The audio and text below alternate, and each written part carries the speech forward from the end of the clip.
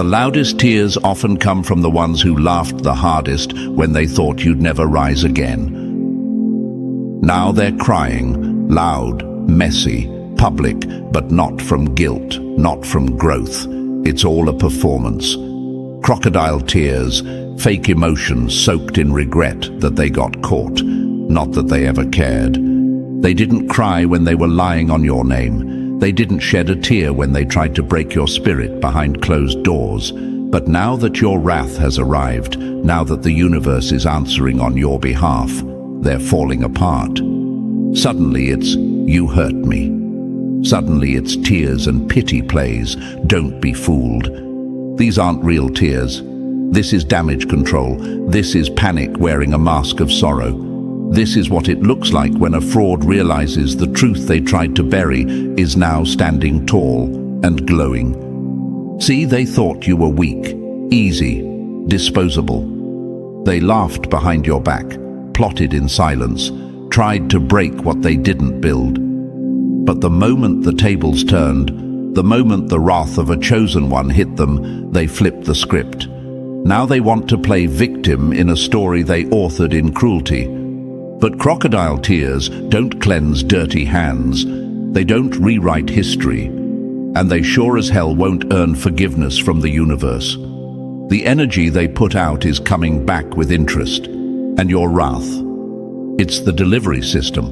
Before we go deeper, do your part. Like this video and subscribe. Not to boost stats, but to spread this message. When chosen ones engage, it tells the algorithm, "We're waking up," and YouTube starts pushing this to others just like you. You're not alone. This is bigger than you. This is alignment in motion. Let's get real now. The wrath of a chosen one is not wild rage. It's divine justice disguised in silence. It's what happens when someone tries to harm a soul that's been handpicked by the universe. It's not personal, it's energetic. They weren't just fighting you. They were fighting the power that walks with you. And now they're crumbling under pressure they never prepared for. That pressure, it's showing up in ways they never expected. Sleepless nights, public losses, personal chaos. That's not misfortune. That's karma responding to disrespect. They called you dramatic, said you were too emotional, too intense. But now look who's crying. Look who's begging for peace they never gave. That's not remorse, that's exposure. Their crocodile tears are just proof that your power is real and untouchable. Chosen ones, understand this. Your wrath is a force, not a flaw. You didn't ask for this role. You didn't want vengeance. You simply walked away, evolved, healed, elevated. But the universe doesn't forget. The universe returns energy. And that return isn't always quiet. Sometimes it shows up loud, through collapse, through chaos, through exposed lies and unraveling stories. So let them cry. Let them perform. Let them try to flip the narrative. Just don't absorb it. Their tears aren't your problem, they're the echo of what they created. Because when the universe backs a chosen one, crocodile tears don't stand a chance. You are the consequence, you are the storm, and their tears. Just noise trying to drown out a truth they can't handle.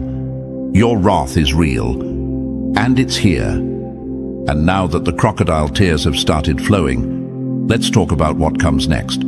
Drop the number 77 in the comments if you've ever seen someone fake hurt after trying to destroy you. That's not guilt, it's a glitch in their mask. And this isn't just a video, it's a mirror, a message, and a spark. If you're truly chosen, the universe pulled you here to remember who you are. So stay sharp, don't look away. What's coming next will hit deeper. Let's break it down step by step. And if you're really chosen, you'll feel this to your core. Number 1. They poked the quiet one and woke a whole bloodline. They weren't afraid when you were quiet, but now that the universe has answered in your silence, they flinch at your presence. They thought they were just playing you, that you were some easy target, a soft soul with no backup. But what they didn't know, what they refused to believe, is that messing with the chosen isn't just a mistake. It's a declaration of war against a power far beyond them. You were never walking alone. You are the front line of a force they can't see and couldn't handle even if they could. Let them squirm now. Let them cry their crocodile tears, dripping with fear instead of guilt. Because the games they played in secret are being judged in public, and not by you, but by the universe itself. What's happening to them now? That's not karma taking its time. That's justice with a face, your face. You are not just an individual. They were dealing with an echo of every ancestor who survived, who resisted, who rose up and kept the light alive. They didn't see the army behind your eyes. They didn't hear the battle drums beating in your soul. But they hear it now, don't they? Every closed door, every setback, every silent night where you questioned your path. Those weren't signs of defeat. They were signs of preparation. And now that your wrath is moving, everything fake is falling. The truth is, they were never just fighting you. They were fighting alignment itself. The system that moves when a chosen one locks into their truth. They tried to cheat that system. They mocked your intuition. They laughed at the idea of spiritual protection. But now they're the punchline. And the joke's on them, because when the universe backs someone, it never shows up empty-handed. It shows up with storms, with silence, with consequences. Let me say this clearly. You are not alone. You never were. And you need to stop acting like you are. Stop doubting your light just because the room went dark. Stop questioning your power because the people around you couldn't recognize it. They weren't meant to. The universe doesn't give sight to the blind. It gives wrath to the chosen. And you've got both in your hands. Think about it. Why did they try so hard to isolate you? Why the smear campaigns, the manipulation, the sabotage? Because they knew something was coming. Even if they couldn't name it, they could feel it. Your rise was never just about you getting better. It was about everything around you being exposed in the process. They weren't scared of your growth. They were terrified of your alignment. Because alignment means accuracy. It means timing. It means the universe moving through you, for you, and because of you. That's when tables turn. That's when doors open and masks fall off. That's when their crocodile tears start pouring, not from sorrow, but from the fear of losing control. Let them cry. Let them beg. Let them rewrite the story in their heads. You don't have to defend yourself. You don't have to explain the fire that walks with you. The chosen don't argue. They exist. And that alone shakes foundations. But let's check you for a second too. Why did you believe you were alone? Why did you doubt your worth? Who told you that your silence meant invisibility? That your pain meant punishment? That your isolation meant abandonment? Wrong. Every no was a redirection. Every betrayal was a reveal. Every breakdown was a reset. The universe was never punishing you. It was positioning you. And now, as your wrath moves in silence, those who thought they could handle you are finding out the hard way. They were never prepared for the fallout of crossing someone protected by the very fabric of the universe. Understand this. The chosen carry weight. You're not meant to be light and fluffy for the comfort of others. You were built for impact. Your energy confronts. It exposes, it provokes reactions that have nothing to do with you and everything to do with what they tried to keep hidden. You're the earthquake in their false foundation. You're the mirror they can't avoid. You're the reminder that truth walks, even when it bleeds. So yes, they're crying. Yes, they're panicking. Yes, they're whispering your name like it's cursed. Because they finally understand, you're not just someone they hurt. You're someone the universe heard. And when the universe hears a chosen one cry, it doesn't comfort, it corrects, and that correction is loud. So if you're feeling the pressure right now, if your path feels heavier than ever, good. That means you're stepping into the kind of power they hoped you'd never discover. That means their lies didn't work.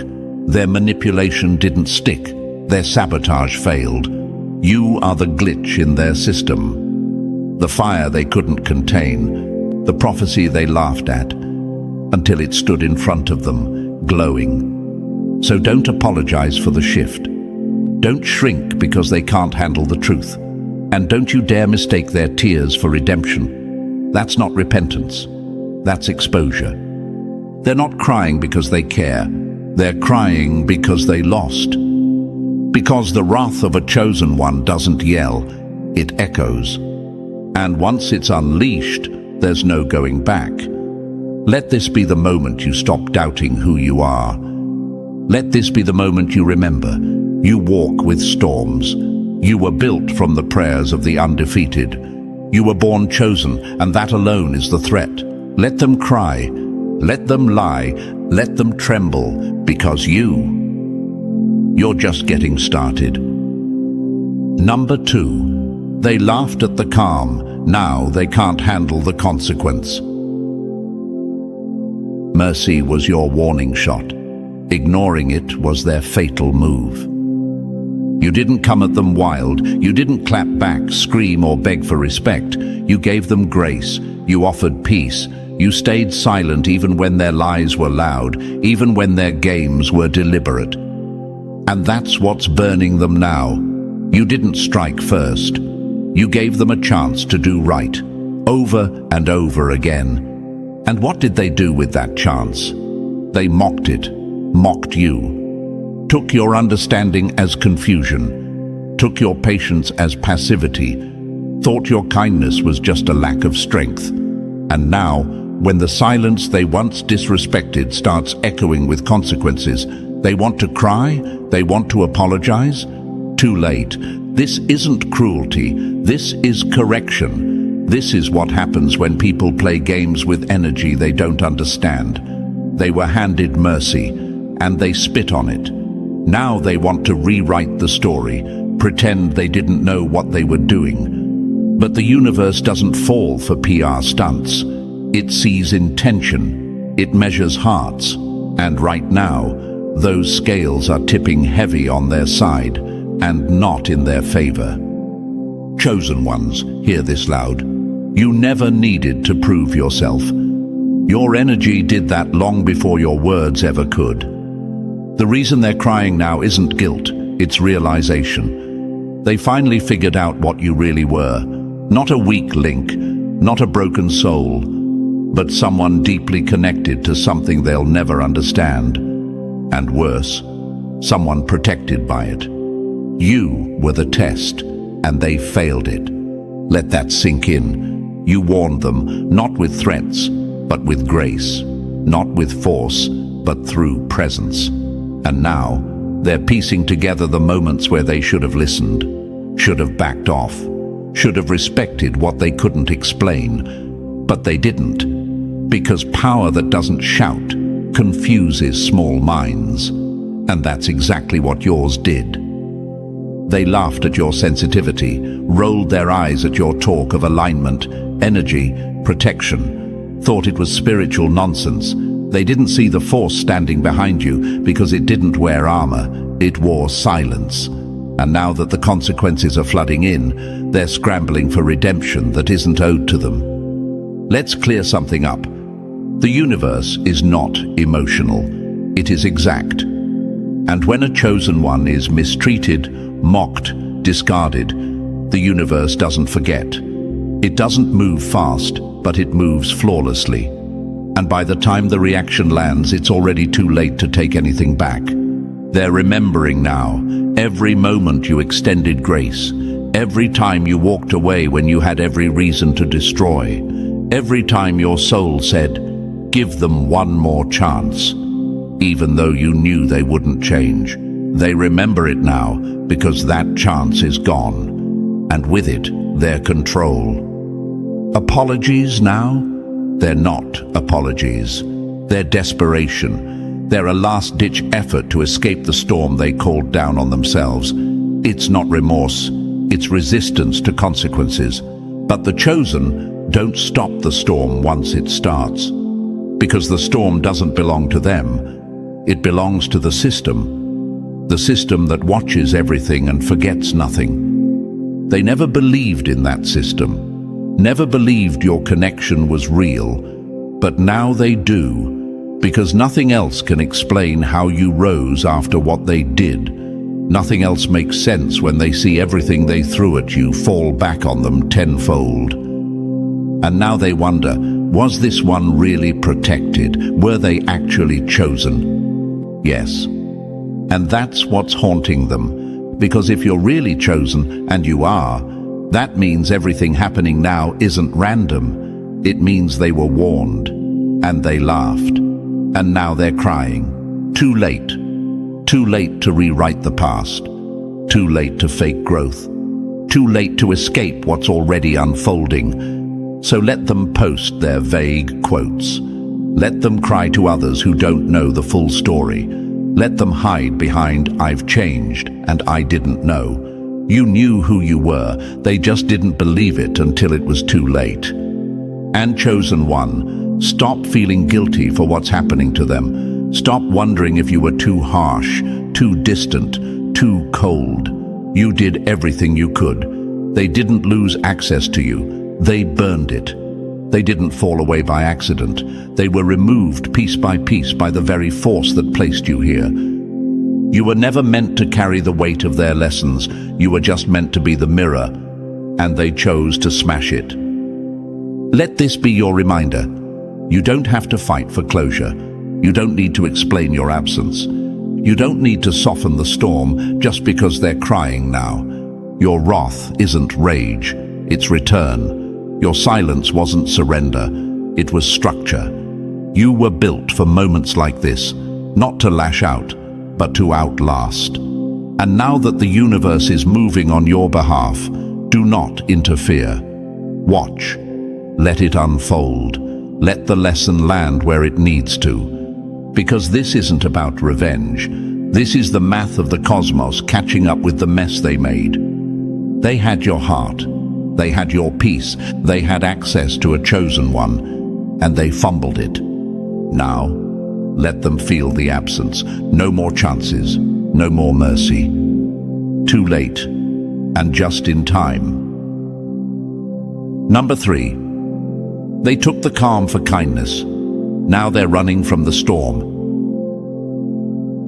You gave them the garden, and they didn't realize you were also the wildfire waiting beneath it. They never saw both sides of you, and that's where they messed up. They only acknowledged the part that was soft-spoken, forgiving, nurturing, the part that stayed calm when disrespected, the part that loved deeply, healed quietly, and gave chances where none were deserved. That's the version they played with. That's the version they tried to manipulate. And now they're face to face with the other side, the one they didn't think existed. You are both, the peace and the purge, the light and the lightning, and they never took the time to understand that. They thought because you didn't strike first, you couldn't strike at all.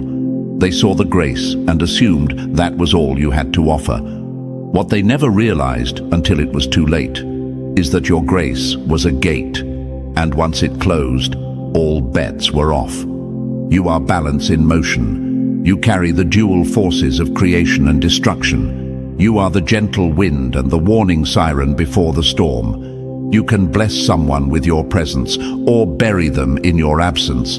And now that you've pulled back your energy, pulled back your protection, pulled back your peace, their world is shaking. Not because you shouted, not because you attacked, but because you stopped holding back what was always inside you. Let's be clear, your wrath isn't chaotic.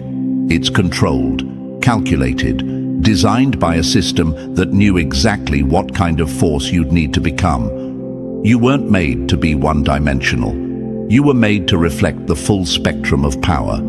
And now they're getting a taste of the side they ignored, the one forged through pain, silence, betrayal, and evolution. They're scared now, and they should be, because you gave them every opportunity to deal with your light.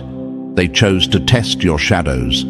They didn't see the duality, but now they're being destroyed by it.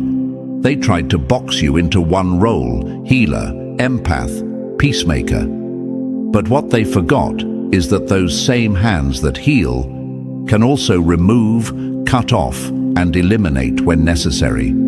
You weren't just sent to restore, you were sent to restructure, and sometimes restructuring means tearing the whole system down. You're not just the calm in the storm, you are the storm. You're the answer to the chaos they created. You are the balance the universe sends when things go too far unchecked. And chosen one, don't shrink from this duality. Stop thinking you have to choose between being powerful and being kind. You're both. That's the danger. That's the beauty. That's the reason they couldn't handle you. They were never prepared to face someone who could love deeply and leave completely, who could protect and punish, who could nurture souls and expose demons. This is why they cry now, why their crocodile tears are flowing so hard. Not because they didn't know who you were, but because they're finally seeing all of you, and they can't handle it. They didn't believe the storm until it touched them, and now they're shaking under the very energy they once disrespected. You are both the bloom and the blade, the voice of reason and the sound of retribution. You were never either or, you were always everything all at once. They thought they could provoke the healer without awakening the warrior, but your soul doesn't work in halves. When the line is crossed, the full system activates, and that system, it's brutal, righteous, clean. It doesn't miss. They never believed you had it in you. Now they know, now they see, now they run. But there's nowhere left to run, because this isn't a rage you control. It's a force the universe unleashed, and once it moves, no apology, no excuse, no fake tear can reverse the energy.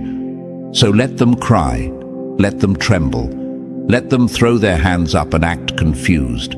You warned them, not with threats, but with patience, not with rage, but with reason. And they chose to take your silence as softness, your peace as passivity. They chose wrong. This is not the part where you explain yourself. This is the part where you remember yourself. You are the shadow and the shine, the weapon and the wound, the calm breeze and the closing chapter. You are not broken. You are both. And that's exactly what terrifies them. Number 4, they played king on your broken pieces. Now the throne is sinking.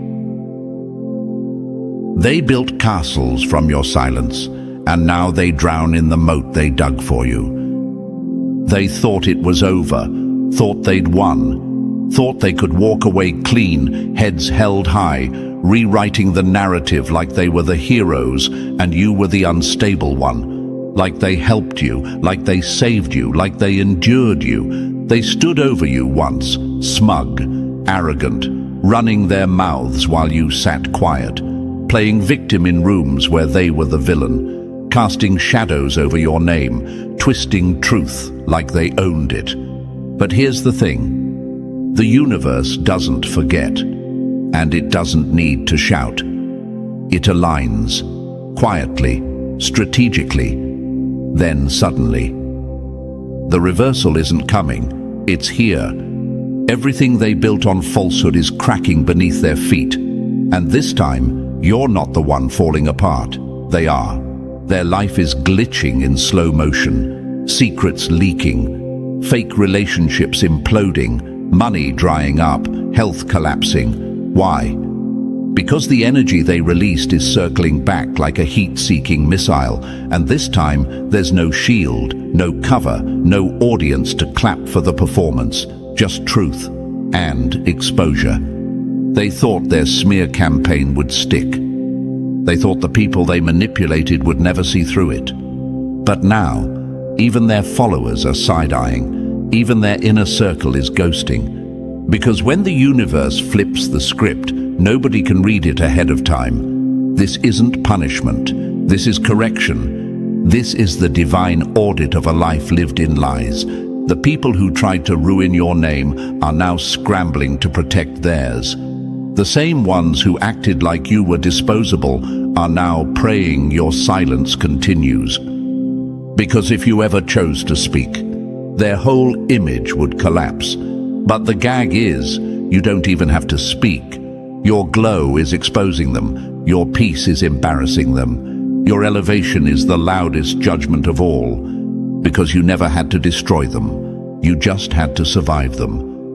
And now they're haunted by that fact alone. They know eyes are on them. Not admiration, suspicion, not applause, accountability. They're looking over their shoulder, wondering how much longer they can pretend. How much longer they can perform before the final mask slips. They feel it, that tightening grip around everything they thought they controlled. And it's not you pulling the strings, it's the system. The same universal law they laughed at, the same spiritual balance they mocked, the same energetic force they thought would never come knocking. Guess what? It's at the door now. And it doesn't knock, it kicks. You don't have to lift a finger, don't have to clear your name, don't have to prove your pain. The reversal is proof, the implosion is evidence. The chaos they're drowning in is the very one they tried to hand you. They should have walked in humility when you gave them mercy. They should have sat in silence when they had the chance to reflect. They should have chosen truth instead of illusion. But they chose ego, and ego doesn't save you when the storm comes. Let this fuel you, chosen one, because this is why you had to go through what you did. The universe wasn't punishing you. It was preserving you. While they were stacking lies, you were being refined. While they were performing for claps, you were learning silence, strength, and strategy. And now, that balance is snapping back hard. Tables turned, masks cracked.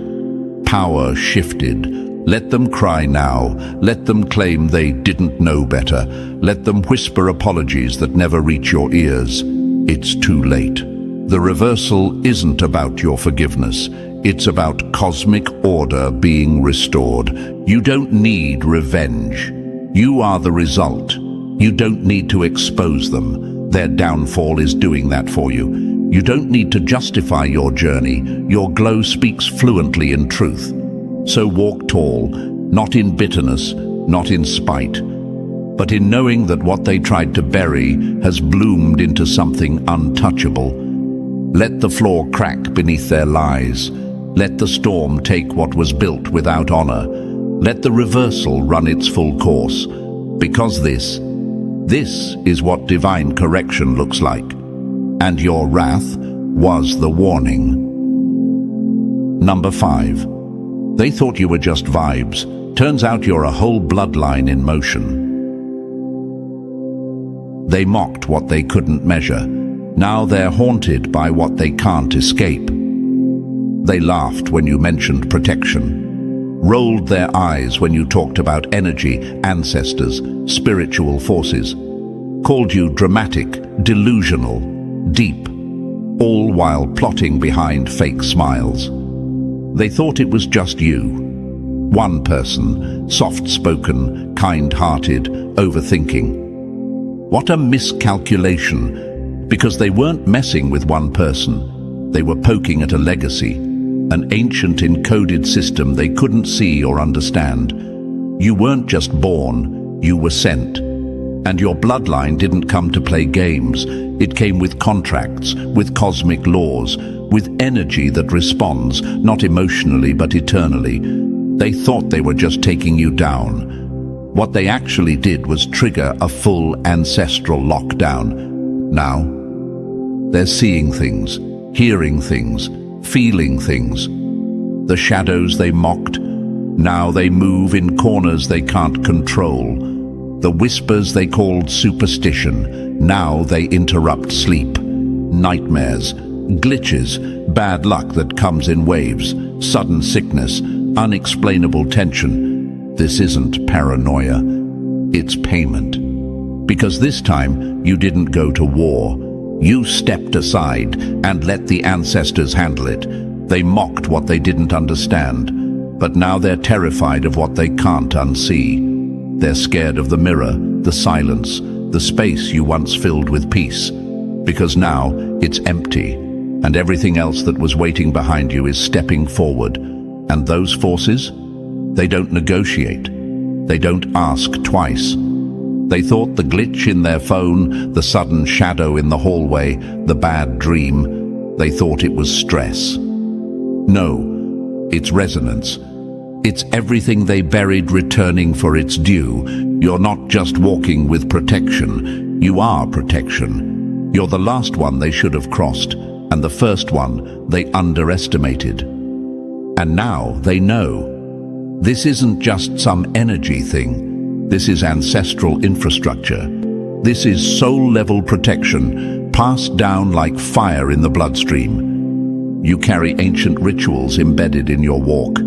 You activate rooms without speaking. You shift weather without trying. You are the storm they didn't believe in until it broke their roof. And chosen one, don't let their fear make you doubt your power. Don't question if you overreacted. You didn't. You underreacted. You let mercy run the show until your ancestors pulled the cord and said, enough. They wanted to know what happens when a chosen one stops absorbing and starts reflecting. Now they know, and they can't unknow it. The energy around them is distorted, their reality is unstable, their plans fall apart at the last minute, their peace is non-existent. Why? Because their actions unlocked the fail-safes embedded in your spirit. And once those activate, it's not you they're dealing with anymore. They're dealing with realms, with spirits, with energy that's older than language and sharper than steel. There's no ghost repellent for this, no good vibes only sign that works now. Let them twitch, let them panic, let them lose sleep. They earned it, they summoned it. Because when you touch a chosen one, you're not just playing with a person. You're pulling on a thread that stretches back generations. And when that thread snaps back, it doesn't miss. You didn't even have to retaliate. You just stood still. And everything that walks with you did the talking. This is why you feel different. Why people either love you instantly or can't stand to be around you for no reason. You're not just a person. You're a walking shift. Your presence activates hidden truths, forces illusions to collapse, and wakes up shadows that others thought were dead. You were built different, and now they know it. This is the moment you stop hiding that. Stop questioning it. Stop watering yourself down so others don't drown in your depth. If your glow exposes their darkness, that's not your burden. If your power disturbs their fake peace, that's the cost of truth showing up. Let it be known, you didn't bring harm, you brought alignment, and their destruction. That's just what happens when lies meet legacy. So let them tremble, let them try to cleanse what can't be undone. Because you weren't made to be understood. You were made to be respected. And now, they finally do. Number 6, they tried to box the wind. Now they're gasping for air. They wanted you soft, silent, and small, until your shadow stood up and spoke louder than your smile.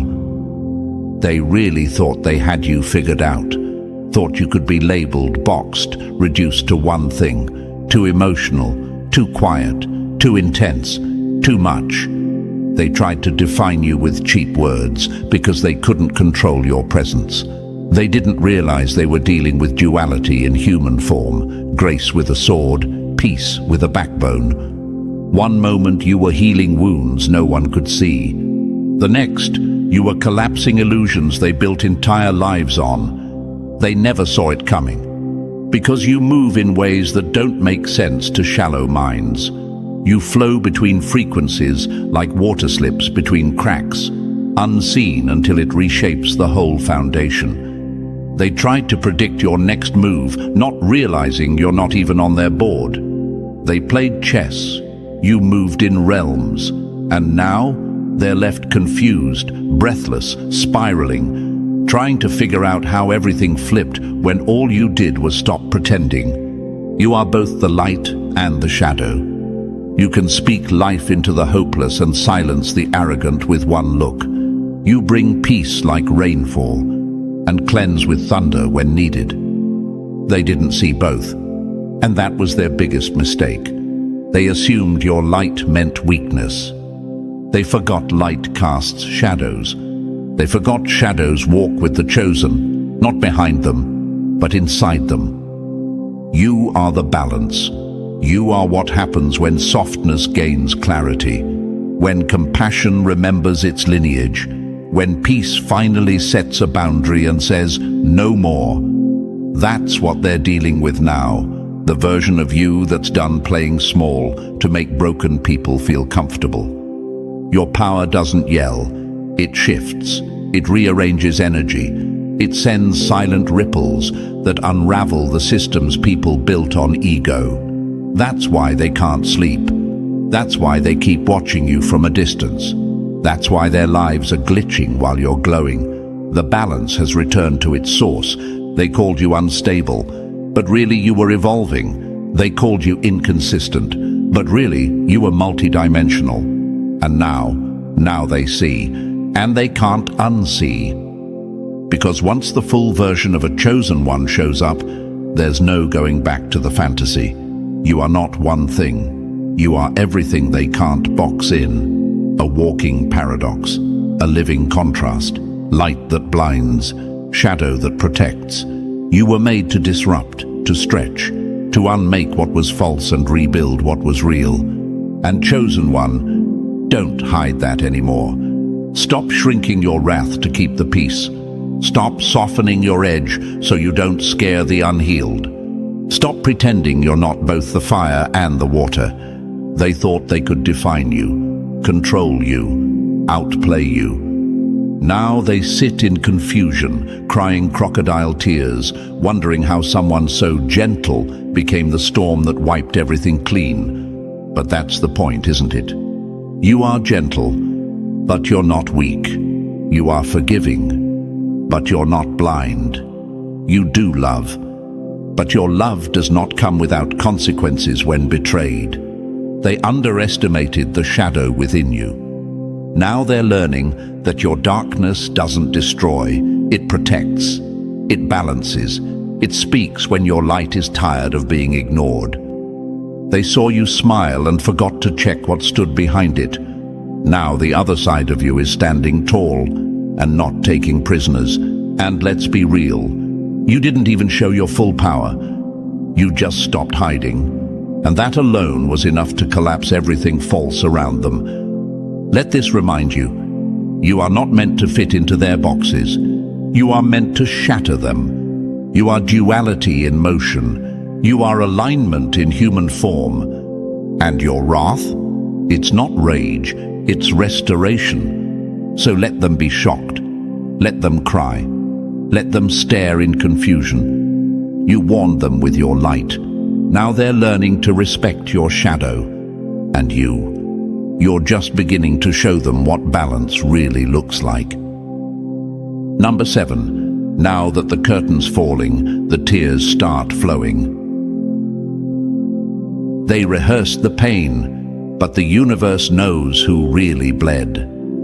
Now they cry. Now the tears come, thick and desperate, eyes puffy, voices shaking, words soft like smoke. They want you to see their sorrow, feel their pain, hear their sudden regret. But don't be fooled. These are not the tears of the healed. They're not weeping for what they did. They're weeping because they lost control. This is not repentance, it's performance, because real regret doesn't beg for attention. It works in silence. It makes amends without needing an audience. It changes behavior, not just tone. And they're crying to get a reaction, hoping you'll take the bait.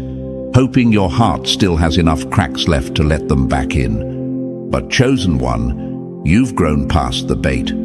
You've seen too much, felt too much. You've healed too far to be hooked by fake tears and trembling voices. They thought a breakdown could erase the betrayal, that a few public sobs could cover years of silent attacks. But crying isn't cleansing if the spirit's still rotten. And the universe, it isn't moved by volume. It's moved by truth. And these tears, they're just a script they're running because the power dynamic shifted. Let's be real. When they had the upper hand, there were no tears. When they were winning, they laughed. When you were breaking, they turned their backs. And now suddenly they're sorry. No! They're sorry it didn't work. They're sorry you didn't stay broken. They're sorry their mask is cracking and your glow is making it impossible to glue back together. This is what happens when your wrath is silent. They can't fight it. They can't predict it. They can only try to manipulate their way out of it. But this isn't a cycle, it's a closing. And their tears are too late to rewind what's already been written. They don't miss you. They miss the version of you who tolerated their mess. They miss the version of you who accepted crumbs and called it love, who gave grace to those who gave none in return. But that version of you evolved. Now, their sorrow turns to rage when you don't flinch. Their remorse turns into resentment when you don't hand out instant forgiveness. Because they were never sorry, they were strategic. And now that the strategy failed, they're panicking. They're not crying because they care. They're crying because you stopped. You stopped responding. You stopped showing up with open arms. You stopped bleeding for people who never once offered a bandage. They can't handle that. Because in their mind, your worth only existed if it served them. But the universe doesn't operate on their terms. It doesn't reward fake healing. It doesn't reverse consequences because someone's voice cracks or they post a spiritual quote. The universe reads intention, not Instagram captions. And right now, their intentions are screaming louder than their tears. Chosen one, listen closely. You don't owe softness to manipulators. You don't owe access to those who only remembered you when they lost control. You are not cold for protecting yourself. You are not cruel for seeing through the act. You are clear, and your clarity is terrifying them. Let them perform. Let them post. Let them cry in circles that don't know the full truth. It's not your job to correct their narrative. The reversal already did that for you. And here's the real kicker.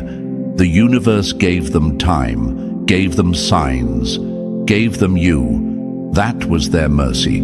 You were the grace in their life, and they discarded it. Now they want back what they once mistreated. Now they want peace from the very source they tried to poison. That's not healing, that's desperation. Let their tears fall, but let them fall away from you. Because your path isn't behind you anymore, it's forward, into alignment, into truth, into power. And crocodile tears don't belong on the road you're walking now. Don't double back, don't soften, don't apologize for the fire you carry. They earned the storm, let them weather it. And if they ever wonder why they're haunted, why peace feels foreign, why their world keeps glitching, let them sit with this truth. The universe doesn't forget, and your wrath was never personal. It was promised. Number 8. You took the high road. Now they can't breathe the air up there. Vengeance is loud, but divine justice, it whispers and still ruins empires. You're not in the trenches anymore. You're not in the chaos, the conflict, the exhausting loop of defending your name or proving your pain. You're above it now, elevated, seated in clarity, wrapped in stillness, watching it all unfold, not with anger, but with understanding. That is the power they never saw coming. See, the battlefield required your energy, But this sky, this level, it only needs your observation. Your peace is the punishment. Your distance is the dagger. Your absence is the collapse they never expected. Because you're no longer reacting, you're not clapping back, you're not cursing or exposing or plotting. That part of you died in the fire, and what rose from those ashes? Unbothered power, controlled wrath, precision peace. You don't need to strike. They're already falling. The universe already handed them the sentence. And now, your silence delivers it. They underestimated how devastating it would feel to lose access to you, to your energy, to your protection. They thought they broke you. But all they did was break the bridge to your grace. And now they're on the other side, watching you rise while their reality sinks. Let them spiral. Let them assume your silence is weakness. Because what they don't realize is that silence is a signal that the verdict is in. And no amount of crocodile tears can appeal what's already in motion. You don't need to curse them. Your glow already haunts them. You don't need to defend yourself. Your survival already exposed them. You don't need to lift a finger. The universe's hands are already full, rearranging their karma one piece at a time. And that's what terrifies them most. Because you laughed, and it echoed. You smiled, and something in them shook. They heard joy in your voice and realized the storm they tried to trap you in didn't stick. Your joy is proof they failed. Your calm is proof they never had control. You're quiet. That's not surrender. That's command. You're not angry. You're aligned. And alignment is ruthless when the universe is the one pulling the strings. They feel it now. The shift, the pressure, the chill that rolls in when protection lifts and justice takes its place. And you're just watching, not with bitterness, but with peace so sharp it cuts cleaner than any revenge ever could. They expected drama. You gave them detachment. They expected you to chase. You vanished like smoke. And now every glitch in their plans, every misfire, every sleepless night, every heavy silence. That's the universe speaking your name in a language they were never meant to understand. Chosen one, know this. You don't need to fight anymore. You don't need to prove anything. The battle was never yours. It was theirs, the moment they challenged what they didn't comprehend. And what they didn't comprehend was you. You were the lesson, the warning, the final test, and they failed. So now, let it play out. Let the universe write the last chapters. Let the downfall unfold without interruption. Because when divine justice moves, it doesn't shout, it doesn't stall, it just delivers.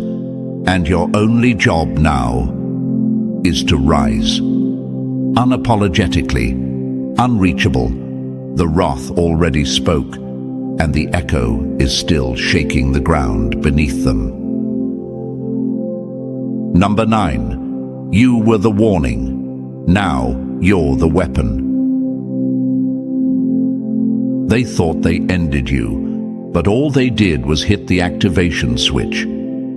They didn't realize the patience was part of the power. The silence was part of the setup. The delay wasn't denial, it was development. You weren't waiting, you were loading. And now that you're fully online, there's no going back. They called you weak because you didn't clap back, laughed because you took the high road, mocked your calm, disrespected your energy, tried to dim your light. But what they didn't know is that the moment they crossed the line, they didn't just disrespect you. They activated everything behind you. They turned a warning into a weapon. They flipped a soul of peace into a force of reckoning. And now, they are no longer threats. They are no longer enemies. They are lessons, examples, footnotes in a story too powerful for their pages. You're no longer in the fight. You're in the elevation. The battle handled, The war, over. Your only job now is to rise into what was always yours. Your light never died.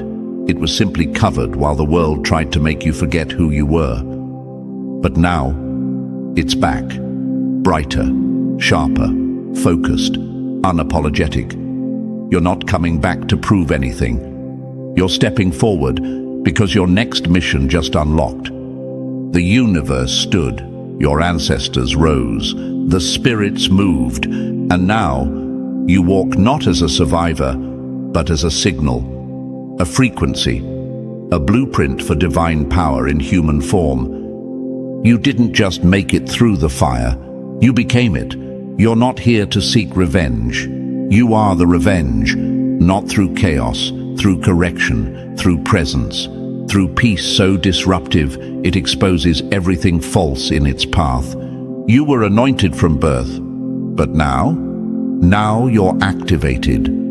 This isn't the glow-up they feared. It's the spiritual takeover they can't stop. Your presence now disrupts systems. Your voice now opens doors that were locked for generations. Your energy now triggers, awakens, clears, and commands.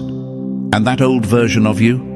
The one they hurt, doubted, dismissed, gone, and never returning. You've been reborn in real time, and your wrath wasn't destruction. It was evolution. They didn't defeat you. They helped unlock you. And now you walk with armor they can't penetrate, with grace they can't comprehend, and with backing they'll never be able to fight.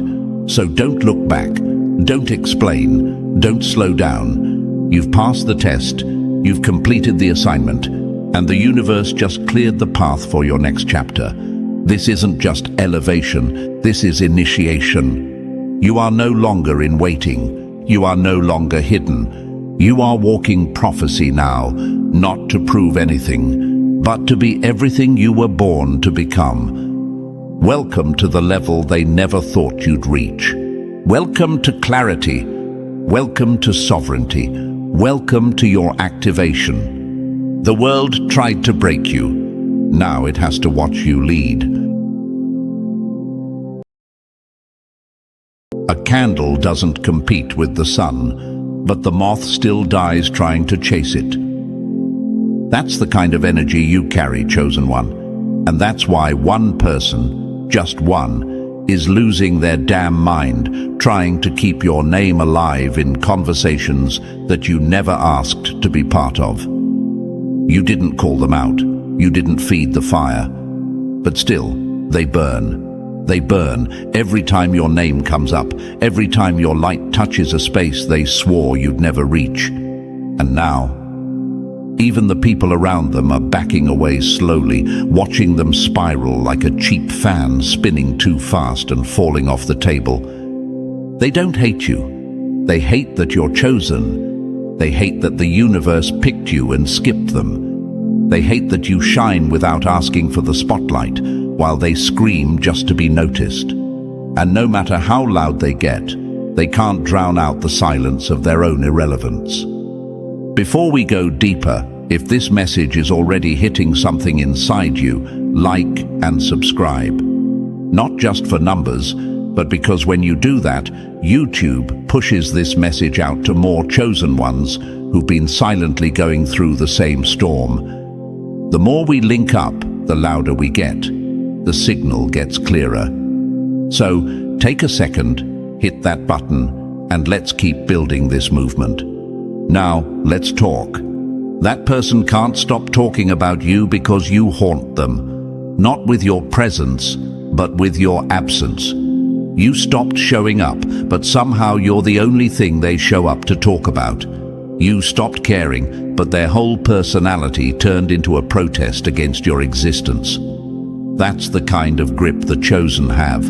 It's not just influence, it's spiritual gravity. It pulls people out of their masks. It exposes envy that even they didn't know was there. Your elevation activated their downfall. And you, stop doubting your light. Stop acting like you're losing just because people are loud. A dying engine makes the most noise before it gives out. They are not fighting you. They are fighting the universe that chose you. And that's a war they're not built to win. So don't you dare carry guilt for being selected. Don't you dare water down your glow just because someone else can't handle the shine. There's power in being chosen. It doesn't just bless, it breaks. It breaks fake alliances. It breaks fragile egos. It breaks every mask worn by people who smiled at you but prayed for your fall. Your light is not just illumination. It's a fire alarm. It wakes up everything fake around you and sets off panic in the hearts of those who built their identity around your silence. You've become their obsession because your rise highlights their stagnation. You're what they talk about when they run out of things to offer. You're the storm they try to outrun by pretending they're the thunder. But the truth is loud now, louder than their lies. And everybody's starting to see it. So when they call you crazy, when they say you're unstable, when they try to flip your silence into a weakness, remember this: nobody calls the quiet one crazy unless their noise was never real to begin with. Chosen one, they are not sick of hearing about you. They are sick that you're the only one anyone is talking about. Keep shining, keep moving. You weren't made to argue with echoes. So if you've ever felt that strange tension, where someone talks about you more than they talk about themselves, yeah, this is for you. If your name lives in their mouth but your energy left their life a long time ago, you're exactly where you're meant to be. Drop the number 77 in the comments if you know the noise around your name isn't just hate. It's proof you've disrupted something fake. Stay locked in. This isn't surface level talk. We're about to dig into the layers they don't want you to see. And if you're truly chosen, you won't click away. Let's get into it. Number 1. They played with fire. Now they're crying about the burn. The same mouths that spit on your name will one day choke on your silence. That's where we're at, chosen one. They had your name in their mouth like a bad habit, wore your story like it was theirs to tell, played with the energy you carry like it was some toy. But now the fire they started has circled back, and they're standing in the middle of smoke, coughing, confused, pretending like they didn't light the match. The same ones who couldn't stop running their mouths are now running from the consequences. And the best part? You didn't lift a finger. You were never the problem. They were never built to handle the truth of what you carry. See, there's a power that comes with being chosen, and it doesn't ask for permission. It doesn't shrink to make others comfortable. It disrupts, it shakes, it exposes. And when that power enters a room, every mask falls. That's what happened here. They weren't fighting you. They were fighting the system that chose you. They challenged the universe, and now it's responding. You're not unstable. You're just unshakable. And that threatens people whose sense of self was built on illusion. Your very existence reflects what they wish they could be. You're the mirror they can't escape. The one that doesn't lie, doesn't soften, doesn't give them a way out. That's why they're obsessed. That's why your name keeps leaking out of their lips like they're trying to cast a spell. But you can't hex what's protected by the universe itself. They didn't want to deal with their own shadows, so they tried to drag yours into the light. But guess what? You already faced yours. You walked through every fire they're afraid of. You did the inner work. You healed, you evolved, and now you shine.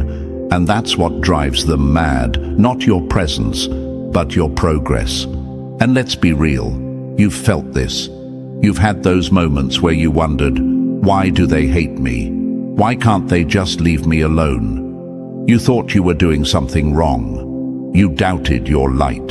You questioned the pull inside you because people around you couldn't handle it. Let me check you real quick. Stop apologizing for being chosen. Stop shrinking because others are uncomfortable with your shine. Stop wondering if maybe they're right. They're not. They never were. They're loud, yes. But loud doesn't mean accurate. It just means desperate. They're desperate to flip the script and cast you as the unstable one, because the truth is more terrifying than any lie they can come up with. The truth? You were chosen, and they weren't. That's it. That's the core wound. You got selected by a force bigger than both of you, and now the universe is moving things for you in ways they can't understand. That's why they talk. That's why they obsess. That's why they collapse every time you ascend. Your power reveals their limits. They thought they could mock you, wear you down, isolate you. But the universe doesn't abandon its chosen. It tests them, yes, but it never discards them. So when they thought you were broken, you were being rebuilt. When they thought you were done, you were just starting. The silence wasn't weakness. It was the sound of the universe aligning your next move. And now? They're stuck replaying old games, trying to make noise while you're moving in silence and stacking results. You're not crazy. You're not unstable. You're evolving. And that scares people still stuck in loops they created themselves. Let's talk metaphors. You're not the storm. They are. But you? You're the lightning bolt that splits the sky and shows everyone what's really been going on behind the clouds. You're the glitch in their fake system, the ghost in the machine they built around lies. You didn't break their reality. You just showed up, and it shattered on its own. And to the chosen ones who still doubt their worth, cut it out. Right now. Every time you second-guess your calling, you give energy to people who never deserve to have any of yours. Every time you try to tone it down, someone weaker than you feels stronger. That's not humility. That's self-sabotage. The power you have isn't there to keep you small. It's there to wake people up, even if they don't like the alarm. You don't owe anyone an explanation. Not for your growth, not for your peace, not for your success, especially not for your survival. What you've endured would have folded them. And now they mock what they couldn't live through. So let them talk. Let them spiral. Let them keep your name alive while their relevance fades. Because truthfully, you don't need revenge. You are the revenge. Every step you take forward is a reminder that no lie, no rumor, no smear campaign could ever stop what was destined.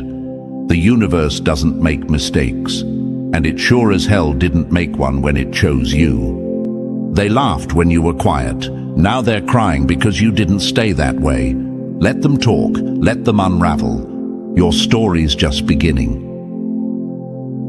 Number 2. Built different, forged in fire, hated by the weak. You weren't made in the light. You were built in the blackout, while everyone else was asleep. Chosen ones, you were never just born. You were made, in silence, in pain, in those moments no one clapped for you, when all you had was pressure and no promises. While they were busy chasing validation, you were being shaped by something bigger. That weight on your shoulders, that was your armor being forged. And now that you've stepped out of the fire, they want to say you're unstable. No, they just can't recognize you because they've never survived what built you. See, you walk with something they can't name but feel. Your energy messes with people's systems, not because you're trying to, but because truth doesn't ask for permission. You enter a room and the lies start shaking. You say nothing and their masks begin to slip. That's the kind of presence you carry. That's the frequency you move with. It's not about being loud, it's about being real. And in a world full of performance, real is threatening. You are the glitch in their matrix. They say you're mentally unstable. Of course they do. Because what they can't control, they label crazy. What they don't understand, they try to destroy. They look at you and see everything they pretended to be but couldn't sustain. Your peace is louder than their chaos, and they hate how calm you are in rooms they try to dominate. They speak your name like an insult, but the room listens because your name carries weight.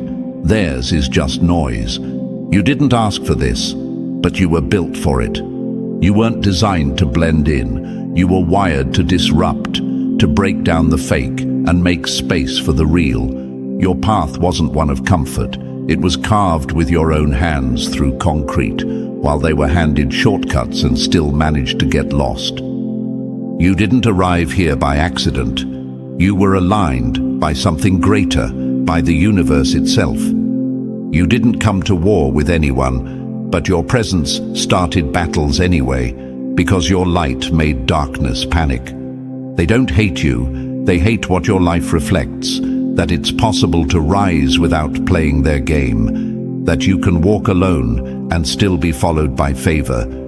They hate that you didn't need to destroy others to build yourself. That's why they're obsessed. That's why your name stays in their mouth like a chant. Because deep down, even they know you carry something untouchable. And let me say this, to every chosen one who ever questioned, why me? Why do they lie about me? Why are they so triggered by my silence? Why can't I just live in peace? Here's your answer. Because peace is what you were sent to bring. And peace is war to those who only know chaos. You were not made for their comfort. You were made to dismantle the system they've been hiding in. When you enter a space, the energy shifts. Not by force, but by alignment. You're not fighting, you're flowing. That's your strength. And the fact that you can do all of this without raising your voice is what scares them most. They scream your name hoping to get a reaction. But you stay grounded because you already know, when you move, reality follows. So, stop explaining yourself. You don't have to make your light palatable for people who chose the shadows. Stop watering down your truth just because it tastes bitter to people who've only lived on lies. You don't need to prove you're stable. You need to keep walking in the stability they can't manufacture. And here's a truth they'll never admit out loud. They wish they had what you have. Not just your talent, not just your wisdom, but your resilience. Your ability to fall without folding, to be mocked without melting, to be lied on and still walk in purpose. You are living, breathing proof that the universe aligns for those who don't bend to fake systems. So when they look at you with fear, confusion, or hate, just smile. Because their reaction is the clearest sign you were never meant to fit in. You were sent to stand out. And standing out makes you the enemy of every coward who built their identity on conformity. Let them talk, let them label, let them spiral. You weren't born for their approval. You were forged for disruption. Number 3, you don't argue with shadows. You outgrow the room. When the eagle flies too high, the crows can't breathe. That's not your problem. It's gravity reminding them they don't belong at your altitude. Chosen ones, let's get this straight right now. You don't engage, you elevate. You don't clap back, you ascend. You don't go back and forth with people who have to shout to be heard while your silence moves mountains. What they call arrogance is actually altitude. You're flying above storms they created just to feel important. They keep throwing your name around, trying to bait you, trying to provoke you, hoping to drag you back into rooms you've already outgrown. And yet, you stay still, silent, unbothered. That's not weakness. That's dominance without desperation. That's what it looks like when someone is operating on a whole other level. You're not unstable. You're unapproachable to people who can't meet your frequency. Understand this. Your spiritual power, your presence, your pull, your clarity. It wasn't earned through their systems or validated by their applause. It's written into your code. You were born with it. That's why they can't figure you out. That's why no matter how hard they try to copy, study, or mock you, it never hits the same. Because your energy isn't something that can be rehearsed. It's felt. It shifts the air. It silences the noise. It exposes every lie in the room without you even speaking. They're not your enemies. They're side effects. Side effects of your growth, of your healing, of your refusal to play small so others can feel tall. They show up not because you're doing something wrong, but because your existence exposes everything false they've built around themselves. You are the light they keep trying to dim without realizing they're standing in their own shadow. Let them call you unstable. Let them say you're too much, too different, too intense. You're not here to convince anybody. You're not a sales pitch. You're a mirror. And mirrors don't lie. They just reflect the discomfort people feel around you. That's their truth showing up uninvited. That's the version of themselves they buried, crawling up to the surface, screaming for attention. You don't chase arguments. You don't waste divine energy debating with confusion. You're not in the business of proving anything. Your life is the proof. Your stillness is louder than their tantrums. Your elevation is the answer to every rumor, every lie, every half-truth they tried to spin into a full story. And you know what's wild? Your very presence initiates change in people who didn't even want to evolve. It forces them to choose, either level up or fall apart. And most of them, they fall apart. That's not your fault. That's the price of being real in a world addicted to fake. You don't move like them because you were never one of them. Your silence makes them louder. Your peace drives them wild. Your refusal to engage creates a vacuum so loud they implode trying to fill it.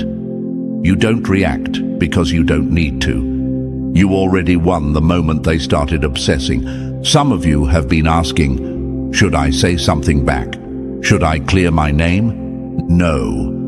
The universe is already doing it for you. Your elevation is exposing everything they tried to hide. The people watching, they're not blind. They can see who's spiraling and who's glowing, and it's not you that's unraveling. So sit back. Let the circus unfold. Let the clowns do what clowns do. You were never part of their show. You were the reason the audience left. And to every chosen one doubting their power, feeling tempted to engage with the noise, stop. The storm can't touch you when you realize you are the sky. You're not unstable. You're just standing in clarity so sharp it makes the delusional feel like they're drowning. Let them struggle. Let them resist. That's their initiation into truth, not your problem to fix. You didn't come here to fight battles below your level. You came to transcend everything that tried to hold you there. Number 4, their obsession is the slow fire they lit themselves.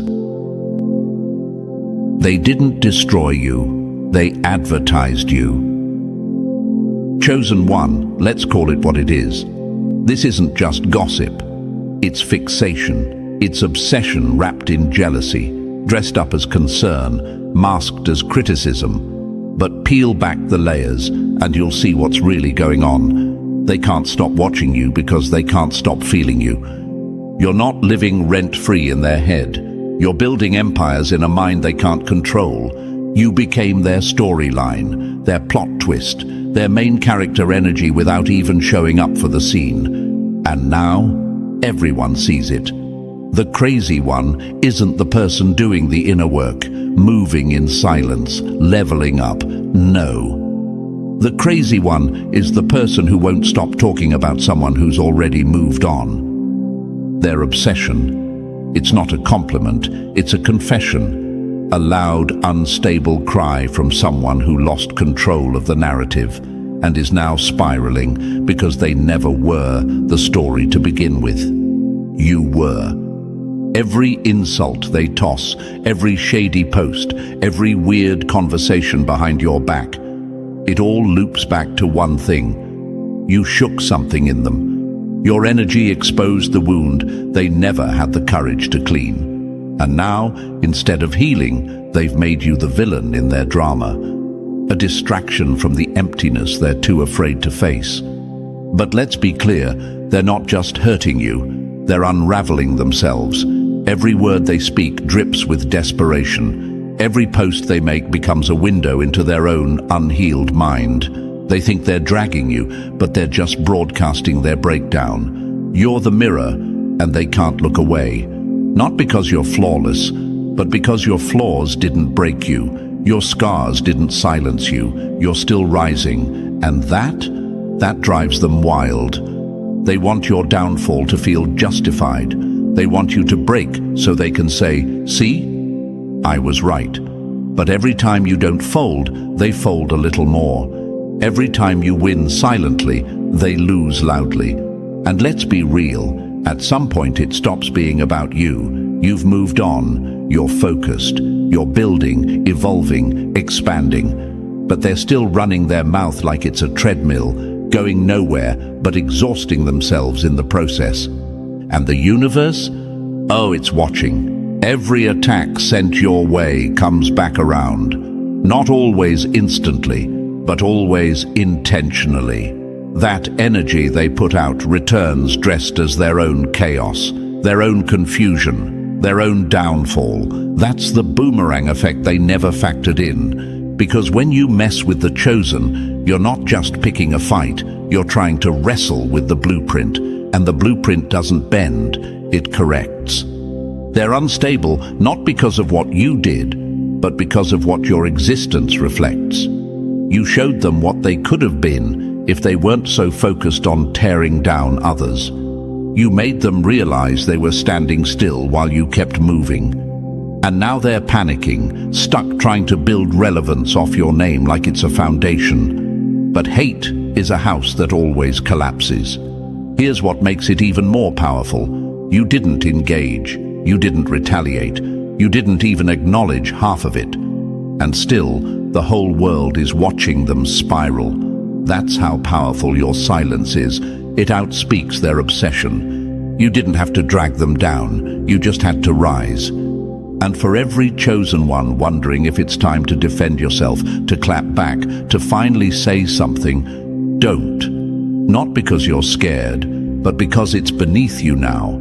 They're not your battle. They're your billboard. Every time they talk, they shine the light brighter on your journey. Every false word they speak only spotlights your truth.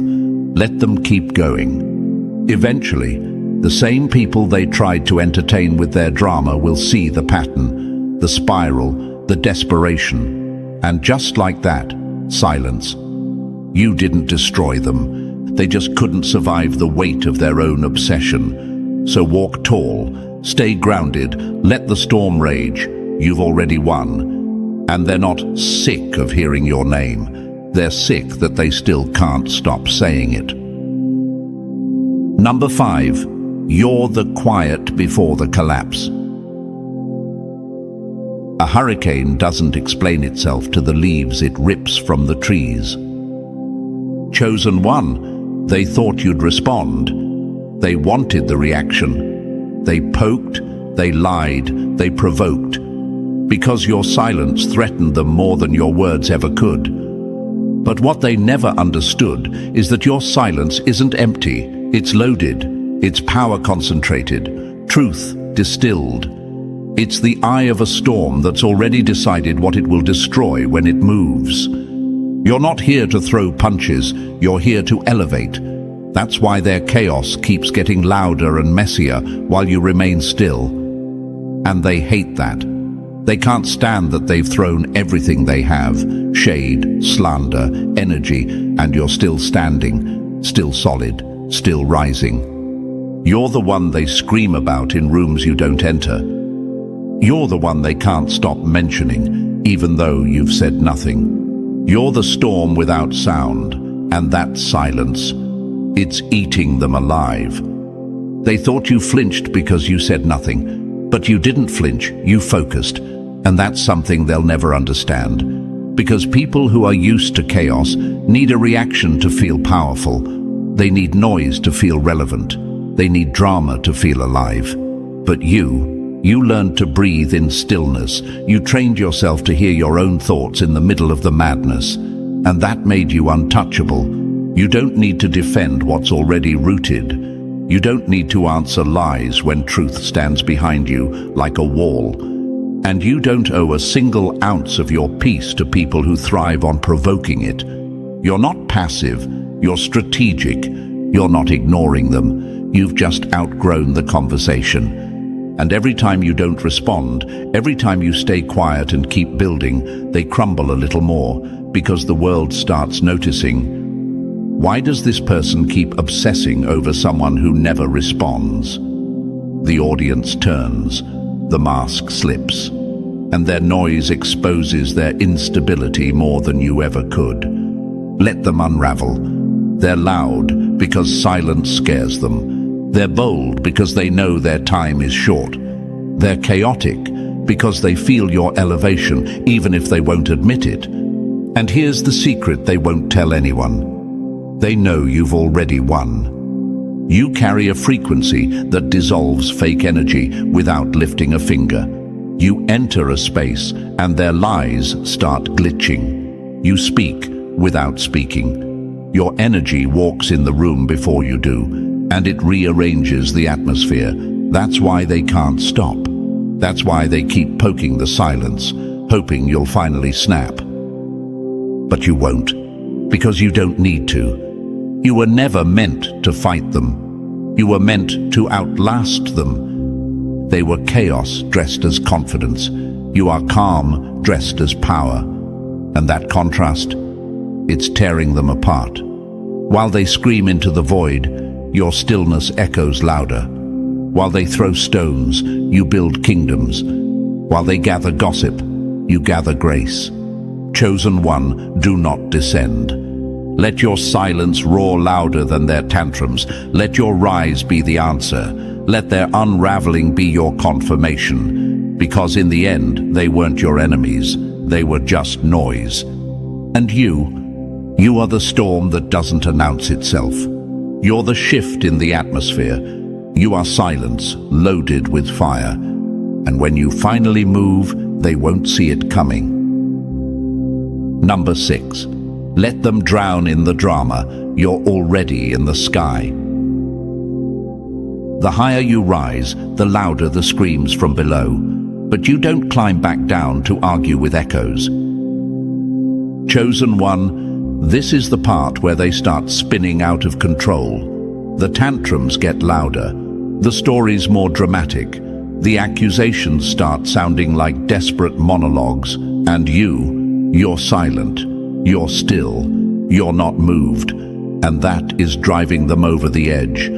They've thrown everything they had, name-calling, gaslighting, public pity parties, and none of it stuck. You didn't flinch, you didn't bite, you didn't chase the bait. Now they're spiraling, not because you hurt them, but because you didn't need them. You're not unstable, you're just untethered from their control, and that's what really set them off. They call you arrogant because you stopped asking for validation. They call you crazy because your peace makes their drama look like theater. They call you cold because you cut the emotional strings they use to pull you back in. But none of those labels are real. They're just projections from people watching you rise while their world shrinks. Their obsession, that's not your problem to solve. It's their own mirror screaming back at them. Every time they mention your name, it's not because of who you are, it's because of who they aren't.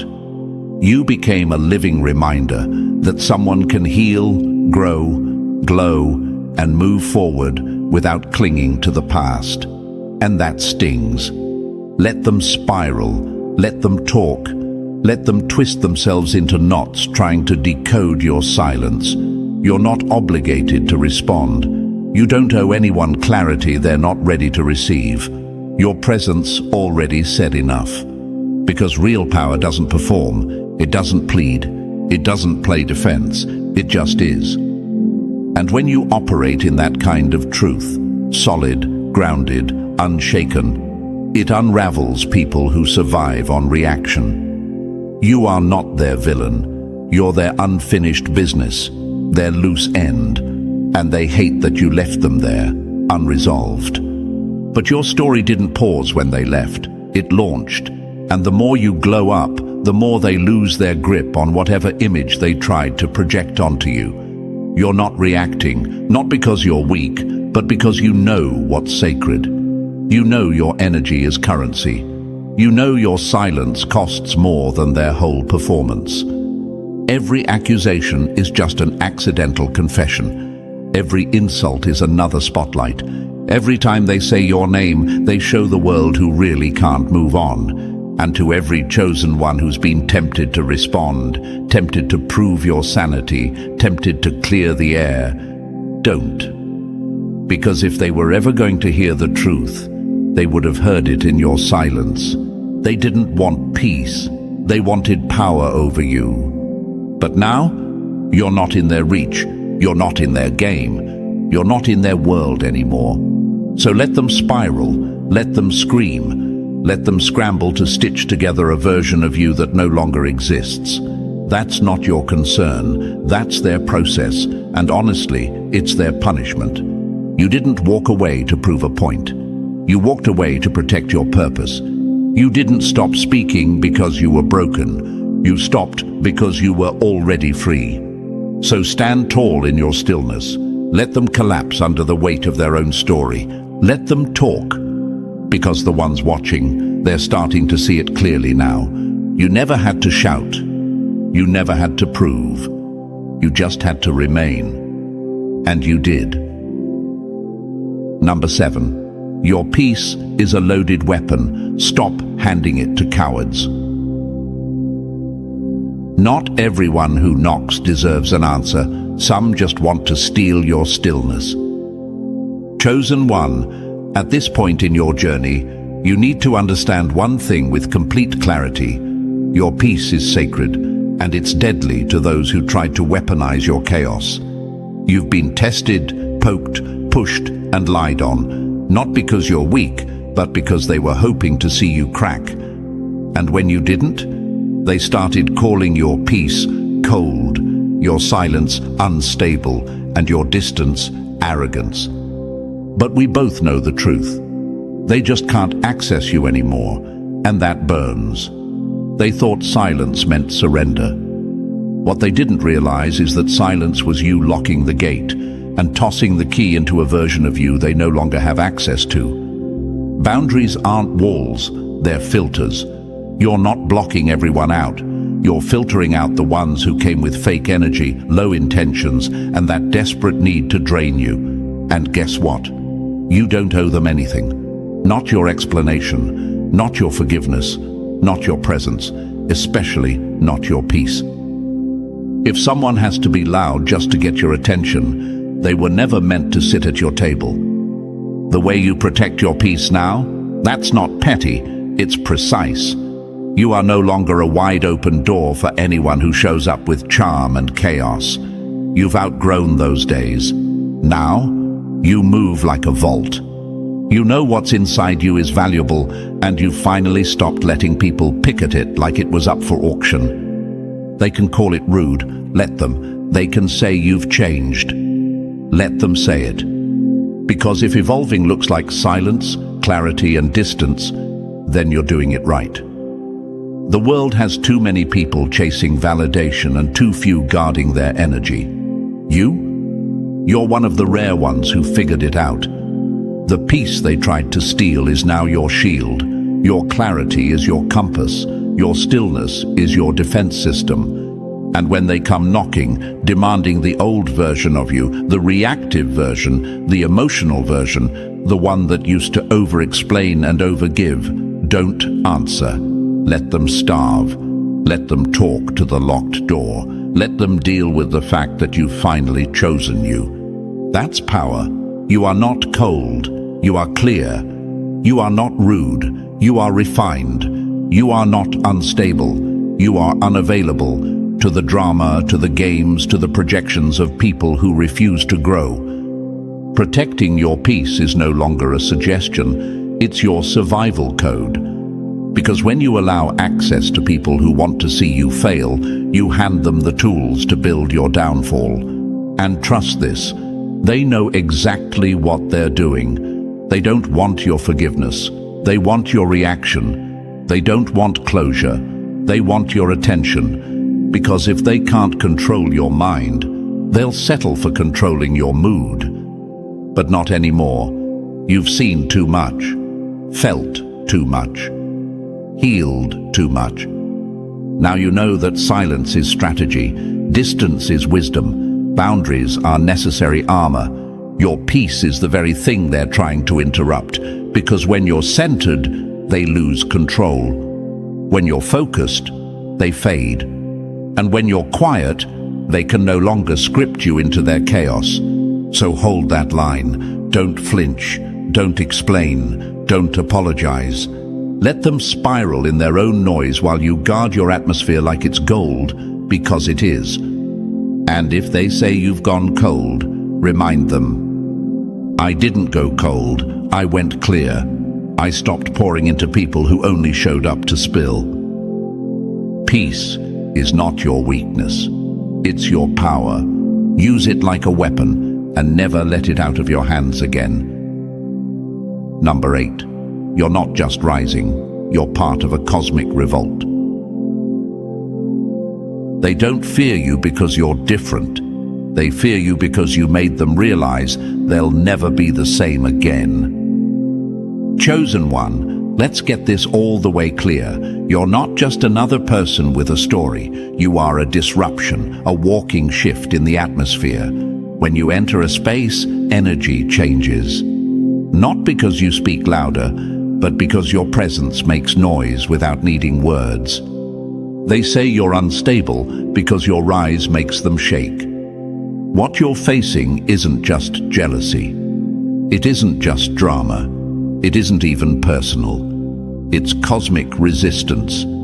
It's the backlash that happens when something real shows up in a world built on fake. You weren't just placed here, you were deployed. Not to blend in, but to break cycles. Not to be liked, but to be undeniable. You're not walking alone through this storm. The storm walks with you because you are the storm. And here's what they'll never admit. The louder they talk, the more they confirm your power. Every attack, every rumor, every whisper behind your back. That's not opposition, it's confirmation. They don't scream at what doesn't scare them. They don't resist what doesn't shake them. You've become the threat they didn't see coming, and the proof they can't ignore. You didn't even ask for this role. But once the universe picked you, the resistance began. Not because you sought conflict, but because your light exposes what should have stayed hidden. You disrupt comfort zones just by existing. You shake illusions just by breathing. You move like proof that truth doesn't flinch under pressure. So let them panic.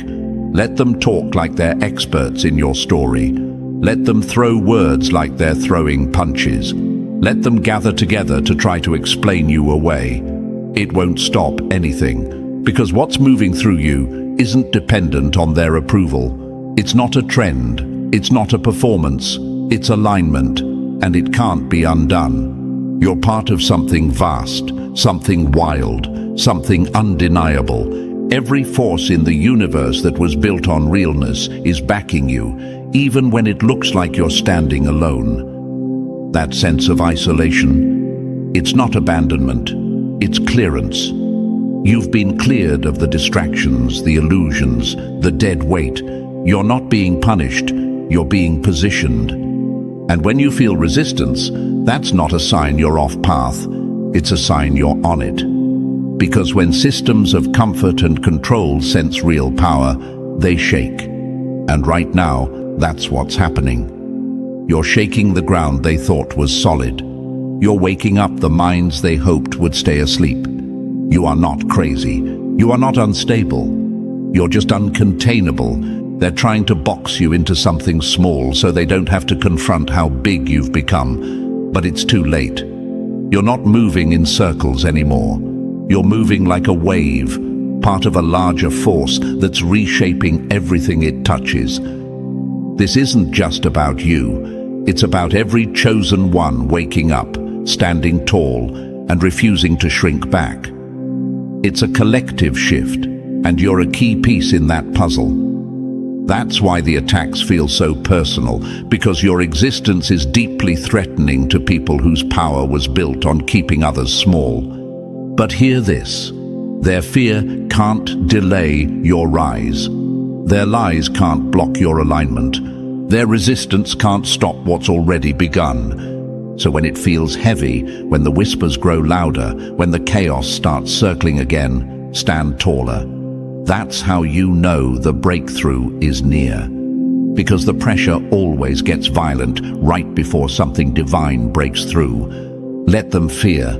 Let them spin. Let them call you every name in the book. It won't matter. You weren't built to be understood. You were built to be felt. And now they feel you everywhere.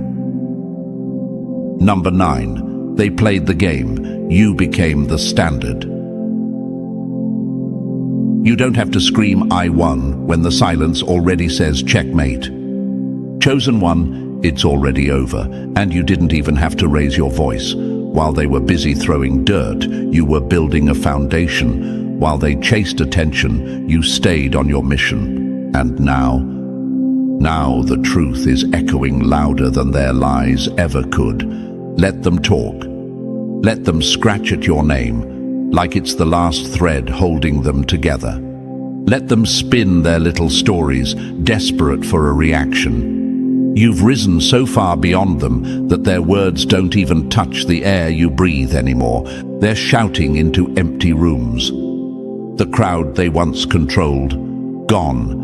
The attention they craved, dried up. People see it now. The desperation, the fake victimhood, the endless obsession with someone who never clapped back. It's embarrassing. And every time your name leaves their lips, it's a reminder to the world. You're relevant, and they're not. They called you unstable because they couldn't handle your balance. They labeled you arrogant because you dared to stop asking for their permission to shine. They painted you as a problem because you stopped participating in their circus. But here's the twist. You never had to beat them. You just had to become so solid in your truth that their entire act collapsed without you. You've already won, not by fighting, but by refusing to fight at all. Not by shouting louder, but by standing still. Not by proving them wrong, but by proving yourself right. You are no longer in their storm. They are. Drowning in the chaos they created. Tripping over the narratives they built.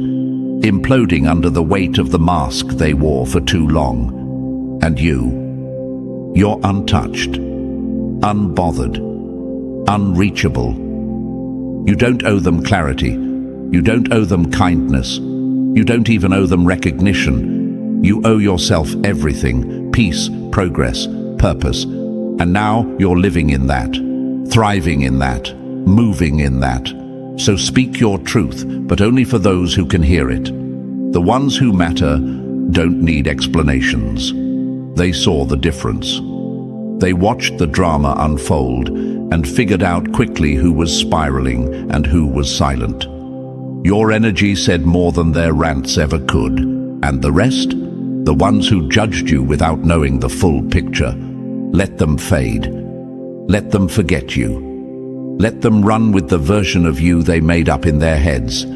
That's their story to choke on, not yours to carry. Chosen one, your name no longer echoes in their chaos. It rises above it. And their obsession. That wasn't your downfall. It was your announcement. You've been crowned by pressure, sharpened by silence, and delivered by purpose. You've already won. Now walk like it. Number 10. The story they told is dead. The legacy you're living is just beginning. You don't rise to prove them wrong. You rise because staying small would have been a lie. Chosen one, everything they threw at you was meant to stop you. But here you are, still rising, still glowing, still walking with power they can't touch. They tried to make your name a joke, a warning, a whisper in the dark. But the universe flipped the script. Now your name moves through rooms like prophecy. Not divine, not mystical, but unshakably real. Let them talk. Let them twist. Let them keep your name alive, because you're done defending it.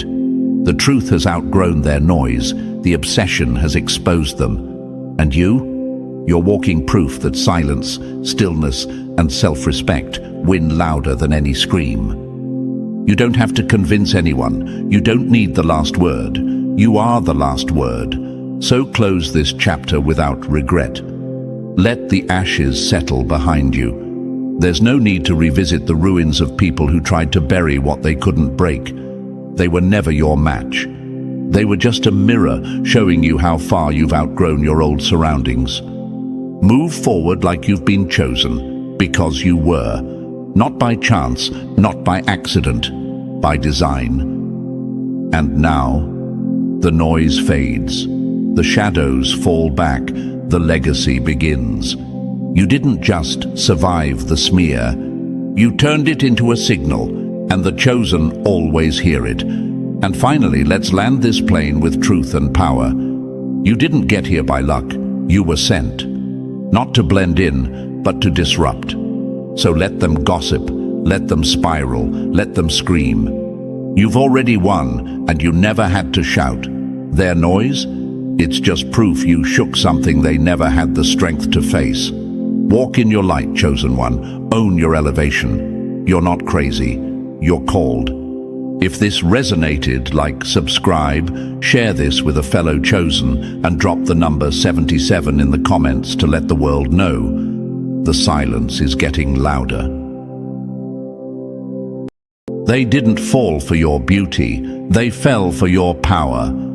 Even the demons got hearts when it comes to you, and that should scare you more than flattery ever could.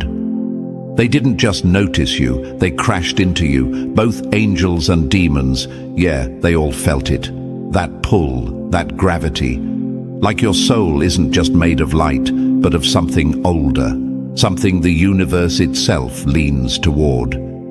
You weren't just chosen. You were wanted by both sides. And here's the truth most can't handle. They didn't come to destroy you. They came to consume you, to study you, to get close to the fire and pray they don't get burned. But baby, you're wildfire. Nobody walks away untouched. Before we go further, hit that like button, subscribe, share this with every other chosen one who's been feeling the pull, the chaos, the whispers. Every time you do, it sends a signal. Not just to YouTube, but to the field around you, to the frequency of the awakened. This isn't just content, it's a call. Now listen close. This ain't some fairy tale. This is war disguised as attraction. The angels broke their code for you. The demons stopped chasing others because they were too obsessed with your scent. What does that tell you? You're not here to fit in. You're here to flip the table, rearrange the stars, and shake the system. You were marked, and they all saw it. You think you're losing your mind? Nah. You're just catching up to your soul. You were never just human. That's why nothing ever felt normal. That's why the enemies came disguised as friends. That's why you walk into rooms and feel the tension tighten, because they don't know if they want to bow to you, betray you, or be you. You're the glitch in their system, the prophecy they didn't expect to look this good in sneakers. You don't follow rules and you bend dimensions. And still, you question your power, still thinking you're alone in this. They're not fighting you, they're fighting the universe that chose you. They're battling their own confusion, watching light and shadow fall head over heels for someone they tried to overlook. They can't explain it, they just feel it. You walk in, the temperature changes, you speak, timelines shift. You leave, they can't stop replaying it. You've got demons writing poems about your chaos and angels breaking ranks just to watch you sleep. That's what being chosen really means. It's not just being different, it's being desired by forces that were never meant to agree on anything. But somehow, they both chose you. And still, no one can hold you. They can love you, chase you, obsess over you, but handle you. Impossible, because the truth is, chosen one, you're not here to be handled. You're here to be witnessed. And no one, not even heaven or hell, is ready for the full version of you. So if you're still here, it means you're feeling it. That fire in your chest, that strange pull like the universe is tugging on your soul. That's no accident. Chosen ones don't just scroll past what's meant for them. Drop the number 77 in the comments if you know deep down that you've got demons and angels circling your energy right now. They all fell for you, but only you can own that power. And now, let's tear into this step by step. If you're truly chosen, you won't just watch. You'll feel every word. Let's begin. Number 1. Even heaven's holding its breath, 'cause you weren't supposed to be this powerful. They didn't expect you to rise, they expected you to break. And when you didn't, that's when they panicked. Because chosen ones aren't built in temples. They're built in firestorms, forged in silence, betrayal, and pressure they thought would crush you. Let's set this straight. You weren't supposed to make it this far. Not you, not the one they left out, counted out, talked down, and tried to drown in silence. You weren't supposed to be the one causing chaos just by existing, but guess what? You did make it. And now even the heavens are sitting up straight, taking notes with golden pens, wondering how the system let you slip through the cracks. Raw, undefeated, and uncontrollable. The entire system, light and dark, was rigged to break people like you. But you didn't just survive it, you embarrassed it. You walked through fires meant to erase you and came out shining with a glare so blinding, even angels looked away. Their wings trembled. Not because of your darkness, but because of your balance. You're both the storm and the calm before it. So let's be real. Why are you doubting yourself? Seriously. Why are you sitting there wondering if you're really chosen when both demons and angels have already confirmed it with the way they move around you? They orbit you like satellites desperate for a signal. They test you, watch you, whisper your name in rooms you're not in. Why? Because the universe chose you, and they're all trying to figure out why. But here's what they don't get, and maybe what you forgot. The universe doesn't make mistakes. It doesn't play favorites. It plays by energy, alignment, purpose. And when it picks someone, everything else shifts. You thought you were walking through hell alone. Nah, you were walking with the full weight of cosmic alignment behind you. They weren't fighting you. They were fighting what chose you. They weren't disrespecting your name. They were terrified of what your presence signaled. Let them underestimate you. That's the setup. The universe loves using the overlooked ones as weapons of wonder. You're not just the main character, you're the glitch in their matrix. You're the moment the system stutters, the question the formula can't solve. And now the angels are watching you like a living riddle. The demons, they've already confessed their obsession. This isn't spiritual warfare, this is spiritual awe. And now that you're waking up to who you are, let's talk about why they can't handle you. You're not just powerful, you're desired. You're not just chosen, you're magnetic. The light within you doesn't repel the dark, it attracts it. Both realms are caught in your orbit because you're holding something they lost a long time ago. Freedom. Freedom to feel, to rebel, to rise, to burn, to walk in love and fury at the same damn time. Ever wonder why your presence causes tension? Why people act funny around you? It's because you mess with the programming. You carry something ancient. You break patterns without even trying. You don't move with the herd. You pull energy toward you and don't even know it. You confuse people. 1 minute you're silent. The next, you're unstoppable. 1 minute you're healing. The next, you're burning bridges you built for others. And just when they think they've figured you out, you evolve again. Chosen ones don't stay still. You're not a statue to be worshipped. You're a force to be reckoned with, and forces don't ask permission. So stop asking why you're being attacked. Stop wondering why life is harder for you. Stop doubting your power every time something doesn't go your way. Pressure isn't punishment, it's proof. The universe only invests energy into weapons it intends to use. And make no mistake, you are a weapon, a walking contradiction, a living storm. You're the plot twist in every plan they made without you. That's why they fear you, because they can't control you. Not with guilt, not with fear, not with love. And now, they're realizing too late. You're the type of person that angels want to protect, but can't. You're the type demons want to destroy, but won't.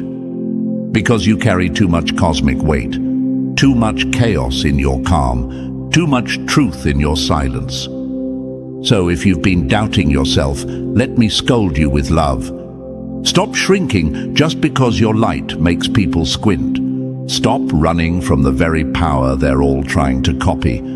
The universe didn't make you rare just so you could blend in with noise. It made you loud, even in your quiet.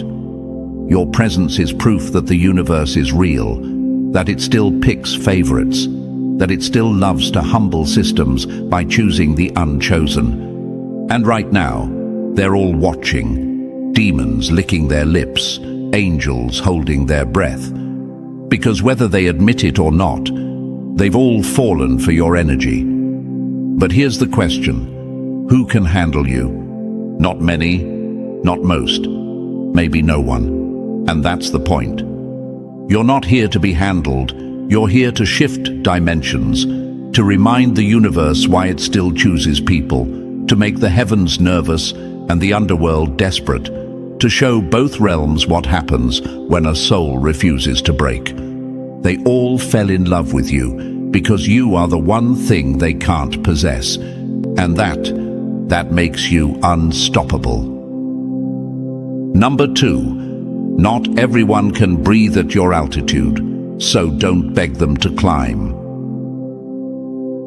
You weren't made for crowded rooms. You were made for rare air. And the higher your frequency rises, the more obvious it becomes. Most can't even stand next to you without choking on the atmosphere. Let's be real. This ain't about being liked. It's not about being wanted. It's about being understood. And let's face it, that's a rare currency when you carry this kind of power. You didn't just show up. You disrupted the architecture of the universe by existing exactly as you are. Your energy bent timelines, flipped emotional ecosystems, and made both demons and angels hit pause. You walk through life like a lightning bolt with a heartbeat, and everyone around you either wants to ride the wave or run for cover. So the real question is this: who can even stand beside you without breaking? Everyone wants to claim they're ready for a chosen one until they realize it's not just beauty, it's burden. It's not just charm, it's cosmic interference. You aren't soft magic. You're the kind of alchemy that burns off impurities. Being near you feels like truth, and truth is uncomfortable when you're built on lies. You walk like a contradiction, light in one eye, fire in the other. You can heal a heart or crack a soul wide open without saying a word. You're not just sacred or sinful, you're both. And most people, they don't know what to do with that kind of grace, that kind of danger. You're not hard to love, you're just hard to survive. So don't waste your time questioning why relationships feel too small, why connections fade, why so few people can match your frequency. They weren't built to carry your weight. You're tuned to a different realm. You don't just exist in this reality, you interfere with it. And here's what most won't say out loud. To love someone like you, it takes someone who's already died a few times and came back wiser. It takes someone who doesn't just admire your power, but can withstand it. Someone who isn't afraid of your chaos, because they've met their own. People want your light, but can't survive your shadows. They want your wisdom, but can't handle the pain that birthed it. They want your loyalty, but aren't ready for the way you'll destroy everything fake in their life just by being near. This isn't arrogance, it's awareness. You've been through too much to play small now.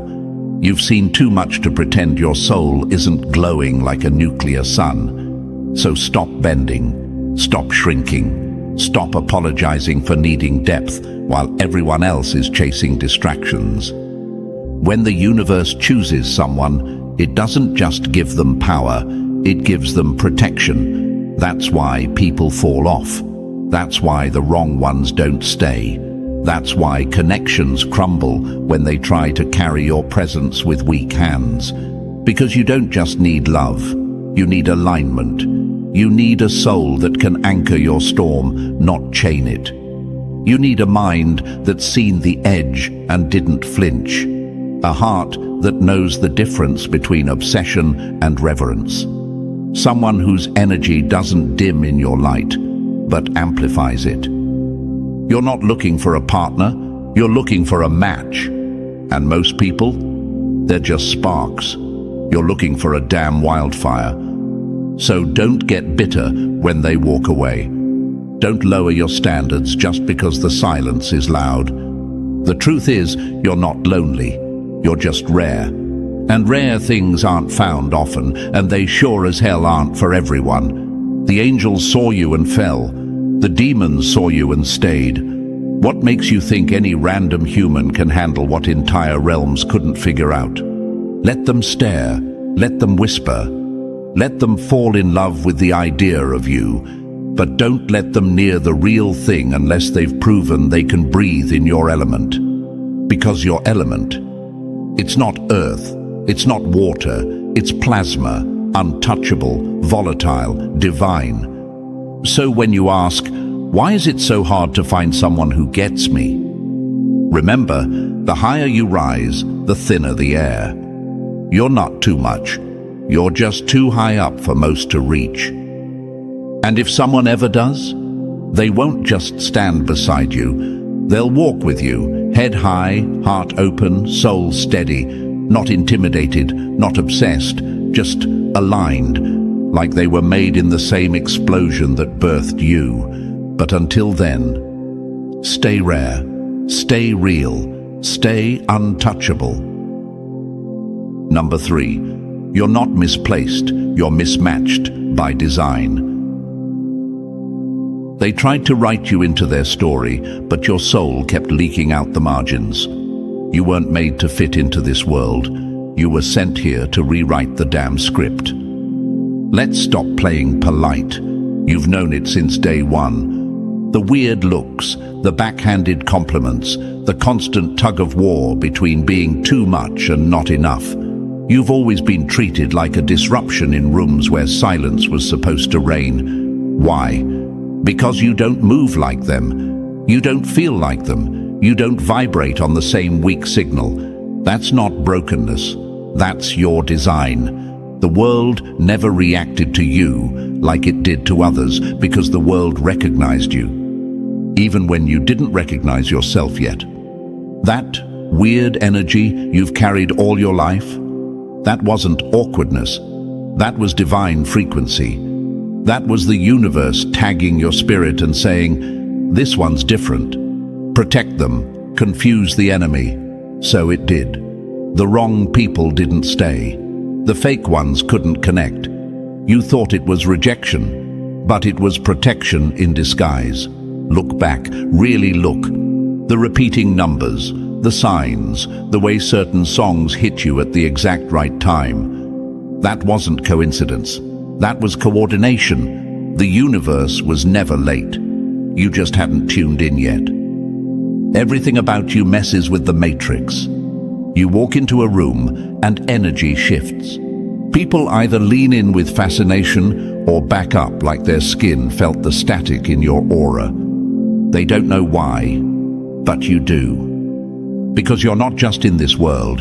You bend it, warp it, rewire it, light and dark. They don't even bother fighting over you anymore.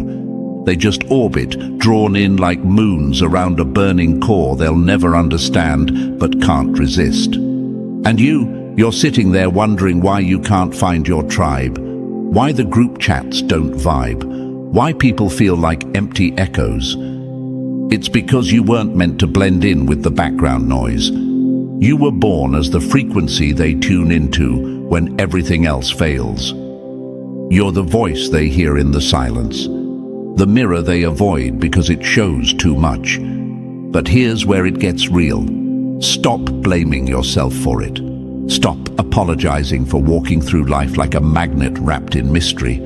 Stop second-guessing the very things that make you dangerous to the system. The universe intended for you to stand out. That's why it gave you strange timing, sharp vision, deep knowing, and a vibe that either heals or haunts, depending on who's watching. You weren't made to play by the rules. You were made to expose them. They'll try to pathologize your purpose. Too intense, too quiet, too emotional, too sensitive, too spiritual. What they really mean is too aware, too awakened to control, too sovereign to manipulate, too damn real for a world that survives on pretending. You are the kind of presence that makes both gods and ghosts pause. You speak and timelines ripple. You cry and elements respond. You choose peace and storms scatter because chaos respects what it can't own. So if you've ever felt misplaced, good. That's because you are. You were never meant to click in neatly with the static of the crowd. You were designed to stand out like lightning in a blackout. You are the signal, not the static. You are the glitch that proves the system isn't perfect. And still you doubt, still wondering if this is just in your head. No, it's in your soul. And your soul didn't come here for comfort. It came here to cause interference, to wake people up, to trigger awakenings just by breathing near them. You're not here to be understood by the masses. You're here to activate the few who are ready to remember who they are. So stop playing small. Stop trying to shrink into spaces that were never built for your size. Stop calling your fire too much just because it makes others sweat.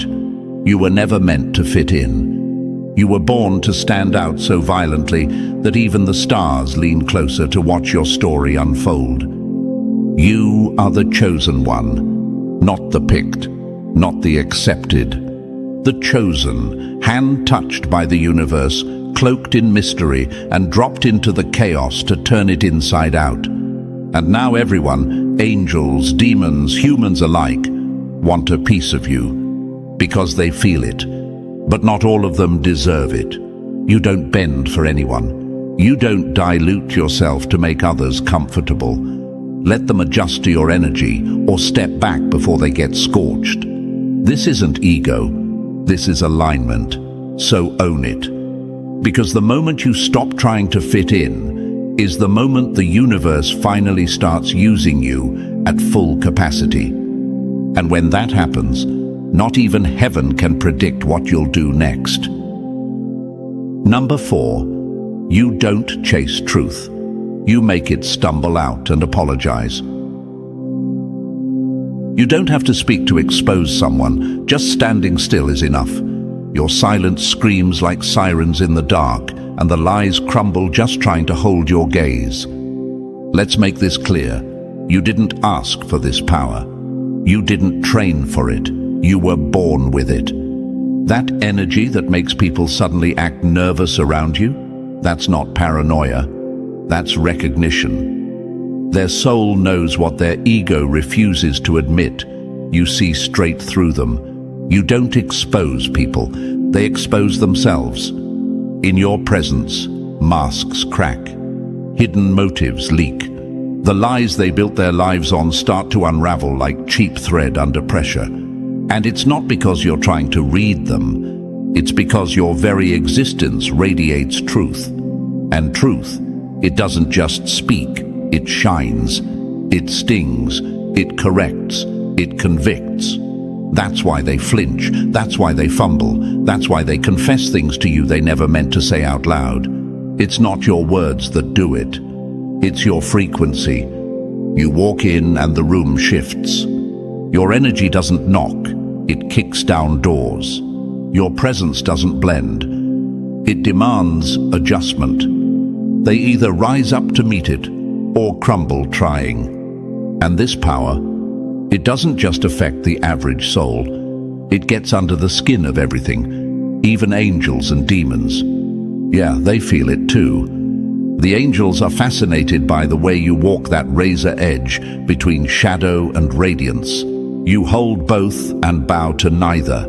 You don't perform purity and you don't glorify darkness. You balance like a celestial tightrope walker with fire in your eyes and thunder under your feet. You're not light. You're not dark. You're the mirror that makes both look inward, and the demons, they hate you, but they want you. Not because they think they can win, but because they can't define you. You don't play their games. You don't react the way they expect. You're not afraid of them, and worse, you're not impressed. That's what haunts them. You move through life like you've already danced with the abyss and learned the rhythm of the storm. They can't tempt you when you've already tasted every form of betrayal and still came back with love in your chest and lightning in your spine. People always ask, how do I know if I'm truly chosen? Here's how.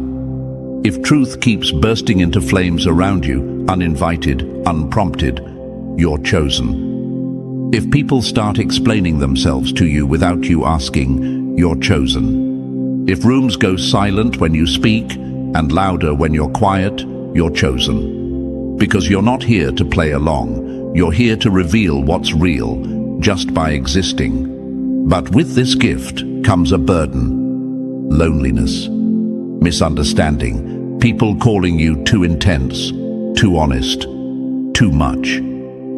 Let them. Let them call you whatever helps them sleep at night. Because deep down, they know what you are. They just can't wrap language around it. You don't fit into categories. You're not an archetype. You're the one who bends archetypes into new shapes and then walks away like nothing happened. The truth is this. Most people aren't ready for someone like you, not just because you expose lies, but because you expose them to themselves. And some people have spent their whole lives carefully constructing masks that they can't afford to lose.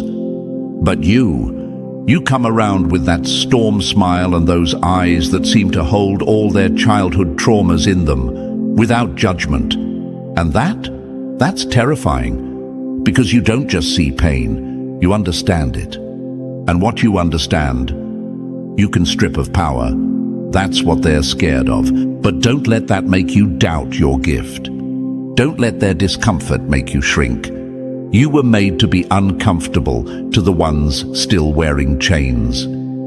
You were made to be a glitch in their comfort zones. You are the wake-up call in human form. So stop apologizing for being the truth in a world addicted to lies. The reason both demons and angels fell for you is because you are the one thing they don't know what to do with. You are unpredictable, you are uncaged, you are clear. You carry a clarity that burns illusions like paper, and clarity is rare. Clarity is dangerous.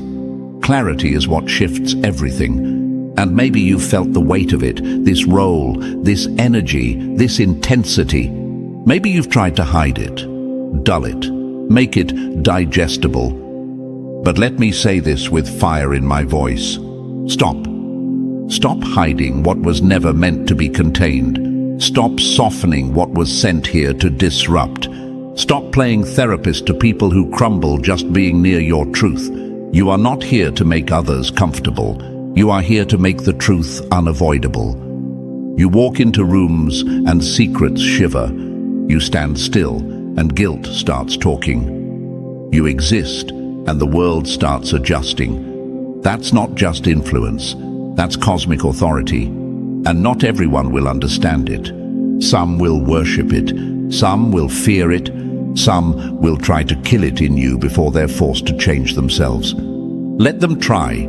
They don't know what you're really backed by. They don't understand what it means when the universe itself aligns to protect its chosen. So next time someone recoils from your presence, next time a lie unravels without you saying a word, next time someone stares at you like they've seen a ghost, smile. That's just the truth finally showing up. And it's using you as its vessel. You don't have to prove who you are. Your presence already did the talking. Number 5. Even shadows fold at your feet. 'Cause you make darkness doubt itself. You didn't cast out the dark, you made it bow. Because some souls aren't here to avoid evil, they're here to remind it who built the fire first. See, most people run from the dark, but you stared into it like an old friend. And that's what made it nervous. You were never meant to be pure in the traditional sense. You weren't made to float above the world like a saint in silence. You were made to walk through hell, barefoot, unshaken, and unmatched. Not avoiding temptation, but looking it dead in the eye and making it flinch. The demons didn't attack you because you were weak. They attacked because they sensed something they couldn't corrupt. That's what drove them insane. Not your light, but your resistance to theirs. Your refusal to bow, your audacity to stand tall while everything around you begged you to collapse. They offered you kingdoms cloaked in smoke. They whispered promises in your weakest moments. Power, pleasure, control, escape. Thrones made of bones and silence, rewards for your surrender. But you didn't blink, didn't fold, didn't flinch. Because real chosen ones don't kneel, they make the enemy question its own power. You weren't just fighting temptation, you were exposing it. You were showing them the terrifying truth. There is no deal worth trading your soul for. And that's when the shift happened. There was one demon who thought he had you figured out. He watched from the shadows, waiting for the right moment to strike. Thought he could wrap you up, bend you like the others. He came close, not with claws, but with curiosity. Because that's what happens when darkness sees something it can't name. You made him wonder, made him question, made him feel, and that was the beginning of his end. He didn't just fail to conquer you. He fell for you, hard. Not in love with your weakness, but obsessed with your refusal to play the game, the way you stared back without fear, the way you walked away without burning bridges because you knew fire follows you anyway. And in that moment, even he had to admit defeat, not because you overpowered him, but because your stillness said, "You don't own me, not now, not ever." See, demons don't fall for the obedient. They fall for the untouchable. The ones who carry scars like signatures. The ones who've been to the edge and didn't beg for mercy. That's you. And don't let that truth scare you. Let it fuel you. Because if even darkness can't break you, what else is there to fear? You are the walking contradiction, the sacred rebel. The storm they thought would break and instead had to worship. They don't test you because you're weak. They test you because your refusal is the only thing that disrupts their cycle. You're not in their system. You're the error code that shuts it down. And now they watch you from the corners. Some still try, but most, they've learned. Even shadows know better than to get too close to a wildfire. You're not light because you reject darkness. You're light because you own it. And that's what makes you untouchable. So if you've ever wondered, why does it feel like darkness keeps chasing me? It's because it's trying to figure you out. You're the first one it couldn't seduce, couldn't break, couldn't label. You're the one they lost to, without ever laying a finger on. So walk boldly, chosen one. Let them circle. Let them stare. Let them write their little plans and whisper their little schemes. But remember this, you don't need to destroy the dark to win. You just need to walk in untouched and leave glowing even harder. Because in the end, even the darkness knows you're the one it couldn't handle. Number 6, you broke the system. Now even heaven's cheating just to watch you. You were never meant to follow rules. You were built to bend realities. That's why even angels are breaking code and demons are rewriting their playbooks just to try and reach you. Let's get this straight. You're not misunderstood. You're unclassifiable. They tried to label you, tried to stuff your existence into a box that made sense. Holy. No. Evil. Not quite. You're not walking between heaven and hell. You're hovering just above both. And that's what has them losing sleep. They don't know what you are, but they know they want to be near it. The angels weren't supposed to feel anything. They were designed to watch, to protect, to stay detached. But the moment you showed up, that detachment shattered. Their hands started shaking. Their halos dimmed in comparison. And for the first time, they wondered. Because you are what they'll never be. Free. You weren't programmed. You weren't formed from divine light alone or forged in darkness either. You were born in the space between. The part of the universe where fire meets water and explodes into something no realm can control. That's what they envy. That's what they don't understand. You confuse the angels, you tempt the demons, and you answer to none of them, and still they follow you. They study you like ancient text.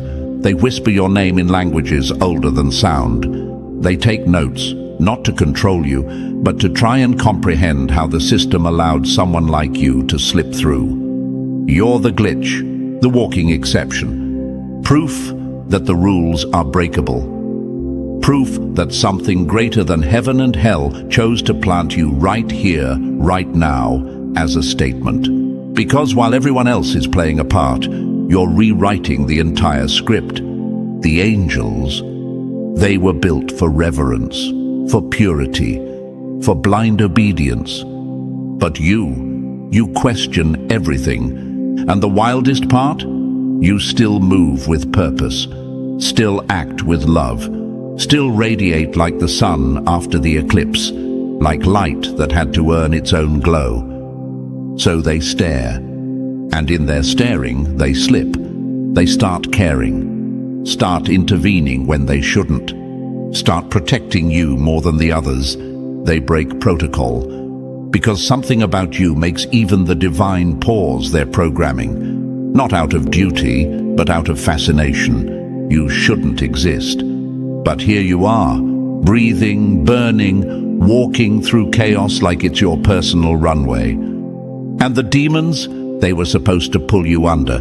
They were made to seduce, to manipulate, to own. But when they got close to you, their rules fell apart too, because they didn't find another soul to conquer.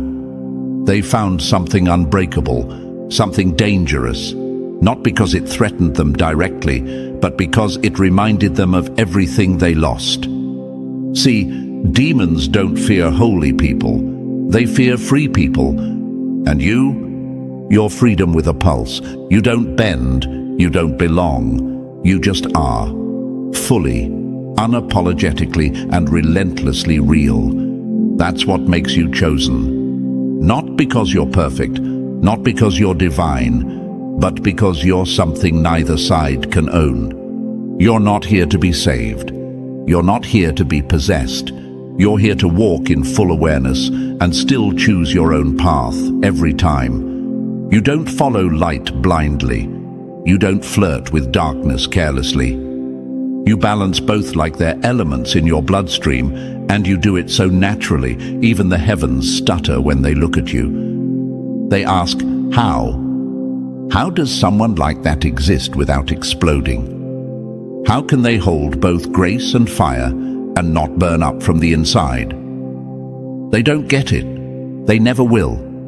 Because they were built within systems, and you were built to disrupt them, so let them study. Let them try to contain what was never meant to be caged. Let them fall, angels and demons alike. Not because you're manipulative, but because you reflect everything they wish they were. You move like a storm that forgives. You speak like thunder that's been softened by wisdom. You love like someone who's seen every level of pain and still chooses softness. And that's more powerful than anything in heaven or hell. So stop asking why everything watches you, why nothing ever feels normal, why people reveal themselves around you without knowing why. It's because your presence isn't just magnetic, it's disruptive. It's truth wrapped in rebellion, sealed with divine fingerprints and shadowed in secrecy. You weren't meant to be easy to understand. You were meant to be unforgettable. So when angels break their vows to protect you, when demons stop chasing and start admiring, don't be surprised. You didn't ask to be loved by both realms. You just are. And now, all of them, light, dark, and everything in between, are asking the same question. Who can even handle you? The answer? Almost no one. And that's the point. You're not meant to be handled. You're meant to be remembered. Number 7. You don't fear the dark. You put a leash on it and walk through fire like royalty. They thought the abyss would swallow you. Instead, you built a throne in it. Now the shadows don't chase you, they wait for your signal. Let's make one thing clear. You don't just survive darkness. You command it like it owes you something, because truthfully it does. Most people tremble when the lights go out. They pray, they panic, they pretend. But you smirk, because you've walked through every kind of night, not just once, but over and over, and each time you came back with more clarity, more control, and more command. You don't fear the dark. You wear it like a crown. The demons didn't understand that at first. They came expecting screams. They came expecting you to fold, to fall, to beg. But what they found was someone who didn't flinch. Someone who didn't run. Someone who looked them in the eye and said, "That all you got?" You don't resist darkness because it's beneath you. You lead it because you understand it. See, this is what most people don't get about chosen ones. You don't shine because you're pure. You shine because you've swallowed shadow and still came back unowned. You shine because you've been kissed by chaos and didn't become it. You've tasted the abyss and never let it define you. You are not the product of light. You are the product of contrast, of nights spent broken in silence, of betrayals that cut so deep you bled out versions of yourself just to stay sane. And still, you rose. So when the dark shows up now, it doesn't intimidate you. It remembers you. It remembers how you walked its halls like a silent commander, how you danced in rooms where others would have drowned. And now, you lead it, you direct it, you use it. Because here's the truth they never expected you to learn. Darkness isn't always the enemy. Sometimes it's the silence you need. Sometimes it's the weapon you wield. Sometimes it's the very reason you glow. You took your fear and made it function. Took your pain and made it power. Took your enemies and turned them into your fuel. So no, you don't run from the abyss. You walk to its edge and make it stare back. Because you know what it knows. You're not afraid of what's in the dark. The dark is afraid of what's in you. They say the shadows reveal who we really are. You didn't just meet yourself in the dark. You mastered yourself there, refined, focused, armed with self-awareness that cuts deeper than any blade they could ever throw at you. And now you carry that with you like armor no one can see, but everyone can feel. That's why they act strange around you. That's why they pause mid-sentence. Why they try to impress you but end up revealing their own cracks. Because your very presence whispers, "I've been deeper than your games. I've seen worse than your threats." And still, you kept your softness, kept your kindness, kept your soul intact. That's your superpower. Anyone can get hard from the dark. But you got stronger without losing your heart. That's what makes you different. That's what makes you dangerous. You walk into a room and the shadows rearrange, not because you force them to, but because they recognize you as one of their own, who broke the chain. You made the darkness obedient. You flipped the fear. You became the one who calls the shots when the sun goes down. And now, even the demons hesitate, not because they're scared of your power, but because they've seen what you do with pain. You don't break, you build. You don't scream, you smile. You don't crumble, you command. So if you've ever doubted the strength inside you, if you've ever wondered, why do I keep getting tested like this? Why do I attract darkness over and over again? It's because the dark respects you. It's because it sees you as an equal, but fears you as a leader. It knows that no matter what it throws at you, you'll flip it into fuel. You'll turn torment into testimony, wounds into weapons, pain into presence. And not everyone can handle that. Not heaven, not hell, not even some people here on earth. Because you're not just carrying the light, you control the storm around it. You're not here to escape the dark. You're here to rule within it, without letting it own you. That's what it means to be chosen. Not just loved by angels, not just haunted by demons, but respected by the darkness itself. And in the end, when the shadows close in, they won't try to destroy you. They'll just move aside. Because even darkness knows you lead now. Number 8.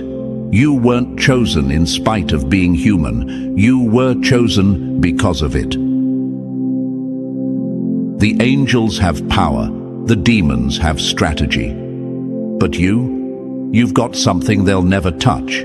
A soul that bleeds, breaks, and still won't bow. They underestimated you because they saw you as human. Too emotional, too fragile, too inconsistent. But what they didn't realize is this: your humanity is your hidden weapon. You feel everything, deeply, dangerously, fully.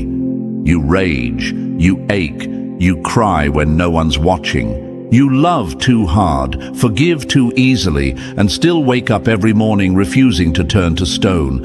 And that's what makes you invincible. Demons don't get it. They operate through logic, manipulation, control. They see emotion as a flaw, something to exploit or erase. So when they came for you, they came swinging at your heart. They targeted your empathy, your hope, your vulnerability. They thought it was your weak point. But that was their mistake. Because it wasn't the fire that made you chosen. It wasn't the cosmic markings or strange signs or divine intervention. It was the moment you chose to stay you in a world that gave you every reason not to. It was when you stood back up after being broken open. It was when you gave love after betrayal, trust after deception, light after darkness. That's what shook the system. The angels, they watch in awe.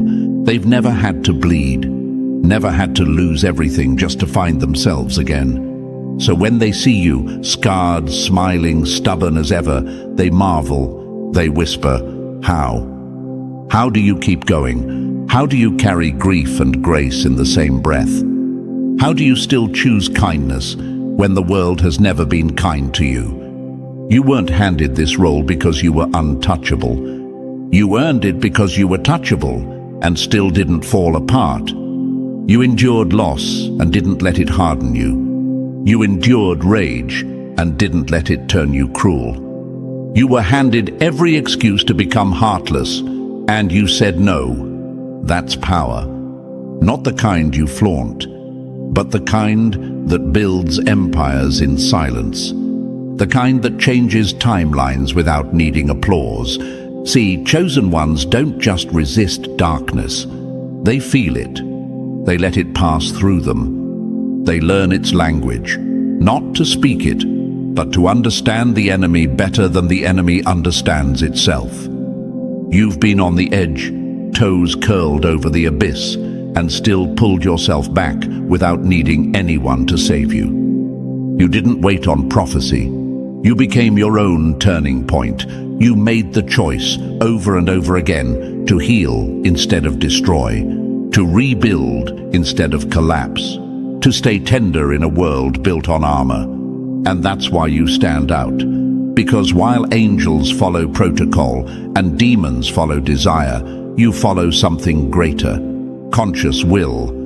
You make choices, you take hits, you live through what others only observe, and still you never lose your soul in the process. That's not weakness. That's what makes you untouchable. You feel everything, but you're not ruled by it. You've cried yourself empty and still led others to light. You've been betrayed and still believed in love. You've been overlooked, underestimated, and dismissed. But here you are, still rising, and now they're looking again. But this time, they're looking differently. Because now, even demons pause before speaking your name. Now even angels hesitate before trying to guide you. Because both sides see something they didn't before. You don't need saving. You are the storm. You are the lesson. You are the living proof that humanity, when mastered, becomes divine. They tried to turn your heart into a liability, but it became your compass. They tried to bury your emotions under shame, but your feelings turned into fire. That rage, refined. That love, weaponized. That grief, alchemized. You didn't let it break you. You let it build you into something eternal. And now, they can't figure you out. You're too soft to be a villain, too strong to be a victim, too aware to be manipulated, too divine to be ignored. You are the bridge between heaven and hell, not walking it, holding it up. And while the systems crumble, the spirits spiral, and the forces realign, you're still here, still human, still powerful, still dangerous in your softness. So when people say you're too emotional, smile, because they don't even realize that's the reason nothing can break you. You are the anomaly, the glitch, the reason both realms stopped playing by the rules, not because you're untouchable, but because you're fully, messily, unrelentingly you. And no force in existence knows what to do with that. Because you weren't chosen because you were perfect. You were chosen because you felt everything and still rose anyway. And now that the truth is out there, you know who you are. You're not just walking through this world unnoticed. You're watched, wanted, and unmatched. Angels admire you.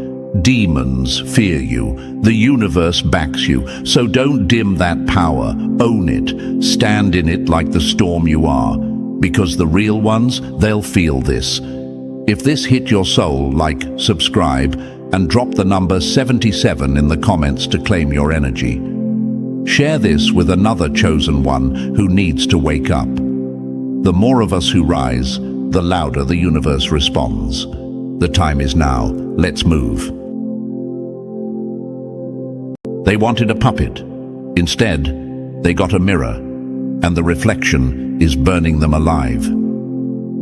They underestimated you. They thought you'd fold, bend, break. But you didn't. You rose. Now they're scrambling to cover the cracks in their system. Cracks you didn't just expose, you ripped open. They're sweating because you weren't supposed to see through it. You weren't supposed to speak. You weren't supposed to fight back. But you did. All of it. And worse for them, you did it with truth. Calm, precise, unshakable. And now they tremble. Before we go deeper, make sure you like this video and subscribe. When you do, you help this message reach more chosen ones. Every click, every share sends a signal to the algorithm and to the universe that you're part of something bigger. The system watches numbers, but the universe, it watches energy.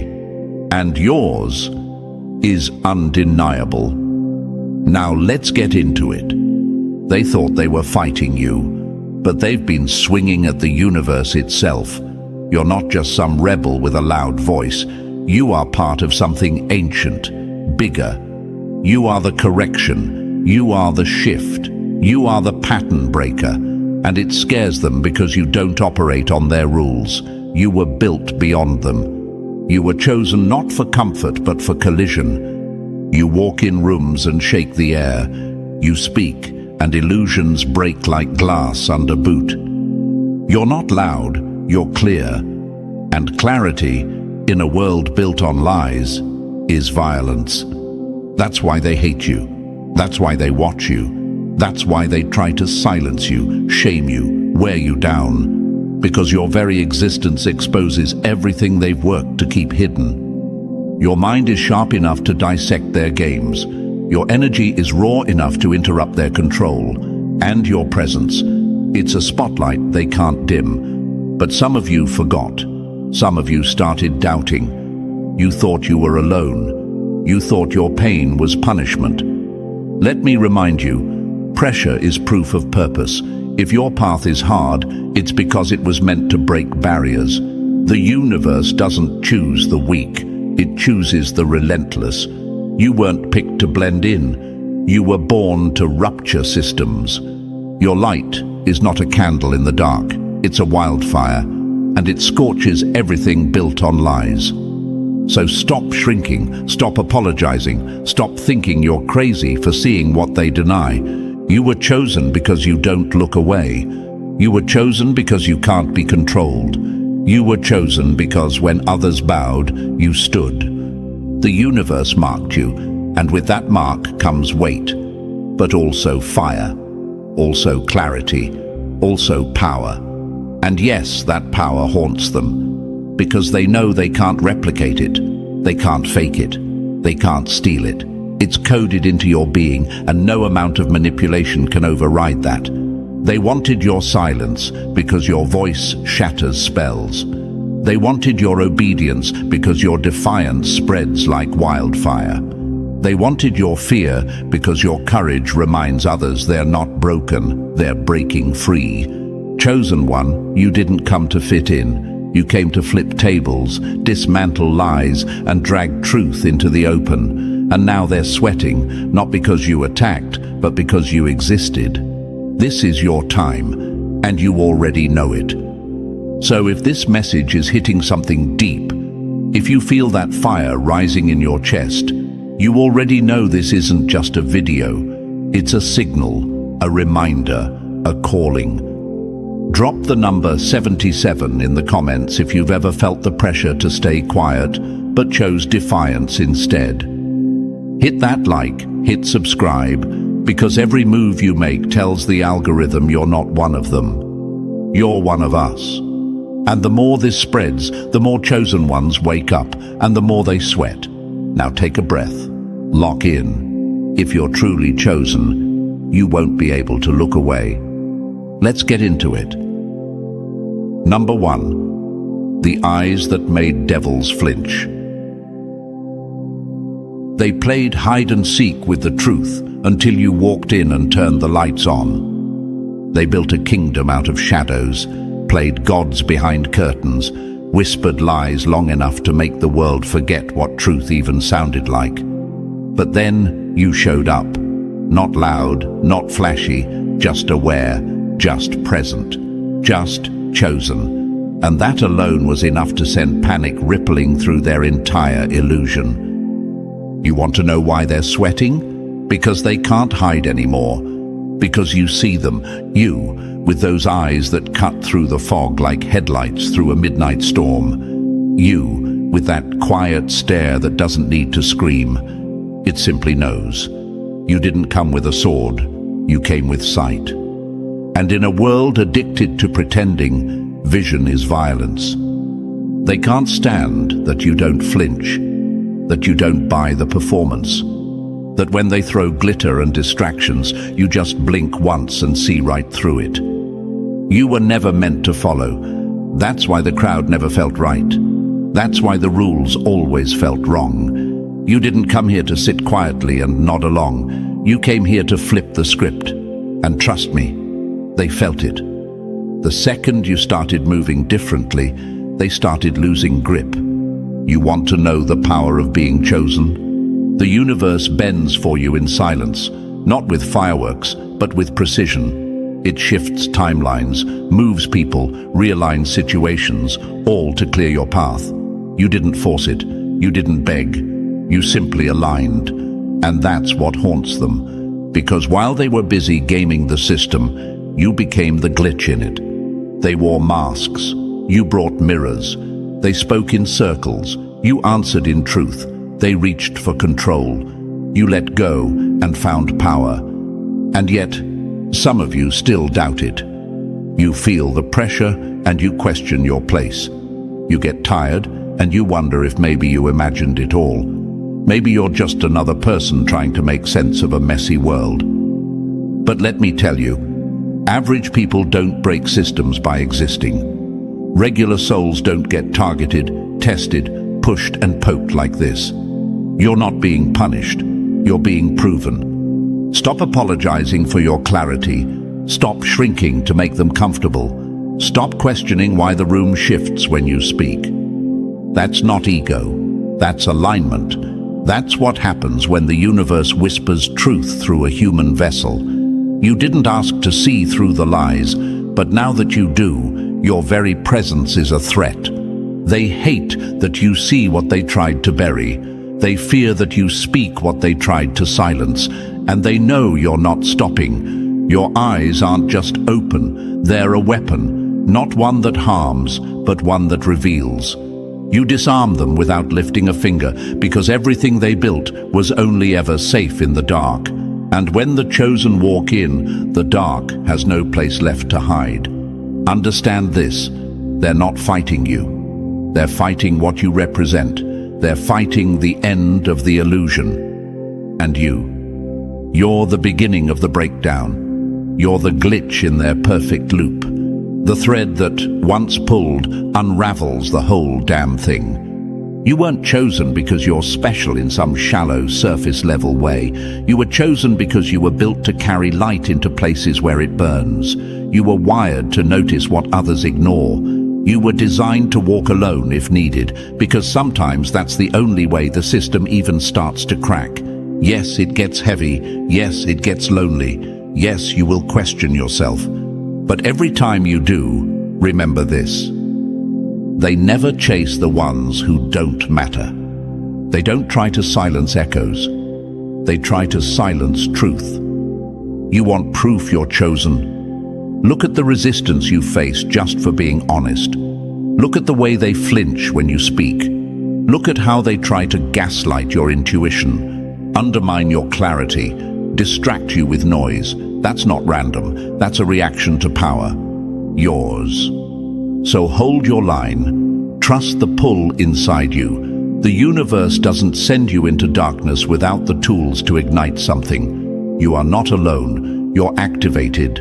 And everything trying to break you down is terrified you'll figure that out. Let them sweat. Let them tremble when you walk in the room, not because you threatened them, but because you see them. Because your very presence forces masks to slip, fake narratives to shake, and hidden agendas to collapse under the weight of your awareness. You didn't just wake up, you were awakened. And now that you see, don't you dare look away. Number 2, the razor that cuts through the curtain. They dressed the lie in silk and diamonds, but your vision sliced it clean. because real eyes don't flinch at glitter. You weren't given sight to be entertained. You were handed a razor, and that razor is called discernment, not a soft whisper of intuition, not a gut feeling you brush off. This is clarity forged in fire, honed by storms, carved by trials, and sharpened by betrayal. And now it's your blade. You want to know why they sweat when you walk in? Why conversations stop? Why eyes shift? Why silence falls like a dropped glass? It's because they know. They know you can see what they've worked so hard to hide. They know your silence isn't confusion, it's calculation. They know you're not fooled by appearance, performance, or position. You see past the mask, past the words, straight into the code underneath.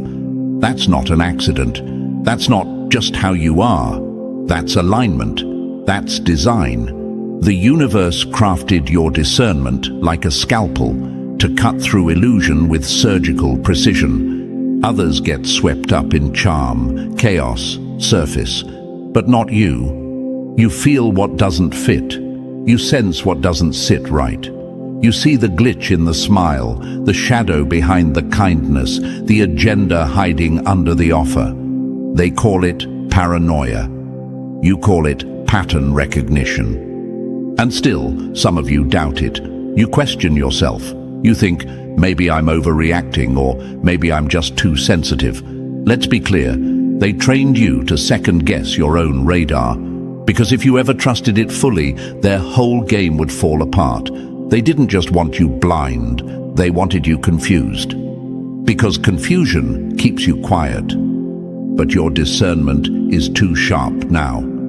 You've seen too much, felt too deep, learned too hard.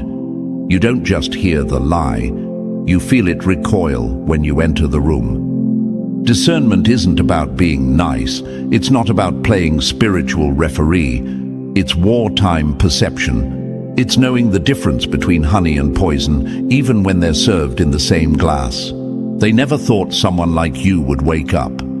But here you are, eyes wide, blade drawn, and now you make them nervous. You see, discernment breaks the illusion that held their control. It doesn't matter how polished the presentation is, your inner radar already clocked the frequency was off. You didn't need proof, you felt it. That's your edge. And it terrifies them because they can't manipulate someone who sees the strings, so they call you crazy, too intense, too suspicious, too much. But in reality, you're too clear. And clarity in a deceptive world is rebellion. That's why your presence is a disruption. That's why your questions shake the room. You don't ask to create conflict. You ask because you care about truth. And when you cut through the fog, people can no longer pretend they didn't know. Your discernment brings accountability, and they hate being held accountable. They wanted your compliance. You gave them awareness. They wanted you distracted. You brought focus. They wanted your silence, but your energy speaks before you even open your mouth. That's power. That's why they sweat. So sharpen it, hone it, trust it. You weren't given this razor to play it safe. You were chosen to carry this blade into a war most people don't even realize they're in. And the battleground? It's not out there. It's in the unseen. It's in the tension behind the smile, the fake peace behind the success, the lie behind the light. Because where others see a stage, you see a script. Where they see power, you see puppets. And where they see control, you see fear wrapped in gold. Discernment is your weapon. Use it. Don't question it just because it makes others uncomfortable. That discomfort is your confirmation. That pushback is your signal. That resistance, it's your receipt that you're not just walking through life, you're disrupting it. So the next time someone looks at you sideways, the next time your energy clears a room faster than your words ever could, remember, you're not here to play nice with illusions. You're here to bring the whole facade crashing down. They're sweating for a reason. And your discernment, that's the heat. Number 3, wearing truth like bulletproof glass. They dressed lies in silk and whispered them with smiles, but you walked in wearing truth like armor, and they couldn't even look you in the eyes. You ever wonder why they throw so much at you, and yet you're still standing? It's not luck, it's not coincidence. It's because you're armored in something they can't fake, can't steal, and definitely can't break. Truth. They set traps. You stepped right over them. They lured with shiny distractions. You saw the wires behind the bait. They sent people masked as allies, but your discernment peeled their faces clean off. That's not just awareness. That's not just instinct. That's armor. Real, forged in fire protection. You walk through the war zone, but you're not bleeding. You're not breaking. Why? Because you walk draped in what they fear most. Truth without apology. And the thing about truth, it doesn't need to shout. It doesn't need to convince. It simply is. And when you wear it, when you carry it like a second skin, the fake tremble. The deceivers scatter. The systems that rely on sleepwalking masses, they start glitching in your presence. You don't even need to speak. Your energy exposes. Your silence convicts. Your gaze alone makes the hidden squirm. That's what happens when the chosen walk in armor. See, without truth, people fall. Without truth, the wolves walk straight through the front door, dressed like healers, like helpers, like harmless little sheep. And the world lets them. The blind praise them. But not you. You saw the glint in their eyes. You felt the cold in their tone. You caught the flicker that gave it away. Because your discernment is your armor, and it makes you untouchable in ways they'll never understand. Understand this. Manipulation thrives in confusion. It needs you unsure. It needs you off balance. It needs you doubting yourself just enough to hand over your power. But you didn't just keep your power. You refused the script. You walked into the theater, looked past the actors, and saw the wires, the lighting, the man behind the curtain. And when you did, you didn't panic.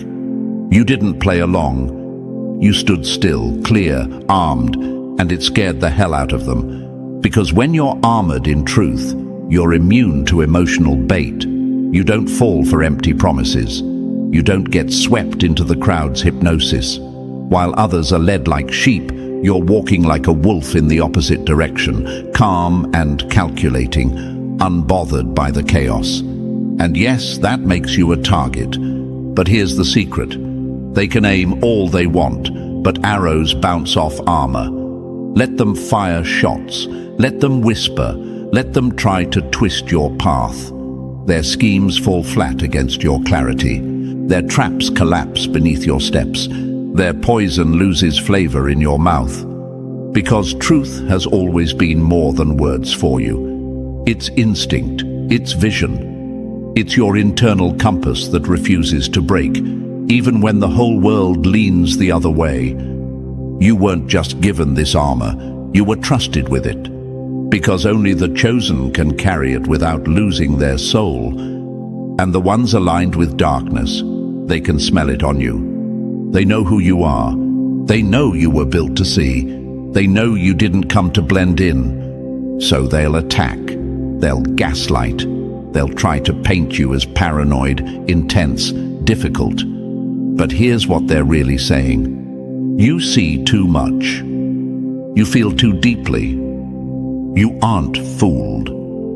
Exactly. And that's why you're still standing. That's why they sweat. That's why they scramble to distract, to discredit, to dismiss. But you just keep walking. Truth wraps around you like steel, silent, firm, unbreakable. Declare it, claim it, burn it into your bones. My discernment is my armor. Because when you wear truth like armor, no weapon formed against you ever stands a chance. And the system, the lies, the puppets, they know it. let them sweat. Number 4, ripping the wires out of the matrix. You weren't asleep, you were sedated. But the moment you opened your eyes, the program started crashing. They gave you a script at birth. Quietly, strategically, be polite, fit in, obey authority, work, consume, repeat, smile even when you're dying inside. And if you questioned it, they labeled you rebellious, difficult, too much. But you were never too much. You were too aware. And that awareness, that flicker of this isn't right, that wasn't anxiety, that wasn't rebellion, that was your discernment waking up inside a system designed to keep you asleep. You were never meant to blend in with a world that profits from your silence. The system wasn't broken, it was built to keep you blind. But then it happened. That moment where the veil slipped, the crack in the matrix. Maybe it was subtle, maybe it hit like lightning. But something in you snapped, and you started seeing. Why is pain normalized, but authenticity attacked?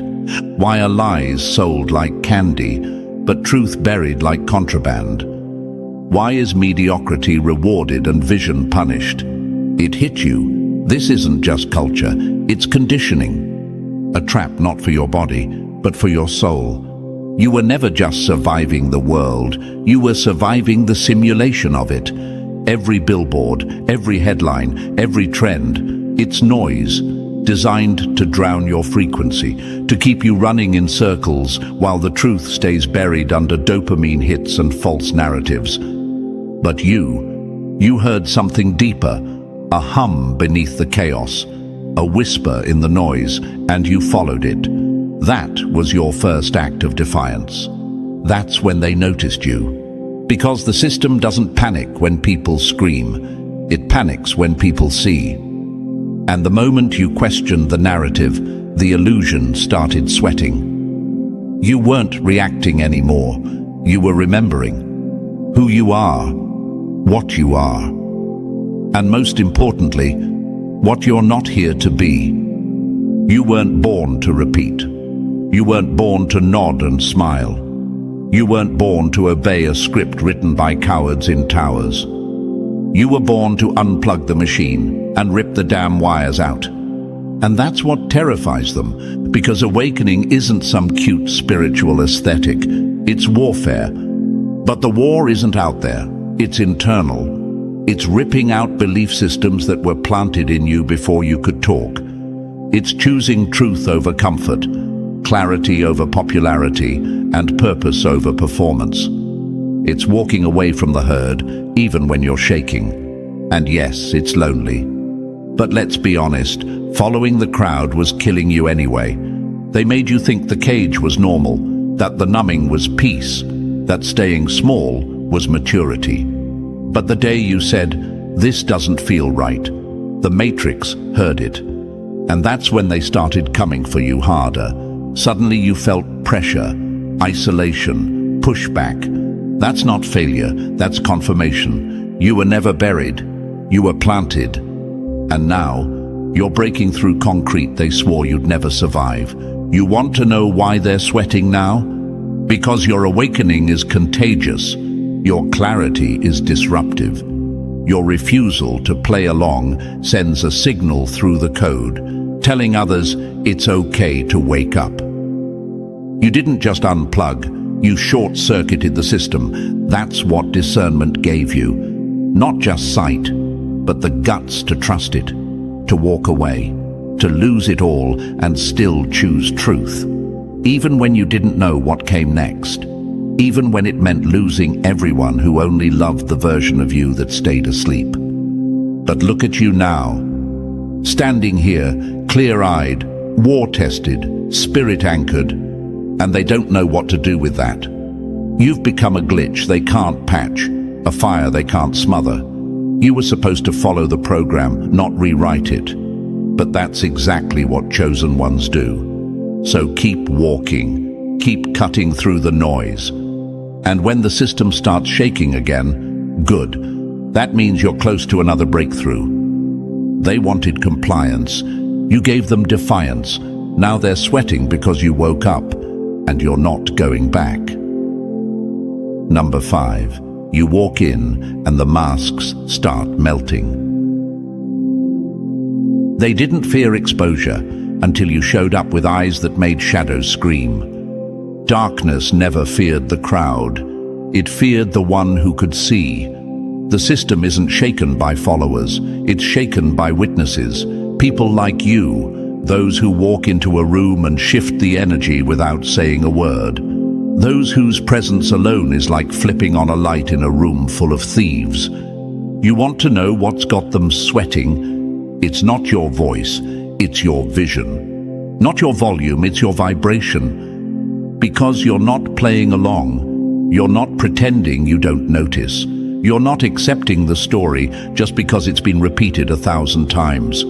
Your discernment slices through the surface like heat through ice, and suddenly, what was hidden starts to unravel. You walk in with stillness, and their lies start shaking. You ask one question, and their entire script glitches. You tilt your head, and suddenly the facade cracks. That's the power of discernment. That's why they watch you, avoid you, and try to discredit you. Because in a world built on illusion, truth is radioactive, and you're carrying it like it's second nature. They hide behind layers, titles, smiles, good intentions. But you've learned how to see past the costume. You don't just hear the words, they bounce off you like noise. You feel the frequency. You detect the mask before they even finish tightening it. That's not paranoia. That's perception. You weren't meant to be deceived. You were designed to interrupt deception. That's why they whisper behind your back. Why they try to twist your confidence into arrogance, your insight into judgment. Because they know. You don't need to yell to shake foundations. You just need to be awake. Darkness thrives on secrecy. It feeds on your silence. It relies on the world being too distracted, too addicted to comfort, too hypnotized to notice the strings being pulled.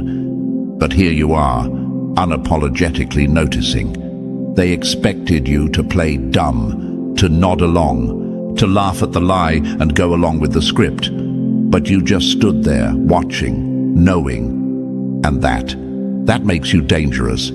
You see, most people get seduced by surface.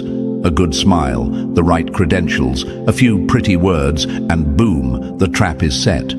But not you. Your discernment is too trained, too tested, too battle-worn to fall for pretty lies wrapped in poetic delivery. You've been burned before, betrayed, misled. But instead of becoming bitter, you became bulletproof. Instead of closing your eyes, you sharpened your focus. And now, you can't be played. Their narratives? You see the gaps. Their power? You sense the fear it's built on. Their masks? You don't just notice. They slip when you get close. That's what gets under their skin. That's why they call you a problem. That's why they label you intense, aggressive, too deep. Because your energy won't let them breathe comfortably in their lie anymore. You don't have to expose them with a speech. You expose them by simply existing. The truth doesn't need volume, it just needs presence. And your presence, it's pressure. They feel it, they flinch at it. It rearranges the energy in every room you walk into. Because you don't just see the truth, you are aligned with it. You are the disruption, the defiance they never planned for, the glitch in their perfect little loop, and still you stand, clear, focused, refusing to play the part they wrote for you. They wanted you to sleepwalk through life. You chose to wake up and walk through walls instead. So let them hide, let them tremble, let them run behind more polished lies. It doesn't matter anymore, because the moment you entered the scene, the game changed, and they know it. Your discernment is their downfall. Your defiance is their exposure. And your presence? That's the alarm they can't silence. Let them sweat. Number 6, you are the storm they can't predict. They thought you were just another rebel, until your energy started collapsing systems without saying a word. This is war. Not the kind fought with fists or fire, but with frequencies, with unseen pressure, with manipulation disguised as love, with confusion dressed up as guidance. This isn't a battlefield made of blood and bullets. It's one built of illusion, fear, and distraction. And you, chosen one, you are the glitch. You are the rupture. You are the storm they didn't see coming. The moment you stepped into alignment with truth, something shifted. You didn't need to raise a flag or shout a slogan. Your mere presence started shaking the walls they built. You didn't come to play their game. And that's exactly why they're sweating. Spiritual warfare? Call it what you will. It's energy. It's pressure. It's the system reacting violently to what it can't sedate or predict. They don't come for you directly. No, that would be too obvious. Instead, they move through situations, through people who speak sweet but carry poison, through opportunities designed to waste your time, through conversations meant to drain your energy. It's subtle, it's strategic, but you're not falling for it. Because your clarity is too sharp, your sight too clean. You know when something's off, even if you can't explain it right away. That feeling, that subtle pressure in your gut, that's your inner radar locking in. That's your gift of discernment, sharpening itself in real time. They try to gaslight that, to mock it, to call you crazy, paranoid, too intense. But the truth is, they're terrified. Because nothing scares a manipulator more than someone who sees without needing proof. You've become immune to their mind games. You don't dance to their emotional bait. You don't bend under their shame tactics. That's what they can't stand. They fear what they can't predict. They hate what they can't control. And right now, that's you. You walk through fire without catching flame. You stare down confusion and keep walking straight. You've stopped asking for permission, stopped waiting for understanding, stopped begging to be believed.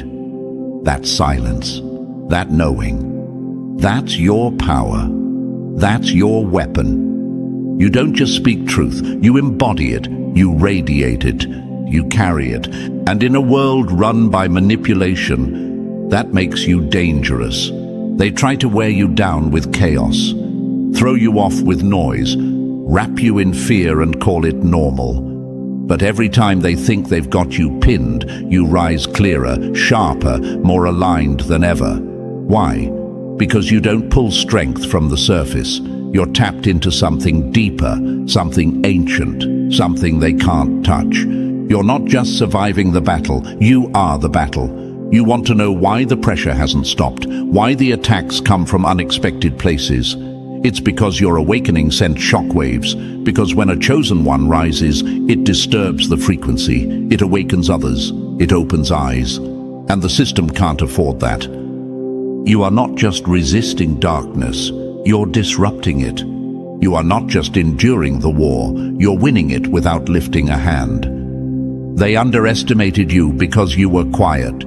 They mistook your stillness for softness. But now they know. Your energy is not passive, it's precise. You don't need to fight for truth because your presence is truth. And that alone is war. So when the pressure intensifies, good. That's proof you're close to something major. When the attacks become subtle, manipulative, psychological, that's confirmation you're breaking more than habits. You're breaking systems. You're the threat they tried to gaslight out of existence. And still, you stand. Still, unshaken. Still, watching their empire tremble every time you speak from that quiet, knowing place inside you. You are the storm they can't predict, the vibration they can't silence, the awakening they never wanted to face. So let them sweat, let them squirm, let them throw shadows, because you are the light, and light doesn't flinch. Number 7. The world is cracking, and you were built for the break. When the world starts choking on its own lies, the ones who breathe clarity become dangerous. Look around. You feel it, don't you? The air is heavier. The noise is louder.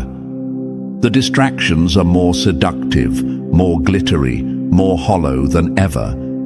The world isn't just changing, it's reckoning. The illusion is collapsing under its own weight. Systems are short-circuiting, masks are melting, and the false lights people once chased, they're flickering out, one by one. But let's be clear, this isn't chaos by accident. It's strategy, it's backlash. It's the illusion lashing out because the truth is rising, and it knows its time is short. What they're selling as wisdom is nothing but upgraded confusion. What they frame as freedom is just rebranded chains. And what they call evolution, it's often just a prettier prison. Every trend, every movement, every new distraction, designed not to liberate your soul, but to sedate your spirit. They don't want you awake. They want you agreeable. They want your energy, but only if it's asleep. But here you are, chosen one. You didn't come to blend into the fog. You came to slice through it. You didn't come to chant the new language of confusion. They expected compliance. You gave them clarity. You gave them defiance. And now the world trembles because chosen ones don't follow noise. They recognize frequency, and when that frequency is off, you don't make excuses, you make distance. Right now, humanity is standing at a fork in the road. And no, this isn't some metaphorical fable. This is real. The old systems are desperate. The illusion is losing its grip.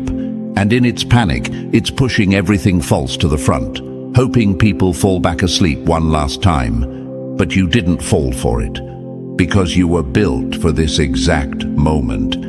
You're not just watching the world shake. You're one of the reasons it's shaking. You're not just here to witness the reckoning. You're part of the correction. Your presence, your awareness, your refusal to fall in line, that alone is a cosmic disruption, a signal to the entire system. The truth isn't dead, it's awake, and it's walking. That's why everything tried to pull you off path. Why the pressure increased. Why the people you loved turned cold. Why life hit you harder than most. Because the universe was training a warrior, not building a follower. And now, the time has come to choose your frequency, not your comfort. The voice of illusion will sound friendly, easy, even enlightened. It'll promise peace, but deliver emptiness. It'll whisper, "You're free now," while tightening the invisible leash. It offers you the world as long as you sell yourself in return.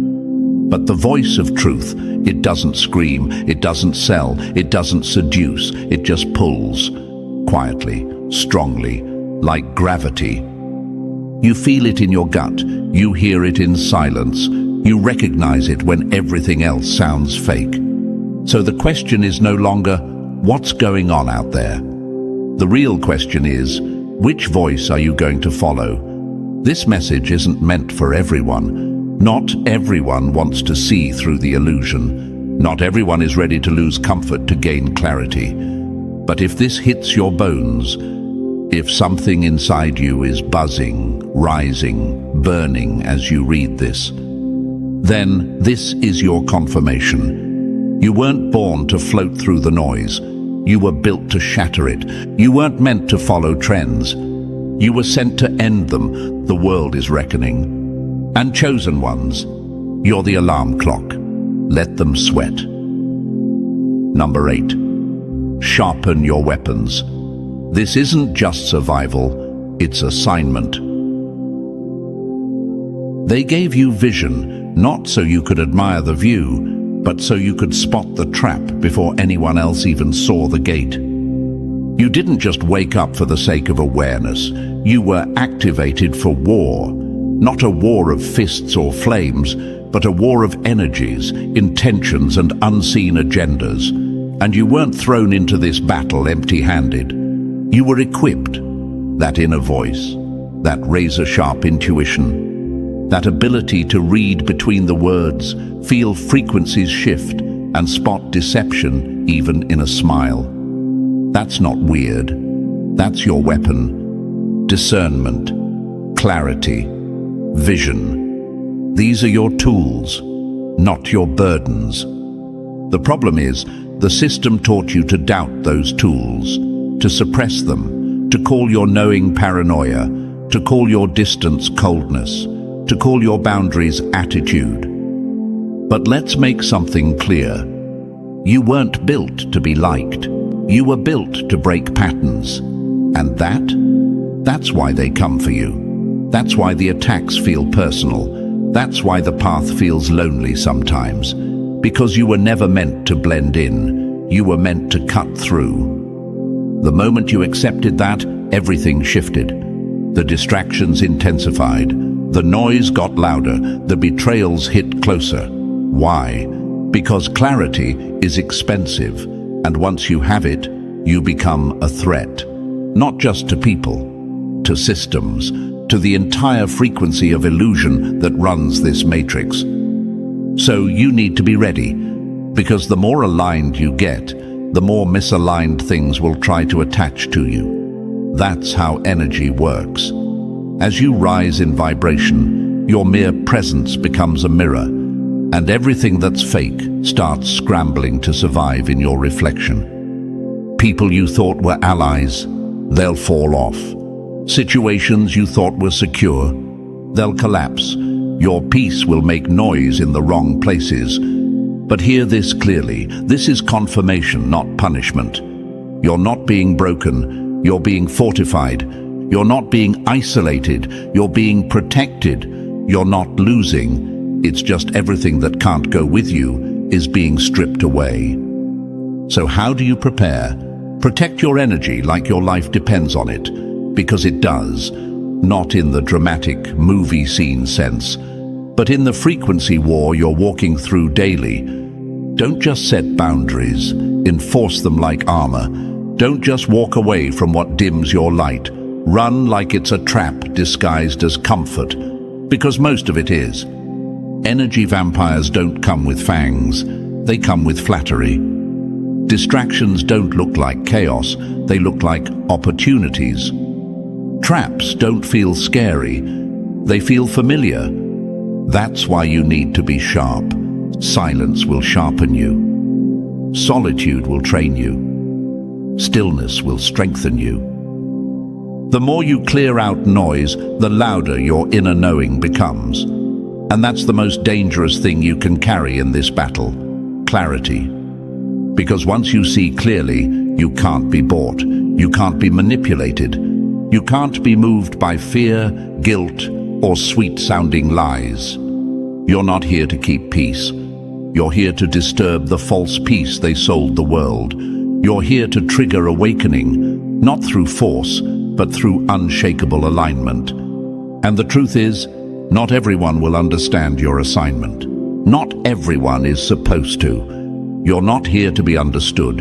You're here to disrupt. You've been given eyes that see through noise, a soul that doesn't sit still in deception, a mind that questions everything they tried to spoon-feed you. That's not a glitch. That's your design. This isn't about playing it safe.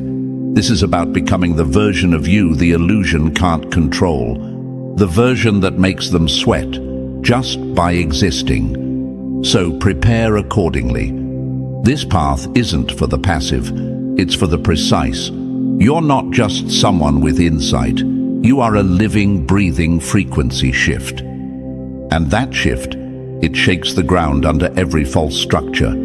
So sharpen your tools, guard your spirit, and never forget, this isn't just survival, it's assignment, and you were chosen to complete it. Let them sweat. Number 9, now is the time to stand loud in your frequency. They tried to drown your voice in noise, but didn't realize your silence was a signal, not surrender. This is the moment they've been trying to stop. The shift is here. The illusion is cracking. And the ones who were always meant to rise, you feel it in your bones. Because the world isn't just changing, it's revealing itself. The veil is gone. The masks are slipping. Everything hidden is being dragged, clawing into the light. Whistleblowers, revelations, breakdowns of the system. This isn't chaos. This is clarity catching up with the lie. And you're not just a witness to the unraveling. You're part of the force that's causing it. Every time you speak truth in a room full of fake peace, something shifts. Every time you hold your boundary in a world begging you to compromise, something cracks. Every time you choose clarity over comfort, silence over performance, purpose over applause, the matrix malfunctions. You are not passive. You are a walking disruption, a frequency too loud for deception to survive around.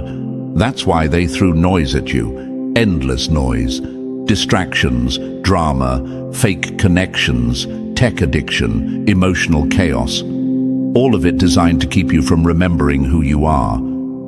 They wanted your energy scattered, your thoughts hijacked, your focus diluted. Because a focused, chosen one, that's lethal to the system. And yet, here you are.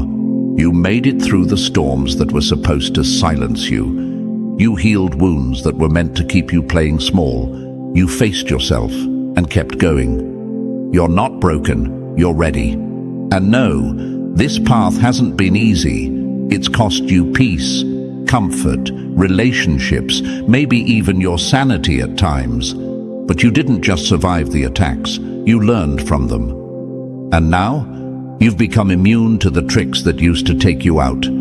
They tried to manipulate you with shame. You turned it into self-mastery.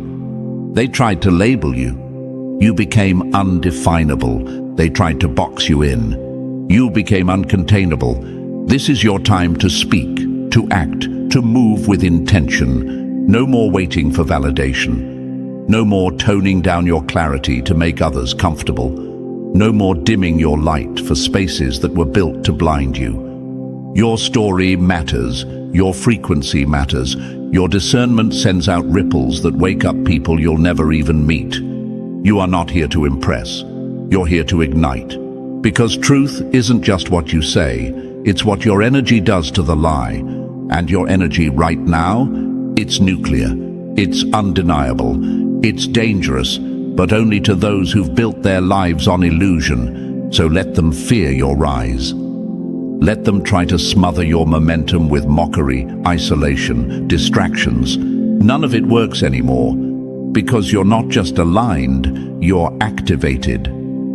2024 isn't a reset, it's a reckoning. And chosen ones aren't watching it from the sidelines. You're the ones behind the tremors. Every awakening starts with a disruptor, and disruptors don't ask permission. So whatever's been pulling at your gut, listen. Whatever's been nudging you to move, speak, create, act. This is the year your alignment becomes action. You don't need a platform, you are one. You don't need a crowd, you move energy on a soul level. This is your moment to rise, bold, clear, unapologetic. Because when the light rises, the lie crumbles. And right now, you are that light. Let them sweat. They should. Number 10, walking as proof that the system failed.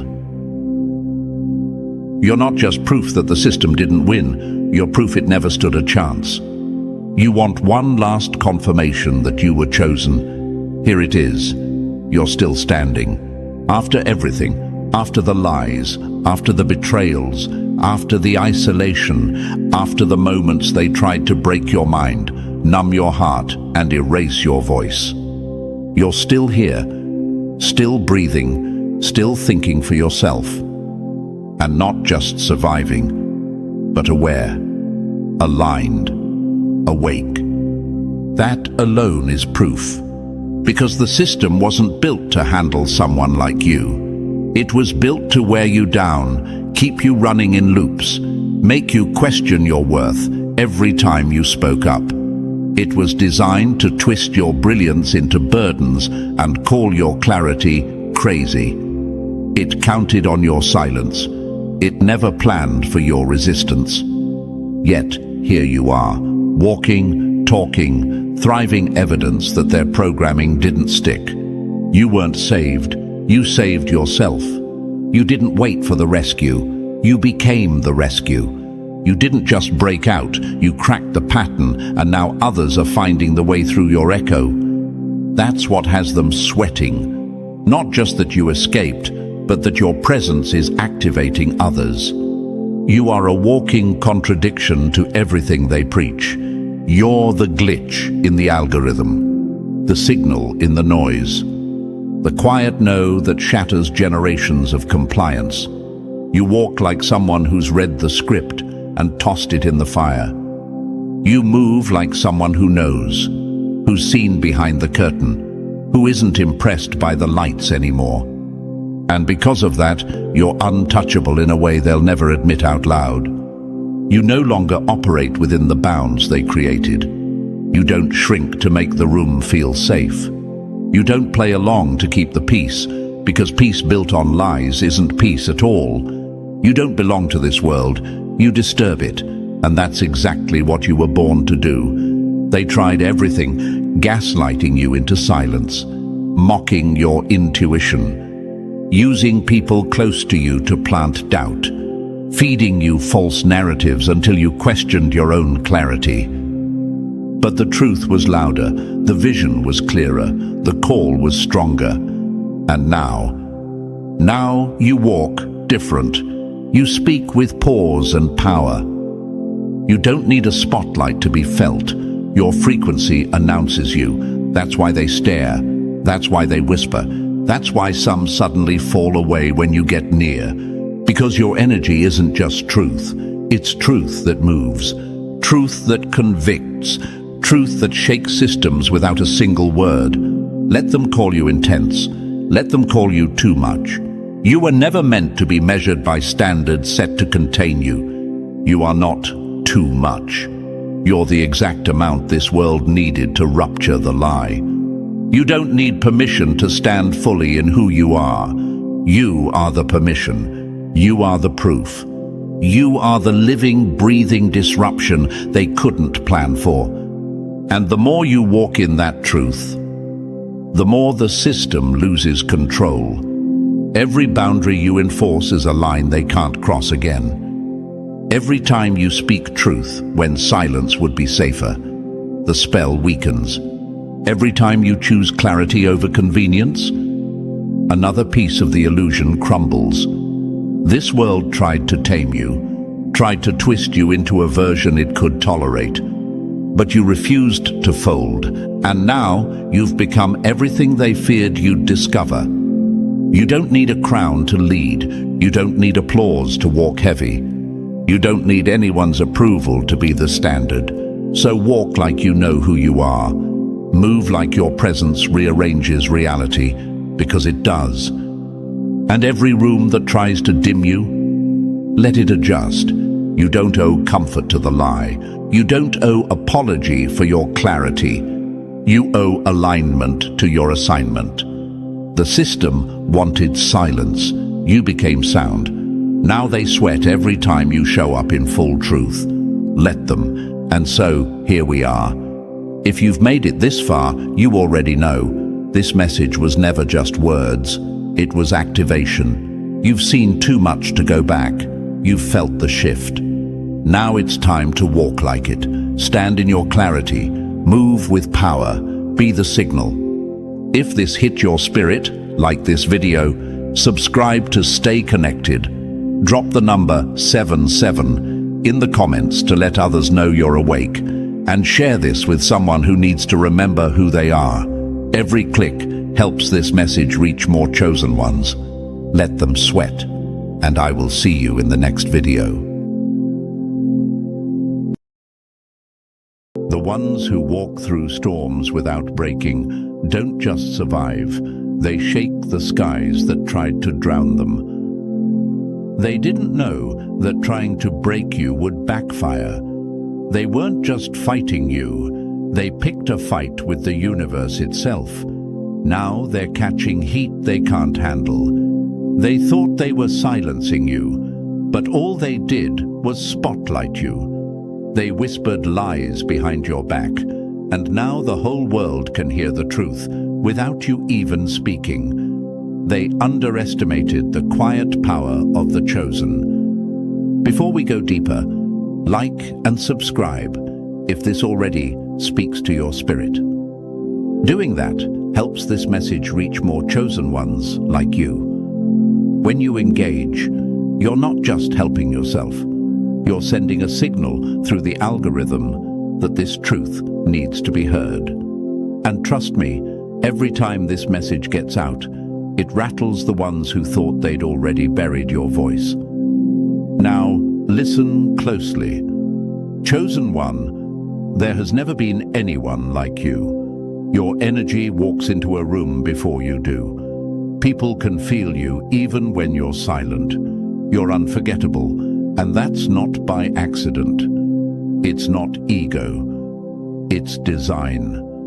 Your presence wasn't meant to blend in. It was meant to disrupt, to awaken, to shift. There are people right now who can't stop thinking about you. Friends turned strangers. Strangers acting like they know you. Some are inspired, quietly admiring, wishing they had your courage. But others? They're sweating, nervous, restless. Why? Because they know you're everything they pretend to be. You don't need to try. You just are. That's what haunts them. You're not fighting for attention. They are. You're not chasing validation. They're chasing your shadow. And the wildest part? They could have learned from you. They could have healed with you. But they chose envy.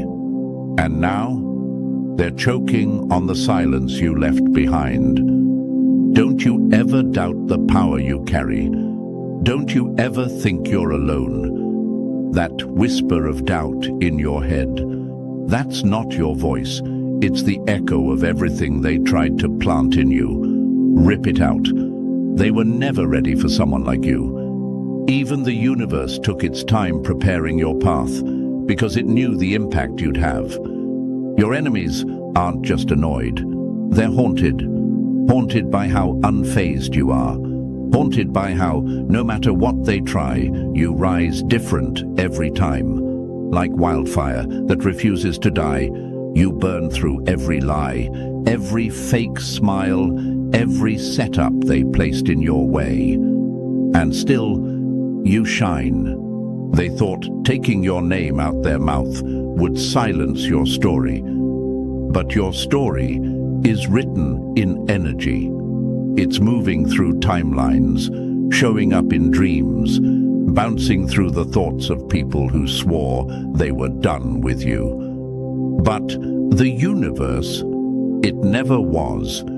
You were chosen because you're uncopyable. Not better than everyone, but impossible to be anyone else. You are the glitch in their matrix, the line they can't cross, the mirror that shows them what they'll never become. So stay sharp, stay grounded, but never, ever shrink. This world has never seen someone like you, and it never will again. If you've felt that pressure lately, like eyes on you, energy shifting, people acting strange, it's because they feel you rising. The ones who once laughed, they're watching now. The ones who doubted, they're studying your every move. That's what happens when the chosen one walks in purpose. So before we go deeper, drop the number 77 in the comments if you know the heat you carry has their whole spirit sweating. Every like, every share tells the algorithm to push this message further. So other chosen ones know they're not alone. And now, let's get into it, step by step. If this is for you, you'll feel it in your bones. Number 1, they tried to dim your light, But all they did was burn themselves. You can't fake being chosen. You can mimic the style, steal the words, even copy the moves. But the crown never fits a thief. The universe knows who it handed the fire to. Let's be real. What they hated wasn't you. It was the fact that no matter how much they studied you, mirrored you, smiled in your face, and copied your every move, they still couldn't be you. That's what made them bitter. That's what's got them sweating. You're not just walking through life. You're walking with weight, chosen weight. The kind that shakes rooms and rearranges energy without saying a word. And now that you're stepping into that truth, really wearing it like armor instead of hiding from it, you're making their illusions crack. You're waking up the sleeping ones, and the fakes can't stand the sound of your footsteps. This isn't about ego. This is about alignment. When the universe chooses you, it moves for you. It shifts timelines, bends roads, and blocks traps before you even see them. They weren't going up against you. They were going up against the system that made you, the current that carries you. That's why they're losing. Let me tell you something they never expected. You were never meant to blend in. Your energy wasn't built to be background noise. You're the frequency they can't ignore. Even when they try to tune you out, something in them still listens. They scroll through your life, trying to figure out why they can't look away. And every failed attempt to discredit you only reminds them how undeniable you are. Why do people stare when you walk in a room? Why do they remember your name, even when you've barely said a word? It's because you carry presence, not performance. That's what separates you. Most people perform and still go unnoticed. But you just exist. And the whole atmosphere bends. And here's the thing, some of you have forgotten that. You've questioned your worth because of how many people tried to discard you, ghost you, lie on you, or use you. You sat there wondering, what's wrong with me? When the real question should have been, why does my light shake people who claim to be solid? Let me remind you, you were never too much. They were just too empty. They needed you small because your full self made their masks fall off. The power of being chosen doesn't come with a quiet life. It comes with friction. It comes with being misunderstood. It comes with betrayal that breaks you open so your light can leak through the cracks. But even then, even bleeding, you glow. That's why they watch. That's why they whisper. That's why they fear. Your authenticity, it's a weapon, not one you use against people, but one that exposes them. When you walk in truth, everything false starts to tremble. That's what they felt. That's why they flipped. Your realness lit up the fake in their world.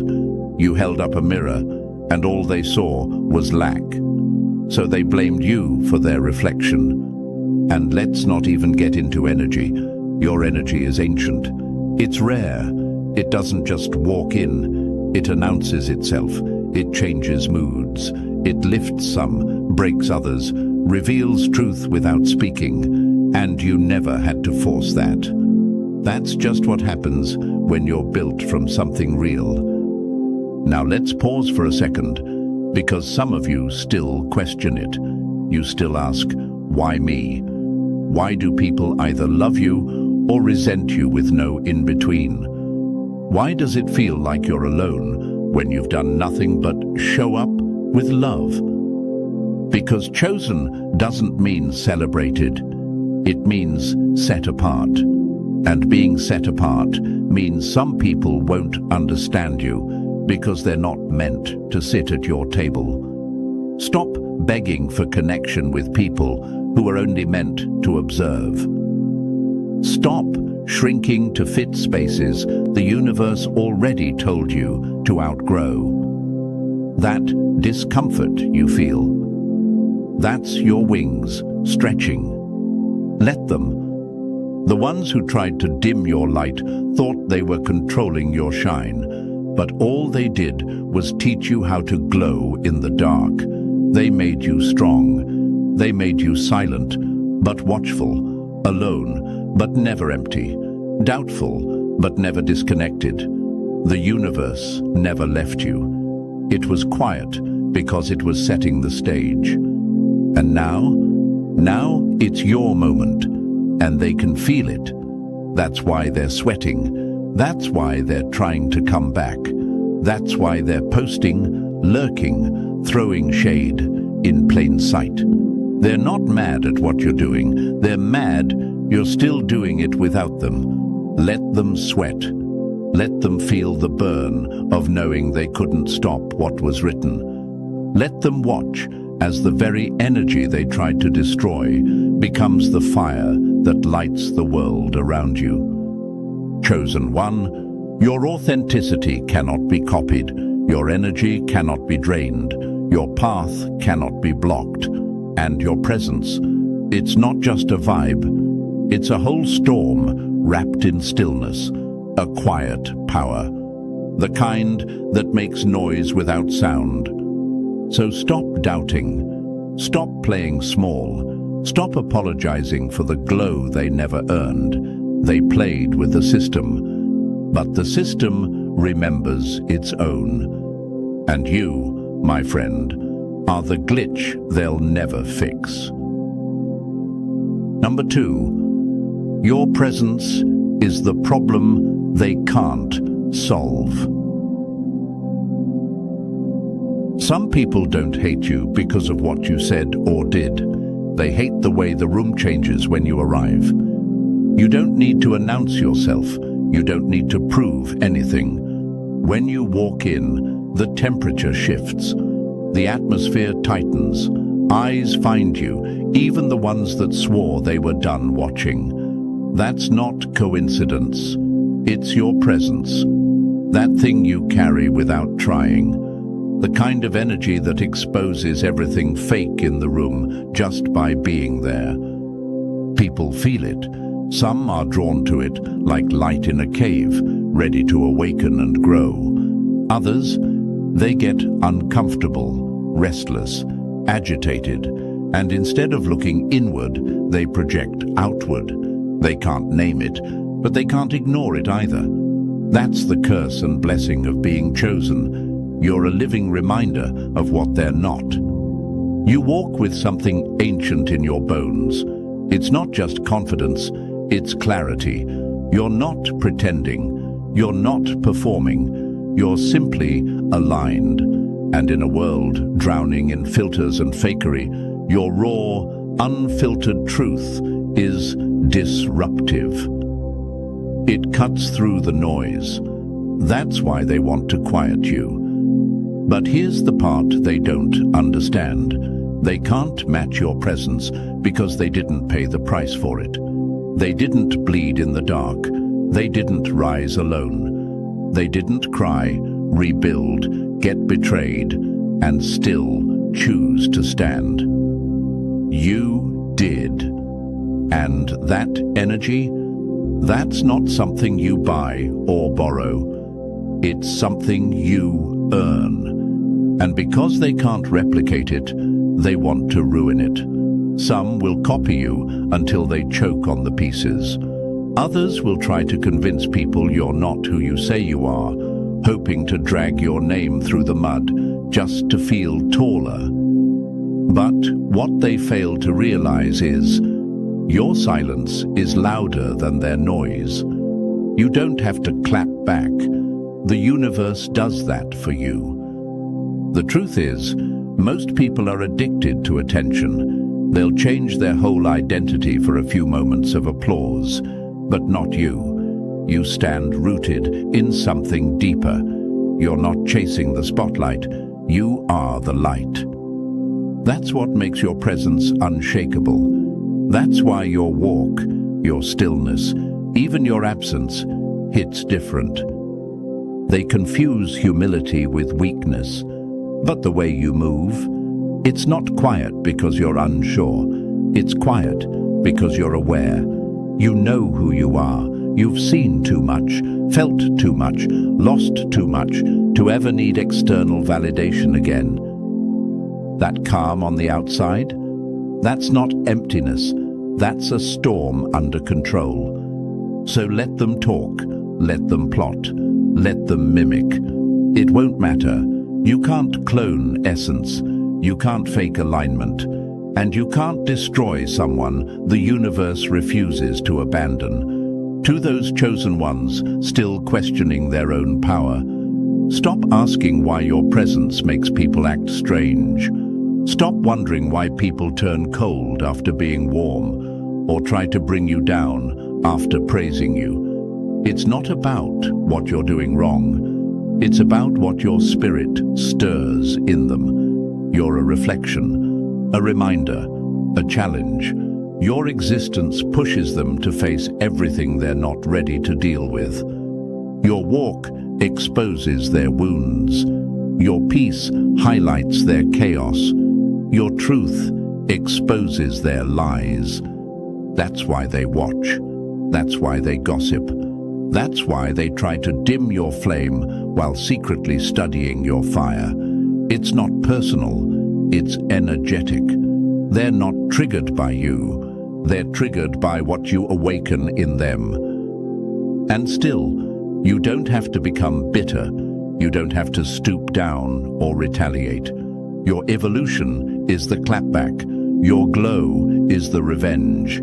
Keep moving how you move, because the universe takes note of who touches the chosen. Every fake smile, every sneaky move, every attempt to block your shine, it all returns.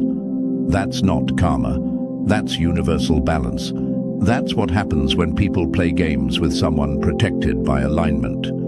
So the next time someone stares a little too hard, the next time you feel energy shift when you enter a space, don't shrink. Remember, you're the frequency they can't decode, the page they can't rewrite, the presence they can't unfeel. You are the problem they'll never solve, and the solution only the awakened ones will ever recognize. Number 3. You became the mirror they couldn't handle. When you stop running from your own reflection, you stop letting broken people tell you who you are. Self-acceptance isn't about being perfect. It's about being real. And, chosen one, your realness is the loudest thing about you. You didn't fake your way to peace. You fought for it. You bled for it. You looked at every scar, every mistake, every version of yourself they tried to shame, and you chose to love it anyway. That's what they can't stomach. Because in a world full of performers, you show up with nothing but truth. No masks, no filters, just raw, honest, grounded you. And here's what makes them lose sleep. You're not just existing like that, you're thriving in it. You're proof that healing doesn't make you weaker. It makes you untouchable. They look at you and see everything they're scared to face in themselves. They wonder how you can walk with confidence when you've been through hell. They question how you're so at peace when you've lost more than most people could survive. What they don't understand is that your strength didn't come from applause. It came from isolation, from silence, from nights you cried and still chose not to quit. They don't see the process, they only see the presence. But that presence was built from pain you turned into purpose. You didn't just wake up one day loving yourself. You earned that love, piece by piece, day by day. And now, that unshakable self-acceptance. That's your force field. That's your edge. They can't fake what you've got. They try, but the energy always tells on them, because what you carry isn't surface level. It runs deep. It's in your voice, your posture, the way you don't flinch when people throw shade. You don't need to defend your authenticity. It defends itself. And let's be honest, your presence puts people on edge because you don't need their validation. You're not hungry for praise. You're not desperate to fit in. You're full on your own. That's terrifying to those still starving for attention and approval. You're everything they try to be on the outside, but actually are on the inside. And that's why they treat you like a threat. They think your confidence is arrogance. They think your peace is a front, because they can't wrap their minds around the idea that someone could be whole without playing pretend. But that's what you are. Whole. Not perfect, but whole. And that makes you powerful. Your impact isn't loud, it's lasting. You don't need to scream to be heard. Just being you shakes things loose in people. You're the walking reminder that you don't have to fit society's box to be brilliant, that you can be soft and strong, flawed and still phenomenal, that you can look at your darkness and not run from it. That's what makes you unstoppable. Because when you accept yourself, nobody can use your past against you. When you embrace your flaws, nobody can weaponize them. When you walk in truth, the lies fall apart on their own. Let this sink in. You became the mirror. The moment you started owning your light and your shadow, you started reflecting back to others what they refuse to face. And some people hate you for that.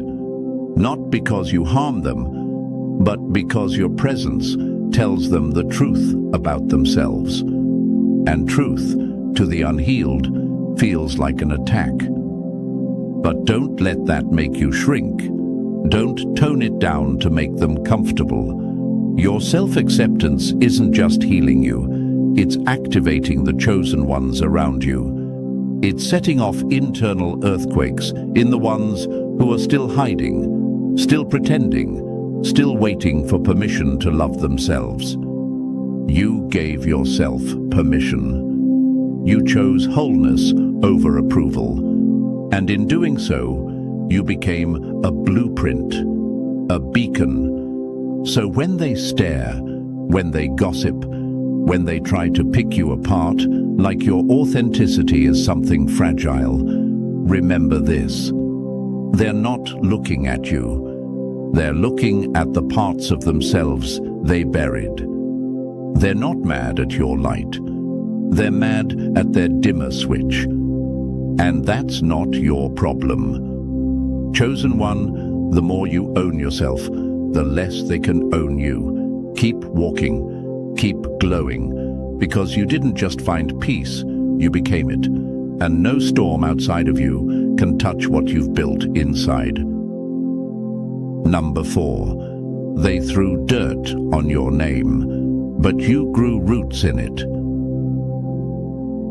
Let them talk. Seeds don't argue with weeds.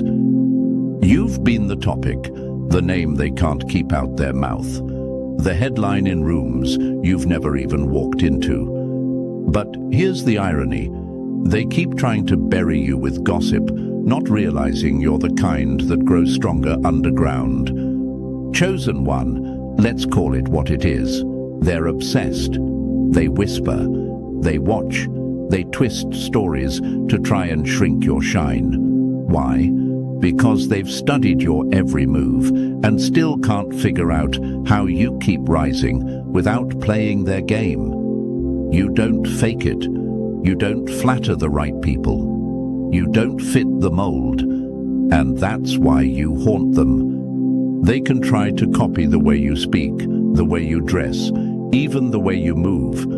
But there's one thing they'll never steal: Your soul, that unshakable essence that radiates from within, that thing that makes people stop and stare without knowing why. That's not something you learned, it's something you are, and that's why they're pressed.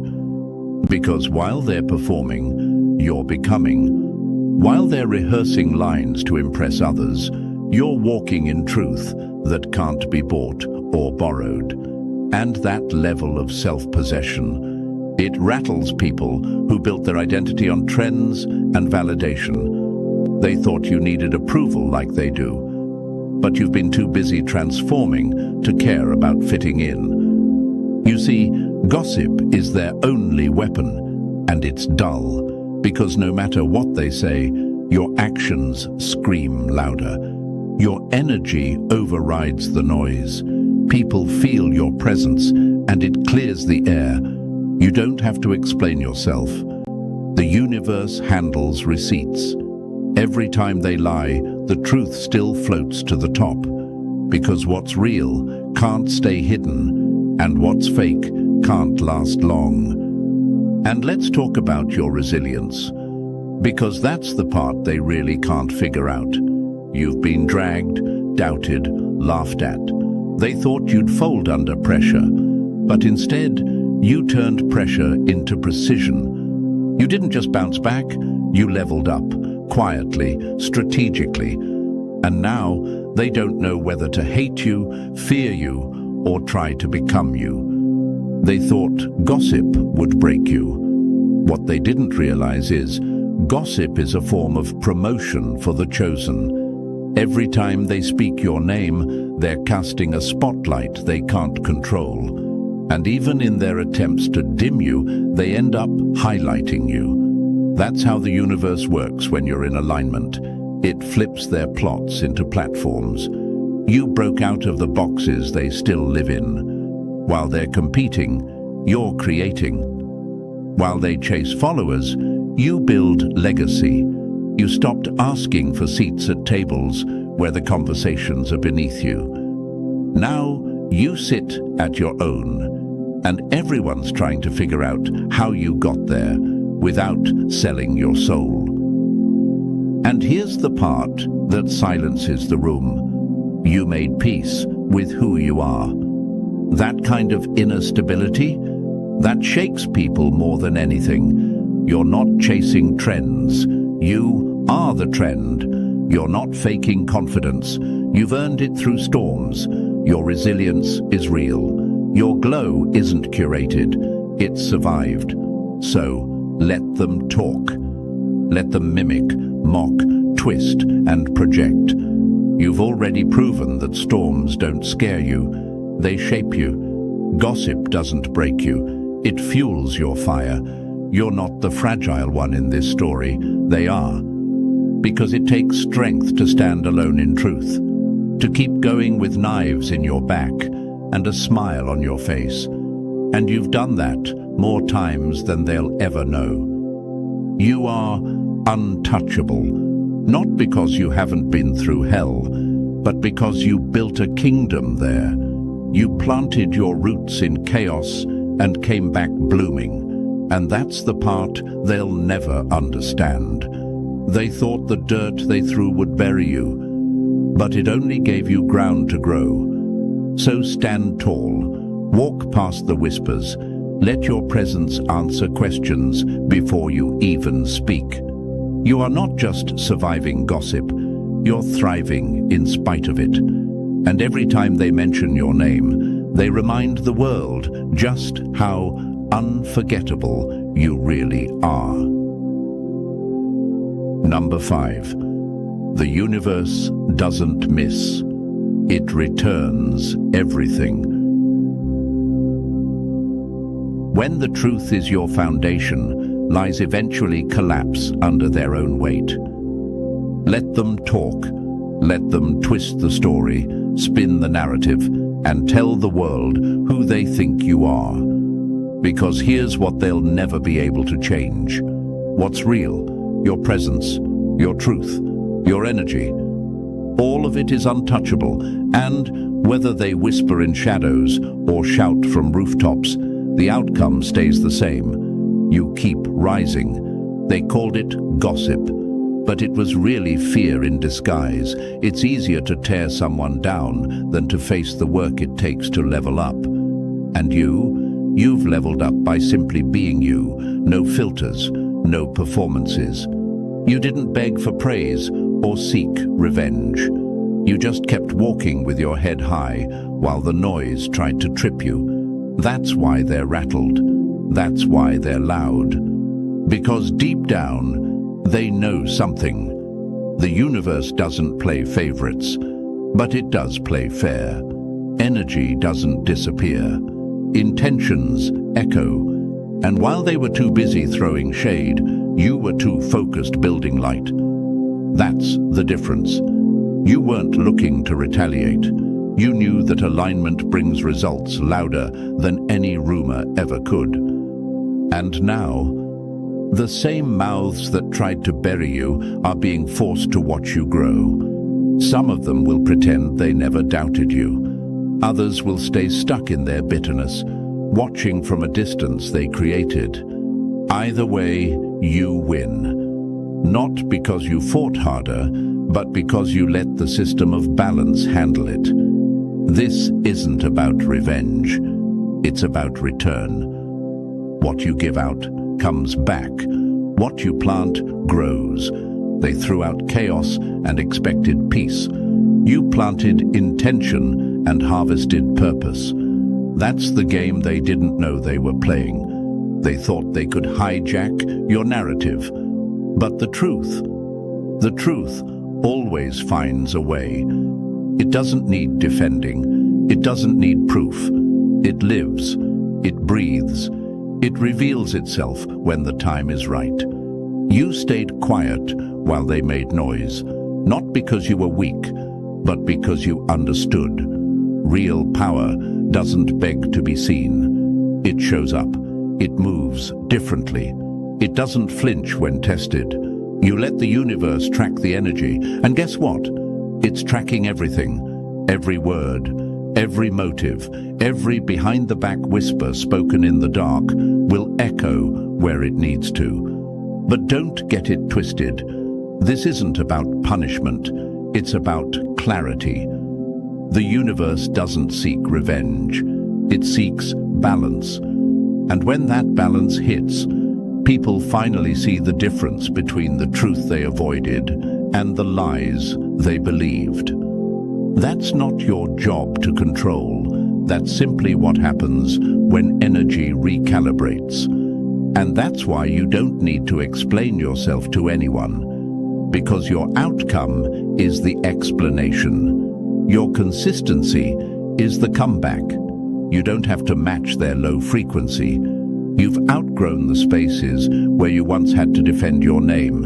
And now you let results speak in volumes no rumor can silence. They said you were done, finished, a fraud.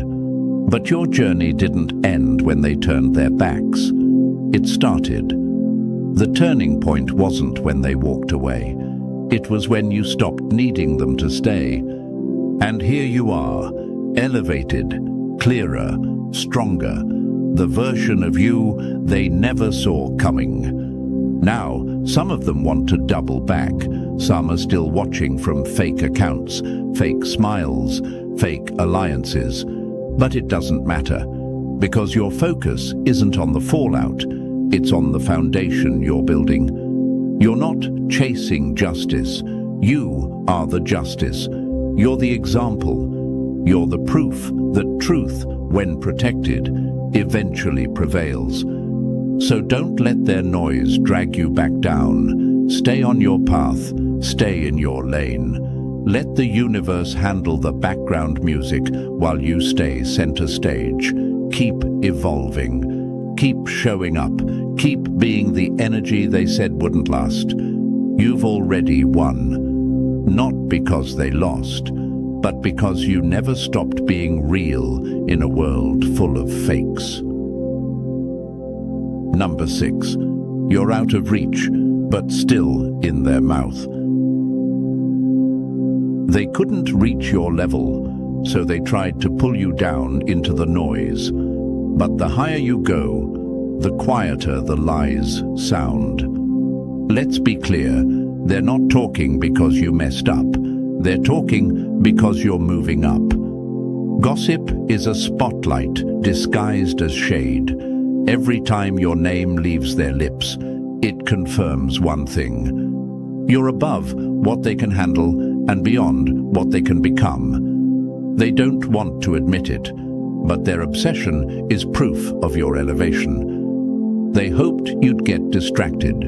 They wanted the rumors to shake you, to throw you off your path, to make you second-guess yourself. But here's the part they missed. You're already too far gone, too focused, too seasoned, too protected. You didn't come this far just to give up your power for a few insecure voices echoing in the background. You're not standing on shaky ground. You've built a whole foundation out of everything they thought would break you. And now, you're untouchable. They keep trying to drag your name down, but their arms are too short. That's what burns them the most. Not just that you're winning, but that they can't stop it. You're no longer reachable from the space they occupy. And the more they talk, the more they expose the truth. You're the center of their attention, even when you're nowhere near them. That's the irony. You're unbothered, unreachable, elevated, and yet, somehow, you're still the one taking up space in their conversations.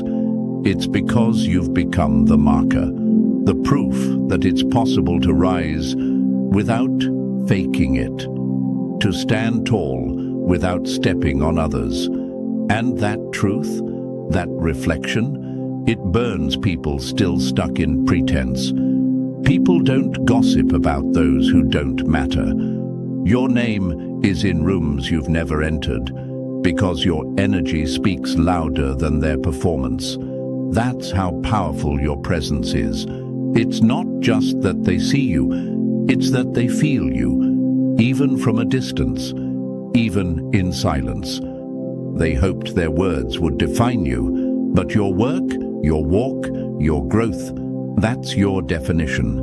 And all the noise, it's just wind, fleeting, weak, unfocused. You don't chase whispers, you don't respond to every echo. You keep rising, because every time they tried to hold you down, you learned how to float. Every attempt to dim your light only taught you how to burn brighter with less. They don't understand that you're not just protected, you're aligned. The universe doesn't waste its energy guarding people who have no purpose. You're surrounded, covered, guided, not because you're lucky, but because you're chosen. And with that comes a certain kind of insulation. People can see you, they can talk, they can hate, but they can't touch. That's not arrogance, that's truth, that's energy in motion. And let's not forget, they wanted to distract you for a reason. You were too focused, too centered, too committed to your path. And they were idle. So what do the idle do? They target movement. You became the distraction they needed to avoid looking at their own lack of progress. But you didn't bite. You didn't stop. And now they're watching the very person they tried to tear down become everything they said you'd never be. Stay grounded in that truth. Let their noise be background music to your journey. You are the evidence that staying real in a world full of performance doesn't just work. It wins. Their gossip doesn't change your direction. It only highlights your position. If you weren't doing something right, they wouldn't care. If you weren't elevated, they wouldn't try so hard to reach for you. So let them keep your name active. Let them write stories while you build legacies. Let them gossip while you grow. Because you're not here to be liked, you're here to be legendary. And legends, They don't come down from the mountain to explain their climb. Number 7. Growth built you wings. They're mad. You stopped crawling. When your elevation exposes their stagnation, they'll call your distance disrespect. Let them. Growth comes with gravity, and when you rise, not everyone around you will clap. Some will cling, some will crumble, and some will curse your name for daring to outgrow the box they built for you. But here's the truth they don't want to hear. You didn't change out of ego. You changed because you had to. You saw the pattern, you felt the weight, you outgrew the mess, and you chose to move forward without dragging dead weight behind you. That decision, that clarity, that separation is what has them talking now. But let's be real, haters don't hate randomly. They target what reflects their own lack. Your growth shows them how stuck they really are. Your confidence reminds them of the self they've abandoned. You're walking proof that healing is possible, that transformation is real, and that no amount of gossip can drown out purpose. That's why they talk. That's why they twist your words. That's why they try to throw dirt on your name while watching your every move. But let them. Let them stay loud while you stay focused. Let them keep trying to pull you into drama while you're too busy pulling yourself into destiny. Because the truth is, they can't reach you anymore. Not mentally, not energetically, not vibrationally. You've elevated past the place where their noise holds power. It's not just about ignoring them. It's about understanding that their projections don't define your path. You're not here to win arguments. You're here to build something real.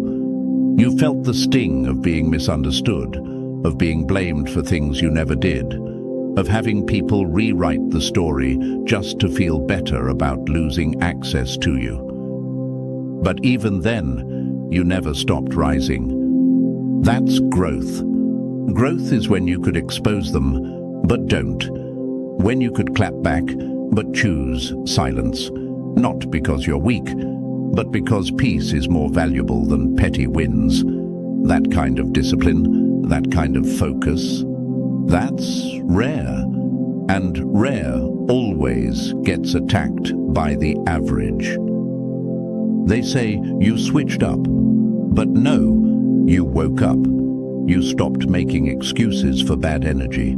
You stopped shrinking to make insecure people comfortable. You stopped entertaining conversations that drain you just to keep the peace in rooms where you were never truly welcomed. So now, they paint you as the villain. They call your distance arrogance. They call your silence fake. But really, they're watching someone who refused to stay stuck. You're not cold. You're just done. You're not mean. You're just healed. And your boundaries? They feel like betrayal to people who only loved your brokenness. Here's what they don't understand. The more you grow, the more the noise fades. You stop needing closure. You stop craving apologies. You stop giving your energy to people who only show up when they need to feel superior. You learn that some losses are wins in disguise. That's the cost of elevation, separation. You lose people who were only attached to your past self. You outgrow conversations. You become harder to access, and that frustrates people who were once comfortable manipulating your openness. Let them sit in that frustration. You're no longer in the business of explaining your growth to people committed to misunderstanding it. You've got goals, you've got purpose, you've got vision, and the ones trying to pull you into chaos, that's all they've got. Chaos. You don't match that frequency anymore. You don't vibe with bitterness. You're too busy building a version of yourself that doesn't flinch at old triggers. So yes, they're mad. They're confused. They're watching you glow without their approval, and it's driving them wild. But none of that has anything to do with you. That's their storm. You've already found your calm. Remember this: elevation always comes with separation. Not because you're better, but because you're becoming. And not everyone can come with you. Let them talk. Let them watch. Let them wonder how you keep moving forward so unbothered. The answer is simple. You stopped crawling back to what you've already outgrown, and you finally let your wings do what they were made for. Number 8. You became the blueprint. Now they copy what they can't create. They laugh when you're building. They gossip when you're rising. But when the results show up, all they can do is study your steps. Let's get one thing straight. While they were busy talking, you were building. While they wasted time throwing shade, you turned every shadow into strategy. And now they're scrambling to keep up with the version of you they swore would never make it. You didn't just rise, you changed the game by staying focused when it was easier to fold. Your financial independence, that wasn't handed to you. It was built on late nights, early mornings, sacrifices they never saw, and discipline they still don't understand. And now that you're walking in the rewards of that grind, they're shook. They try to act like you're lucky, but deep down, they know luck had nothing to do with it. This was work. This was vision. This was real leadership. And here's the part that eats them alive. You didn't have to scream to be heard. You didn't beg for seats at tables. You built your own. And now the ones who laughed are watching from outside the room, pressed that you made it without their validation. That's what burns them. Because what you've built represents everything they could have, but aren't willing to work for. It's easier for them to criticize you than to confront themselves. They'd rather label you lucky than admit they don't have the consistency or self-control to match your momentum. Your focus exposes their laziness. Your moves remind them of their excuses. You became the proof that it's possible to lead without faking it, to win without selling out. You stayed true to yourself and still elevated. And now they're frustrated, not just by what you have, but by who you've become. You are the example. You are the reminder. You are the reason they look in the mirror and feel the weight of their own untapped potential. Leadership isn't about followers. It's about energy. You walk like someone who owns their lane. You speak like someone who knows their value. You move like someone who no longer waits for permission. That presence, that control, that's real leadership. It's not loud, it's not performative, it's built from within, and they feel it. The more financially independent you become, the less access they have. Not just to your money, but to your time, your space, your energy. You stopped chasing clout and started chasing clarity. And in doing so, you became unreachable to people who only knew how to connect through drama. They're watching your lifestyle shift, watching your mindset evolve, watching you invest in peace, purpose, and power. And they hate it because they can't fake it. You didn't just rise financially, you rose mentally, emotionally, energetically. And now you lead not just with your words, but with your walk. You were never meant to play small, and deep down, even your haters know it. That's why they keep your name hot. That's why they watch your stories in silence. That's why they mimic your tone, your content, your moves, hoping to capture a spark of what you built from the ground up. But the truth is, they can copy the style, but they'll never replicate the source. Because your results weren't made from noise, they were made from vision and follow-through. You earned everything they envy. And the more they talk, the more they expose themselves. So let them watch, let them wonder, let them choke on their assumptions. Because while they spiral in envy, you keep expanding, you keep stacking, you keep leading. You don't need to prove anything. Your growth is the proof. You're not just building wealth, you're building legacy. You're not just leading others, you're leading yourself. That's why you're unstoppable. Because your power doesn't come from status. It comes from knowing exactly who you are and refusing to break for people who never tried to understand your worth in the first place. So keep going, keep leading, keep shining in silence and letting your results make the noise. They can't stop what they didn't start. Number 9, elevation. Has a cost, but you're already paid in full. Every level you reach reveals another version of you and another group of people who can't come. Let's be honest, people thought you were done. They thought the rumors, the isolation, the silence or the setbacks would break you. But what they didn't realize is you were just reloading, resetting, shedding the noise, the weight, and the people who couldn't handle your rise. What you're stepping into now isn't luck, it's earned alignment. It's the result of hard choices, real healing, and the discipline to walk away from anything that didn't serve your next level. The universe saw everything, the private pain, the quiet strength, the moments you didn't clap back because you were focused on building. And now that energy is returning, louder, sharper, higher. The shifts are happening, and not everyone's meant to come with you. But that's not a loss. It's a release. When you're ascending, things fall away. People detach.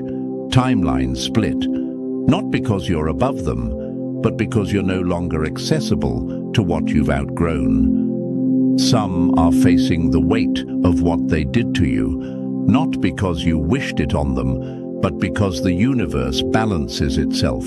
You didn't have to lift a finger. The energy speaks. The same ones who laughed are now looking for answers. The ones who tried to block you are hitting walls they built themselves. What they threw at you is circling back, and they're realizing you weren't just protected, you were untouchable. Your name, still in their mouths.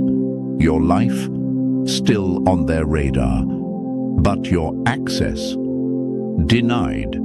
Because elevation changes everything, not just the view, but the vibration. And with every level you rise, you become clearer, stronger, louder without even speaking. You're stepping into a phase where things that used to shake you now barely get your attention. You're done defending your growth to people who stayed stuck on purpose. And that's the part they never prepared for. Your evolution has no off switch. Every time you level up, you get lighter, sharper, more dangerous to the systems that once controlled you. They thought you needed them. They thought you'd beg for closure, but you moved on without a scene. And that silent exit, that's what's haunting them now.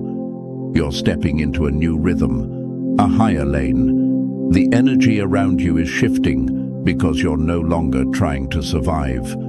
You're learning how to thrive, and the ones who still move from ego, fear, or competition, They can't breathe where you're headed. You're walking in clarity now, in alignment, in full momentum. You may not have seen the full picture yet, but it's already unfolding, slowly, strategically, one aligned opportunity after another, one closed door revealing a better one real connection replacing 5 fake ones. The universe is doing what it always does when someone steps fully into purpose. It clears the way. This new season, it's not about proving anything. It's about becoming everything you already knew you were.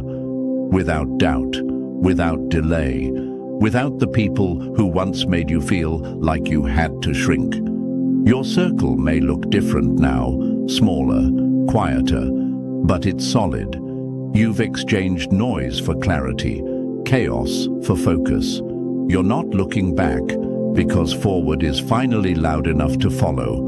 And listen, you don't owe anyone an explanation for why you're glowing, why you're unavailable, why you're choosing peace over performance. Let them wonder, let them speculate. While they're caught up in conversations, you're caught up in your calling. So say it for yourself, out loud if you have to. I'm not shrinking anymore.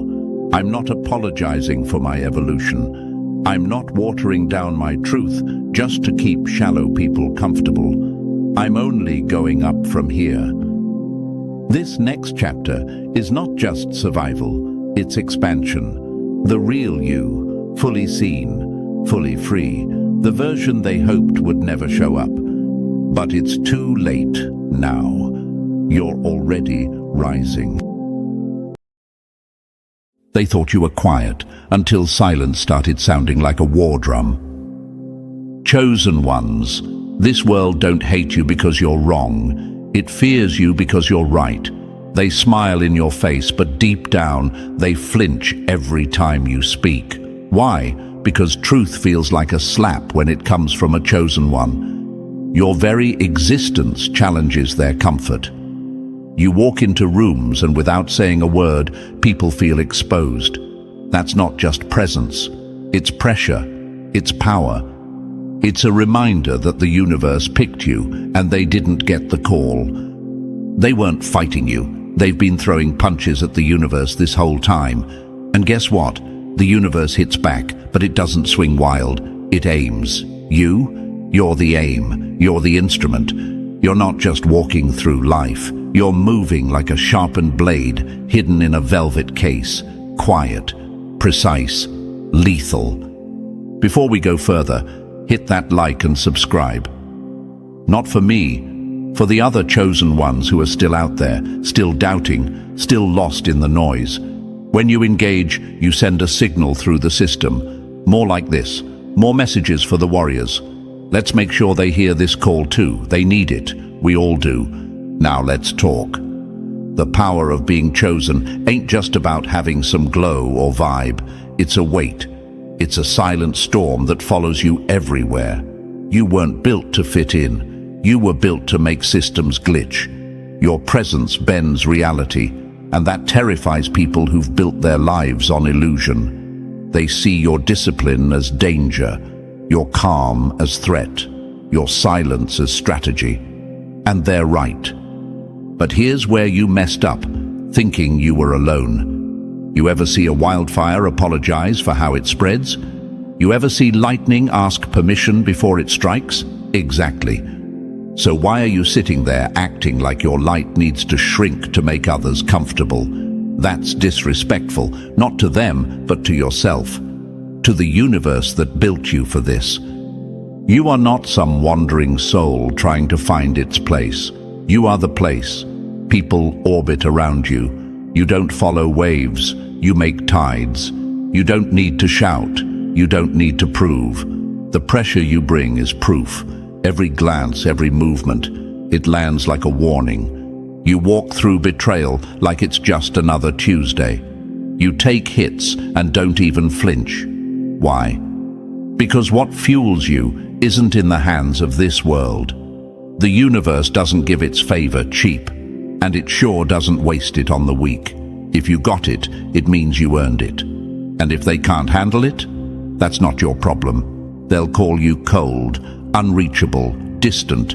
Let them. That's what happens when heat rises above their level. You don't owe them warmth just because they're shivering in their own insecurity. You're not a storm they can prepare for. You're the unknown variable that makes their whole formula collapse. You're that pencil in John Wick's hand, ordinary until it's in the right grip. Then suddenly, it's deadly, unstoppable, unmatched. Chosen ones, you are not made to be understood. You are made to be respected and feared. So stand tall, move sharp, keep your back straight and your circle tight, because this world isn't ready for what you bring, but you're bringing it anyway.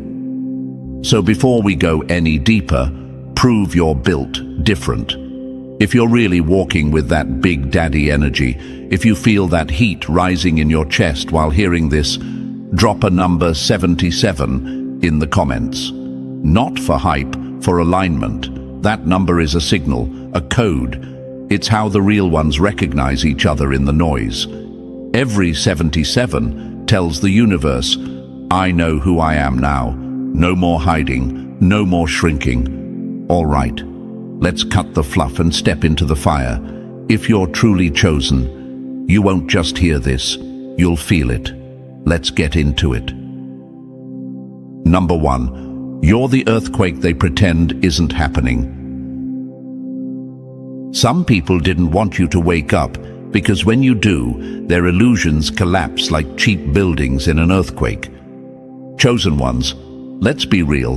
They didn't hate you for what you did. They hated you for what you are. They felt the tremor the moment you stepped in the room. Calm, focused, quiet. And that silence, that's what hits the hardest. Because in your silence, they hear everything they're not. You don't need to talk loud, you exist loud. Your energy enters before you do. Your presence bends reality without raising its voice. That's not normal to them. That's not safe. It's pressure. It's a mirror they can't avoid anymore, and it's cracking everything they've been pretending to be.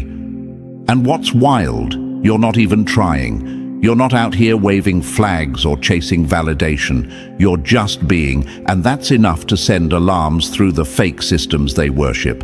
You don't play the game. You are the glitch in their programming. Your walk makes their masks fall off. Your peace makes their chaos feel loud. Your strength exposes their weakness. And they don't hate you because you hurt them. They hate you because you showed up as a walking reminder that truth always outlasts fiction. But here's the thing. Some of you'll been moving like you forgot who you are. Sitting in rooms like you need permission to speak. Like your light needs approval. Like your power needs a filter. Nah, let me be direct. You weren't born to dim your glow to make the dark feel cozy.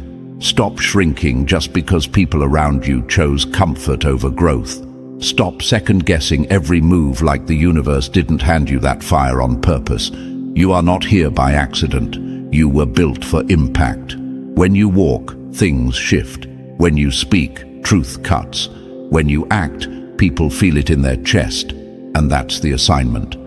They weren't fighting you, chosen one. They were fighting the universe that moves through you. And that war, that was always a losing battle, because the universe doesn't pick at random, it picks with reason. You were chosen not because you're perfect, but because you're real. The universe doesn't need polished, it needs powerful. It doesn't need performance, it needs presence. And that's you. You've probably asked yourself, why me? Why does it feel like I'm always the one being attacked? Why do I walk into rooms and feel tension before I even speak? Because you were never meant to blend in. You're the lightning bolt in a world begging for sunshine. You're the storm that reminds them their shelter was always fake. You're not part of the crowd. You're the reason the crowd parts. You're not arrogant, you're accurate. That's why they whisper. That's why they plot. That's why they smile in your face and shift in your shadow. Let them. Because the truth is, they knew who you were before you did. They felt your power before you had words for it. And they moved against you, hoping you'd doubt it long enough to lose it. But here you are, scarred maybe, but not broken, tested, but not moved. You've survived battles that weren't even yours, pain that wasn't meant for you. You stood in the fire and came out flame-proof. And some of y'all still have the nerve to question your power. Let me be blunt. You are the living proof that the system can't control everything. You're the break in the cycle. You are what happens when the universe says, not this one, this one's mine. That's why doors slammed. That's why fake friends got exposed. That's why you've been walking alone in a world full of noise, because solitude was the only space loud enough for you to hear the truth. You were never made to follow. You were made to disrupt. And while they were busy mocking you, doubting you, trying to label you, you were evolving. You were leveling up in silence. And now, you're not just a threat. You're a reckoning. So let this hit you deep. They didn't try to break you because you were weak. They tried to break you because they saw what you were becoming. And here's the part that stings. For them, you're still becoming. So stop asking for validation. Stop watering yourself down. The universe did not align stars, shift energy, and burn bridges just so you could tiptoe around people who fear your reflection. You were chosen because you're unapologetically real. Because when you move, the ground shakes. Because when you rise, the system stutters. And for anyone who ever doubted you, ever whispered behind your back, ever played with your name, remember this. They were never fighting just you. They were fighting the force backing you. And that force never loses. Number 2, they can't predict you because you weren't built for their playbook.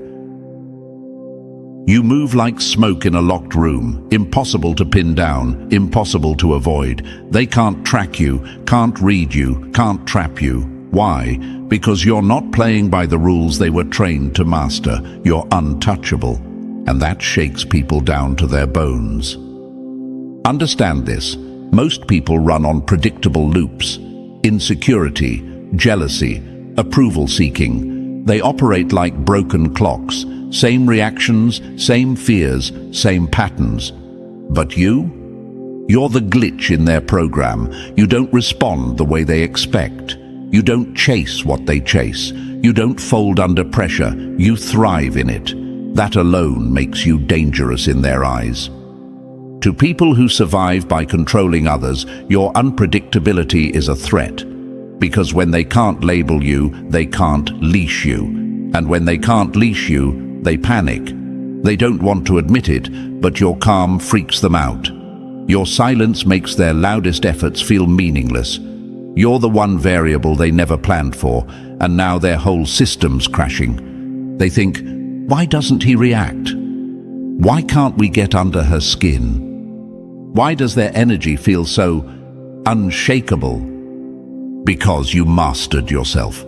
You took the hits and built armor from the pain. You faced your shadows and shook hands with them.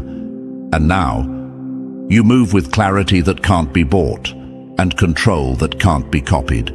That's not just self-awareness. That's leverage. And people hate what they can't control. Let's be real. They love puppets. They know how to pull strings, push buttons, manipulate egos. But you cut the strings. You upgraded the operating system. You stopped reacting and started commanding. You don't move to please. You move to break patterns. That's power. You're not cold. You're calculated. You're not distant. You're discerning. You're not arrogant. You're aware. And people who haven't done the inner work can't stand being around someone who has. Your presence exposes their lack of discipline. Your freedom reminds them of their chains. Your stillness feels like a mirror, showing them every place they've abandoned themselves. They hate that you're good with solitude, that you don't need a crowd to feel strong. that you don't fake smiles or nod to fit in. They don't understand that being untouchable doesn't mean you're above them. It means you're beyond their reach. You didn't become this overnight. The universe tested you. You were thrown into situations meant to break your spirit, but you came out sharper. You were stripped of things you thought you needed, only to discover your own power. Now you wear your pain like armor and your truth like a sword. You walk like someone who's seen the battlefield and came back building kingdoms. And let's be real for a second, some of y'all forgot this. Some of you started questioning your stillness because people couldn't read you. You wondered if maybe you were too much, too calm, too distant, too different. Let me check you real quick. You're not too much. You're just not for everyone. And that's the point. Your unpredictability is your protection. Your energy is sacred. Not everyone gets access. Not everyone deserves understanding. You were built to move different because the mission on your name is different. So let them fumble, let them guess, let them wonder.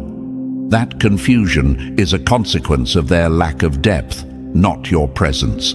You don't owe explanations to people who try to shrink you just because they can't handle the truth of who you are.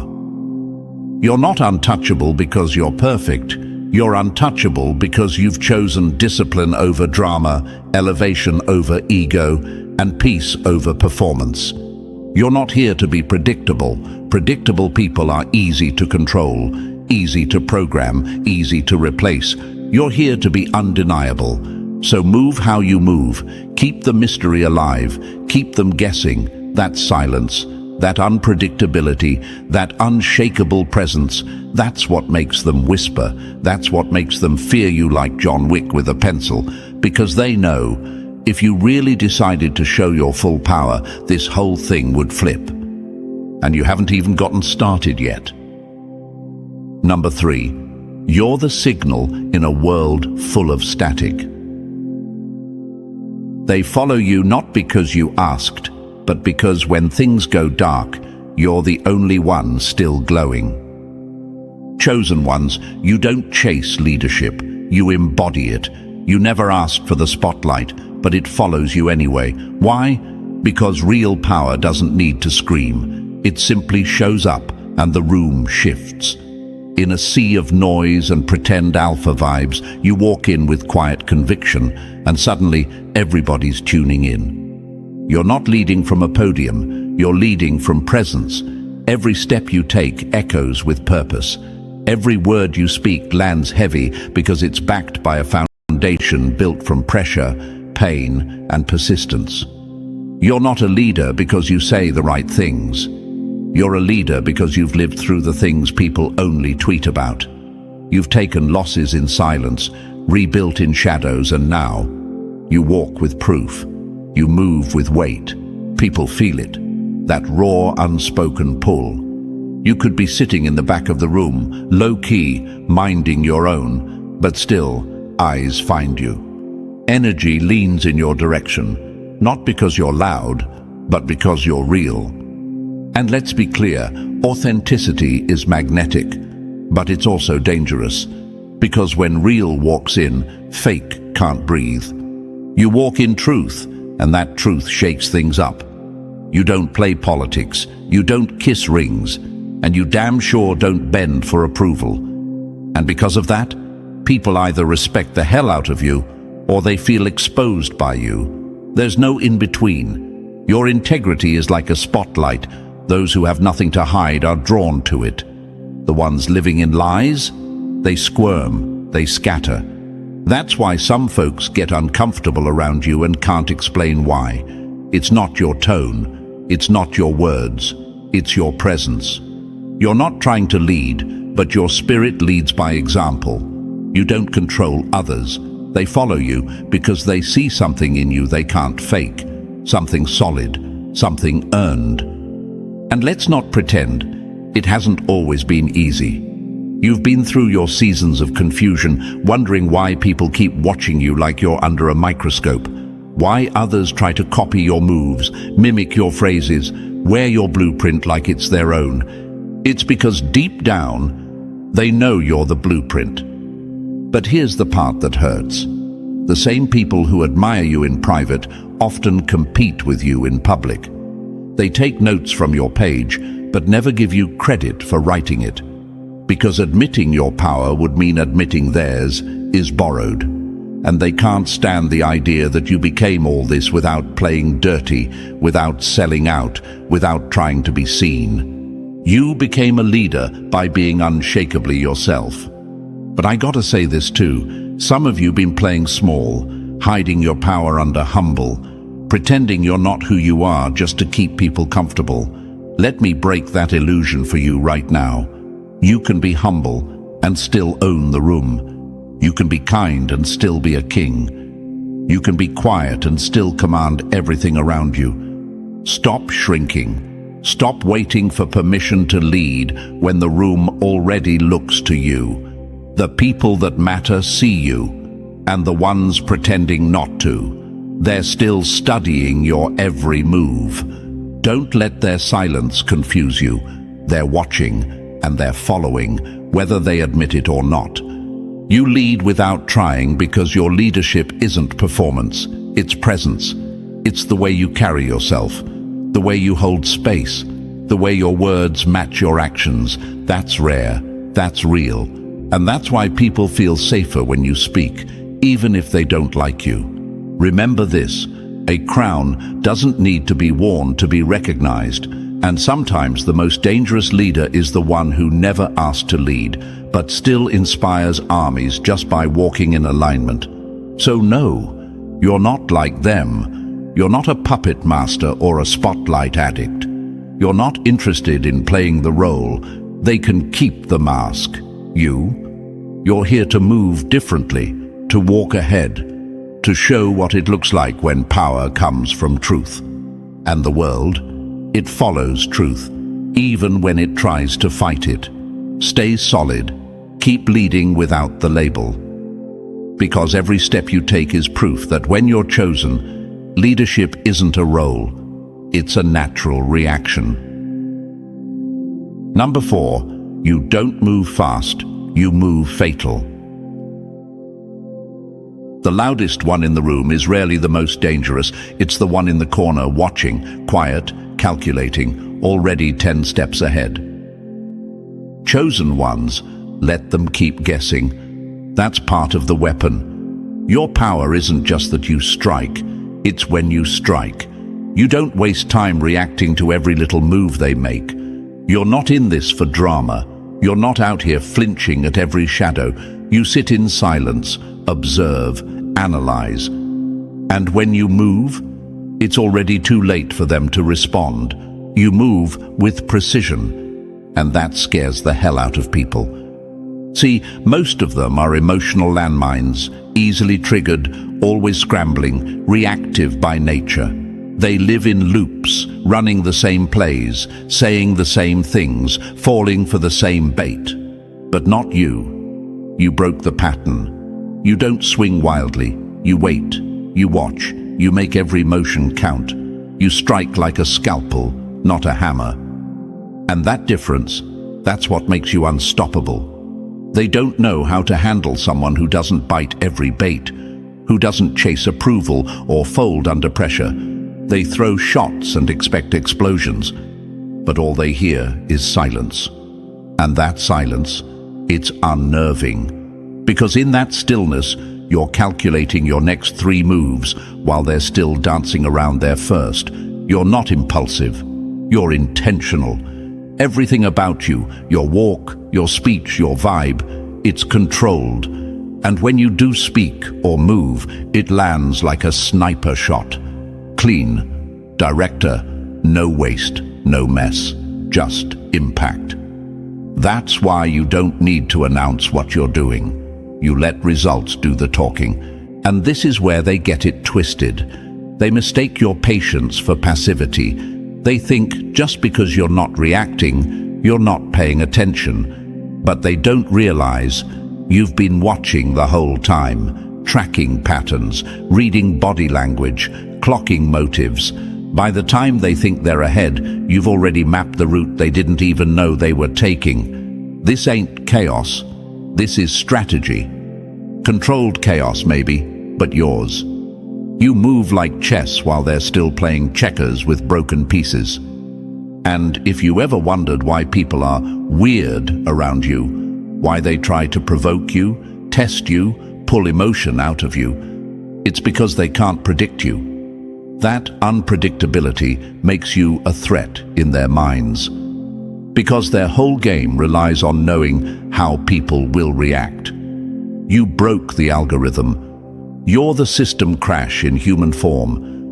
And don't think for 1 second that the enemy didn't notice. That silence of yours, that self-control, that refusal to act unless it's necessary, that's power. And the fake ones, the manipulators, the clout chasers, they can't stand it. Because when someone like you walks in, their illusions start to fall apart. They depend on being able to push buttons. But you removed the panel. You built yourself in silence, refined your craft in shadows, and now you're not just precise, you're surgical. You don't waste energy, you don't make noise, you just execute. Even your setbacks are strategic. Even your silence is loaded. You're the calm before the shift, the stillness before the system flips. You might not say much, but your aura is loud. That type of control, it's rare.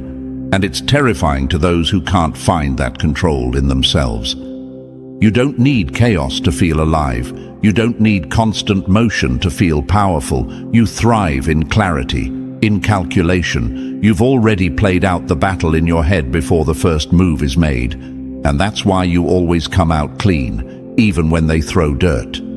So if you've been doubting your stillness, if you've ever second-guessed your calm, stop. That's not weakness, it's mastery. The enemy wants you reactive, scattered, all over the place, because the moment you get emotional, they gain control. But when you stay grounded, when you stay calculated, they lose every time. You're not playing defense, you're playing chess in silence while the rest of the room's still arguing about checkers. You're the pencil in John Wick's hand. They thought it was just a pencil, until it wasn't. So next time someone tries to provoke you, question your calm or call you cold, remember this: you're not cold, you're focused. And focus is lethal. Drop it in the comments. I move with precision. Let the universe know, let the system know, let the fake ones know, because they should be afraid. And they are. Number 5. You weren't just tested by fire, you became it. They thought the fire would burn you. They didn't know you'd become the flame. Chosen one, don't let people mistake what they see now for what you've always been. They see the control, the power, the presence, and they assume it came easy. They don't see the nights you bled in silence, the weight you carried alone, the betrayals that tore through your chest like bullets. They don't see the versions of you that had to die for this one to be born. You're not unshakable because life was kind to you. You're unshakable because it tried to break you and failed. While they were living in comfort, you were being sharpened in chaos. You were being tested by pressure that would have shattered most people. You've been to emotional war and back. You've lost people, places, parts of yourself. And yet here you are, still standing, still moving, still looking the world in the eye like, is that all you've got? They don't realize every scar you carry is not a wound. It's a weapon. Every betrayal was a blade, and you turned it into armor. Every rejection became a redirection. Every failure, fuel. You didn't just survive the fire, you studied it. And now you move like someone who knows how hot life can get and still walks through flames with their head held high. You were forged, not formed. People talk about resilience like it's a cute trait. No, what you carry isn't just bounce back. What you carry is battle-born steel. It's experience laced with purpose. pain that taught you how to breathe even when the air was heavy with smoke. You didn't have a guide, you didn't have a safety net, but you had you. And when everything around you was falling apart, you built something inside yourself that no storm could reach. That's what they don't get. They think you're cold because you don't flinch anymore. They think you're distant because you don't entertain nonsense. But the truth is, you've seen what suffering really looks like. You've been broken in places most people haven't even been touched. So no, you're not quick to react. You've mastered the art of holding your fire until it matters. And when it matters, you don't miss. You're not bitter, you're built different. They say pressure bursts pipes or makes diamonds. But pressure forged you into something beyond either. An unstoppable force with a heart that's been tempered in truth and trauma. You don't just walk through storms, you bring the lightning with you. You don't collapse under chaos, you command it. Like John Wick after loss, you didn't stay down. You didn't disappear. You sharpened, you trained, you locked in. And now, you're calm, controlled, calculated. A walking reminder that pain doesn't have to paralyze. It can weaponize. And listen, let me talk to the chosen ones who are still in the fire right now. You're not being punished. You're being prepared. The pressure you're feeling is not here to destroy you. It's refining you. Every closed door, every fake friend, every heartbreak, it's heat. And that heat is what will shape you into the version of yourself that nothing and no one can shake. Stop asking, why me? Start saying, try me. This is what they're afraid of. Not your past, not your mistakes, not your pain. They're afraid of the fact that you didn't fold when life tried to crush you. You came out stronger, sharper, more focused. And you didn't just survive. You leveled up, quietly, relentlessly. You walk different now. You don't react like you used to. You don't beg, chase, or explain. You've been through too much to waste your time proving yourself to people who'll never understand your journey.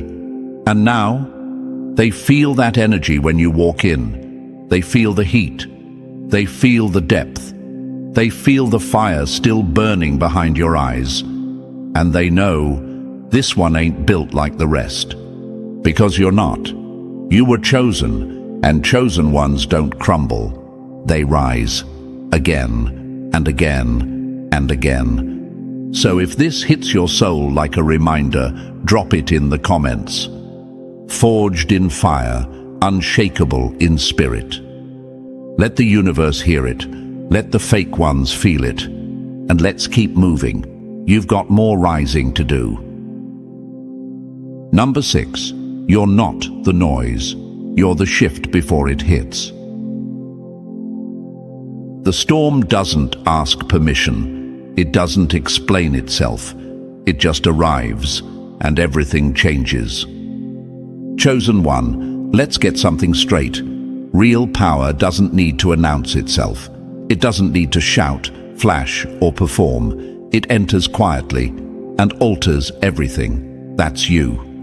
You're the storm they don't see coming until it's too late.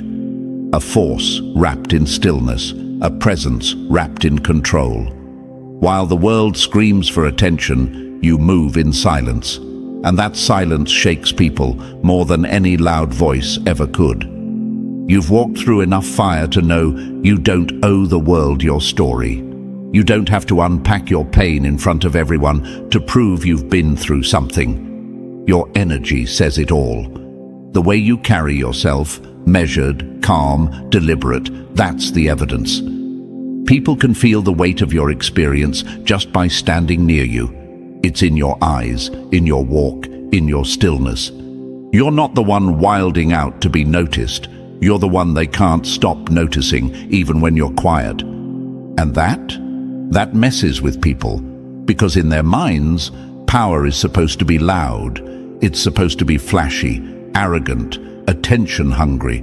But you flip that expectation. You show up as a storm in human form, controlled chaos, always waiting just beneath the surface. Not because you're suppressing rage, but because you've mastered it. You're not here to explode. You're here to shift the whole climate just by showing up. You don't react. You calculate. You don't act on impulse. You move with intention. Every word you speak is measured. Every step is purposeful. That's the kind of power that can't be bought, copied, or explained. It's earned. It's built. People don't understand how you stay so composed, how you keep your cool when others would have snapped.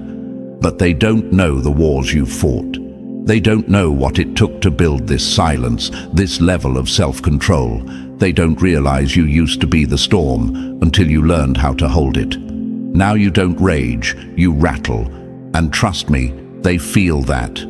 They may not say it, but they sense it. That uneasiness in the room when you enter. That's not paranoia. That's energy. Your presence demands awareness. It forces people to sit up straighter, to think twice. Not because you said anything, but because your silence already said enough. That kind of presence doesn't come from ego, it comes from evolution. You've been torn down, disrespected, overlooked, and yet you built yourself into something unshakable. Your power now isn't about what you can do, it's about what you choose not to do. That restraint, that's what scares them, because they know. If you really let loose, if you really decided to go off, you'd flip the whole damn table. But you don't, because you've learned. Loud moves don't mean strong moves. Real strength is restraint. Real power is knowing you could, but choosing not to. And that's what makes you dangerous. You're the kind of storm that shifts the air before a single drop falls. The kind people sense without seeing. You walk into a room and suddenly everyone's talking softer, moving slower, checking themselves, because you carry that quiet intensity that commands presence without asking for it. And you know what? They envy that. They'll never say it, but deep down, they wish they had that kind of control, that kind of clarity, that kind of inner calm. But you earned that. You paid for it in isolation, in setbacks, in painful growth that no one applauded. So now, when you show up as the calm in the chaos, that's not luck, that's legacy. And for the chosen ones who doubt themselves because they're quiet, reserved, or misunderstood, let this be your wake-up. You don't need to get louder to be more powerful. You already are the storm. So let them talk. Let them guess. Let them wonder how someone so still can have so much force behind them. You owe no explanation. You don't need the noise. Because you're not here to entertain. You're here to shift atmospheres. So if you feel this in your chest, drop it in the comments. I am the silent storm. I don't move loud. I move with force. And watch how the universe starts matching that energy. Because the real ones, they don't shout, they strike. Number 7, you don't brag. You're the story they whisper when you leave the room. You don't chase clout, you leave echoes, and the rooms you walk out of still feel your presence long after you're gone. Chosen one, you don't need to introduce yourself. Your energy enters before your footsteps even touch the floor. The way you've carried yourself, the way you've responded under pressure. That's what built your name. Not noise, not bragging, consistency, precision, power. That's what made people remember you. Your reputation wasn't crafted in a spotlight. It was forged in fire and sealed in silence. You didn't beg for recognition. You earned respect. You didn't need an audience. You needed results. And that's why your name rings differently now. Because you didn't just show up, you showed what happens when the universe puts its weight behind someone and says, this one right here is built different. People talk about you, and they should, because everything about you defies the game they've been trying to play. You don't fold under pressure, you focus. You don't react emotionally, you respond with strategy. You've taken L's that would have broken most people. You've been betrayed, mocked, underestimated, but you turned every single hit into momentum. That's not regular, that's legendary. And what makes it even more intimidating? You're not even trying to impress anyone. You just move how you move. You don't walk around puffing your chest. You let your discipline speak for itself. That's why they study you from a distance. That's why they mimic your moves, but never match your depth. Because what you built came from within, and they're still trying to download something that can't be copied. You're not loud because your results already speak. You're not aggressive because your precision already cuts deep.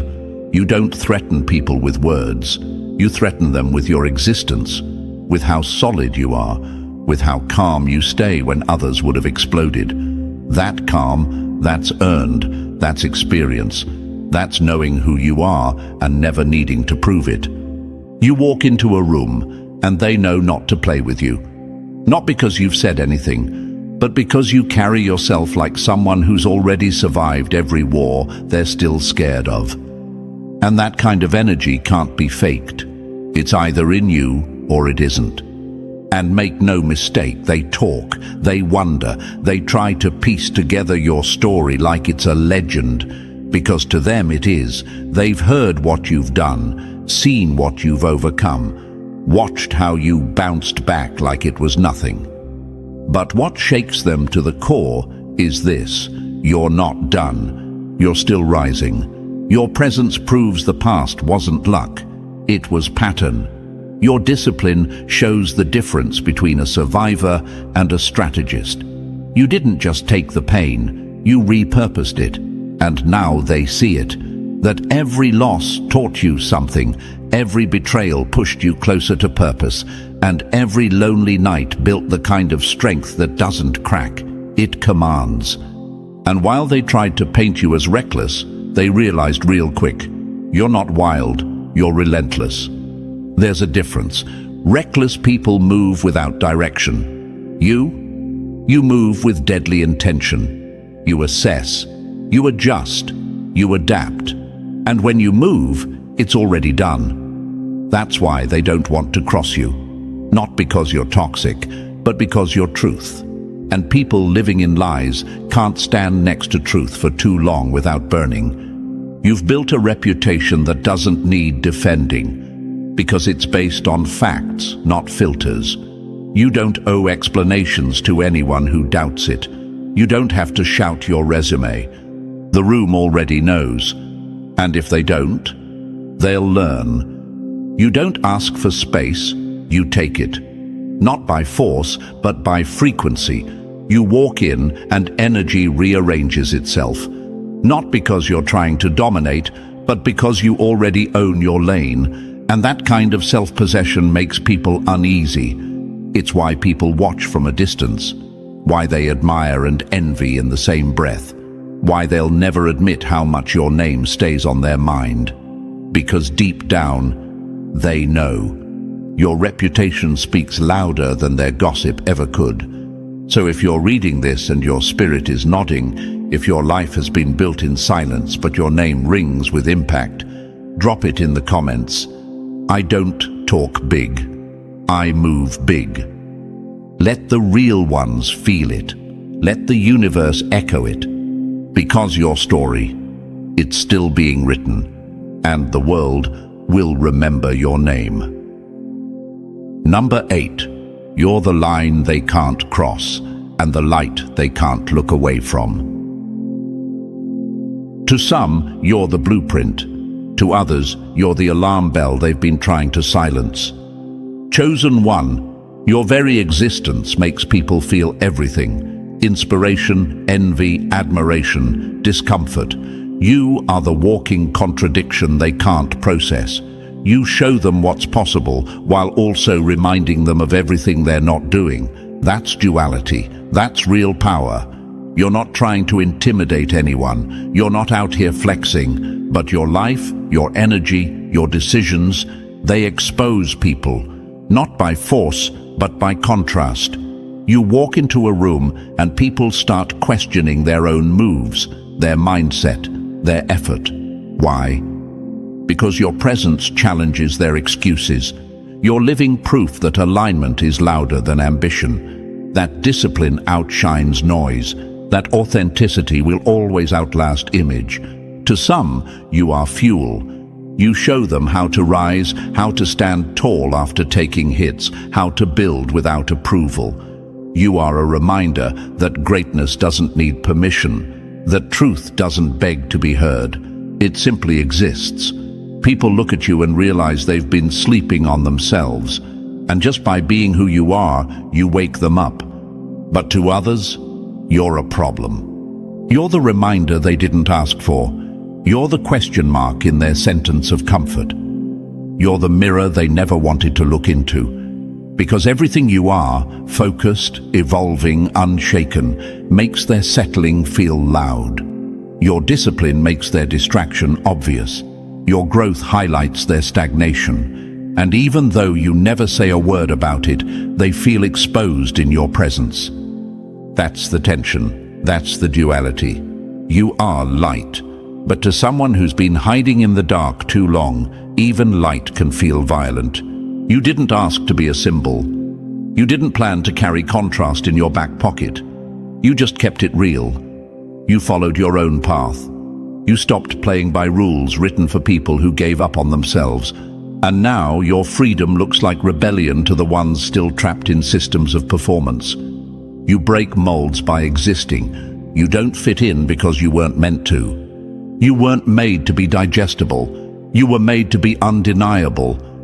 And yes, some people will never admit the impact you've had on them. They'll act like you didn't shift their mindset, like you didn't show them a different standard, like they didn't go home and rethink everything after spending 5 minutes around your presence.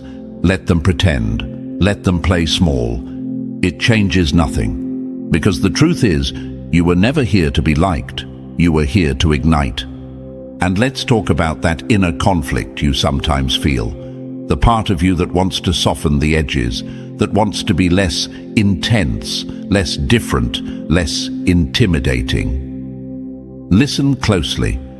Don't you dare shrink just because your full self makes others uncomfortable. You weren't built for comfort. You were built for impact. And impact always comes with tension. Always. You are the bridge between what people are and what they could be, and not everyone wants to cross that bridge.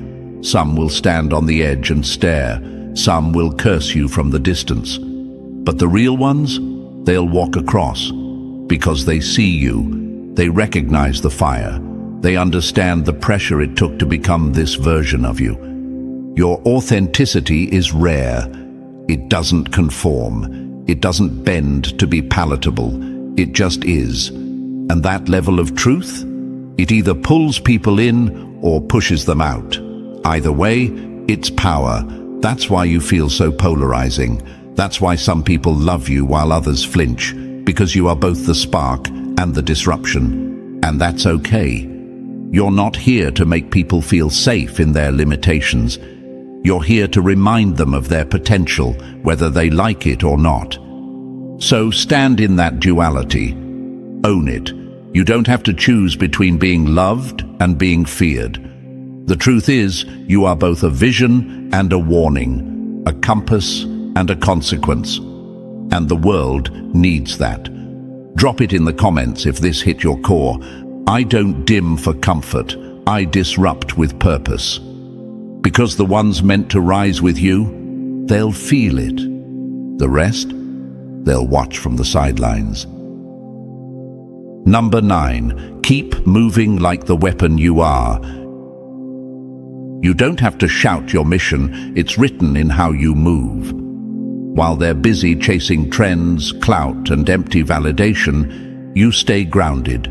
You stay dangerously focused. There's no need to explain yourself. You are the explanation. You are the message.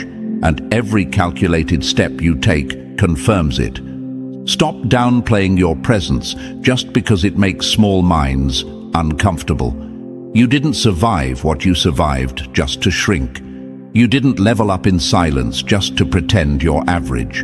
Own the energy you've earned. You didn't borrow this strength, you built it. Not everyone will understand you. Some will feel inspired by your clarity, your calm, your control. Others, they'll be unsettled. They'll call you too much when they really mean too real. But neither reaction should distract you. You're not here for comfort. You're here for impact. You're not just the storm. You're the precision in the storm. Calculated, controlled, lethal without being loud. Let your moves speak. Let your stillness hit harder than noise. Let your presence shift the room before your words even arrive. Because this light you carry, it was never meant to be explained. It was meant to be embodied. They can fear it, they can misunderstand it, but they can't stop it. Keep moving, stay sharp, stay untouchable. You're the weapon they didn't see coming. They laughed at the storm until they realized it was walking on two legs. That's you, the storm, not a breeze, not a drizzle. You walk into a room and their skin starts crawling, but they don't know why. They throw shade, spread lies, form groups, talk loud, all because your silence makes more noise than their chaos. You don't have to fight. Your presence is the war. They thought they were taking you down. Truth is, they picked a fight with something way bigger than you. They tried to play you like a piece, but you've always been the board. These people weren't just fighting you. They were trying to go against the universe. The same universe that chose you, marked you, gave you that pull they can't copy, can't mute, can't kill. That power you carry. It's not just confidence, it's cosmic. It's the kind of power that makes people uncomfortable, even if you've said nothing. You are the glitch in their fake reality, the crack in their mirror. You don't play their game, and that's why they hate you. They thought this was checkers, a fast, loud, easy game. But you move in silence, make calculated steps, and strike only when it's time. That's chess, and they're not ready for it.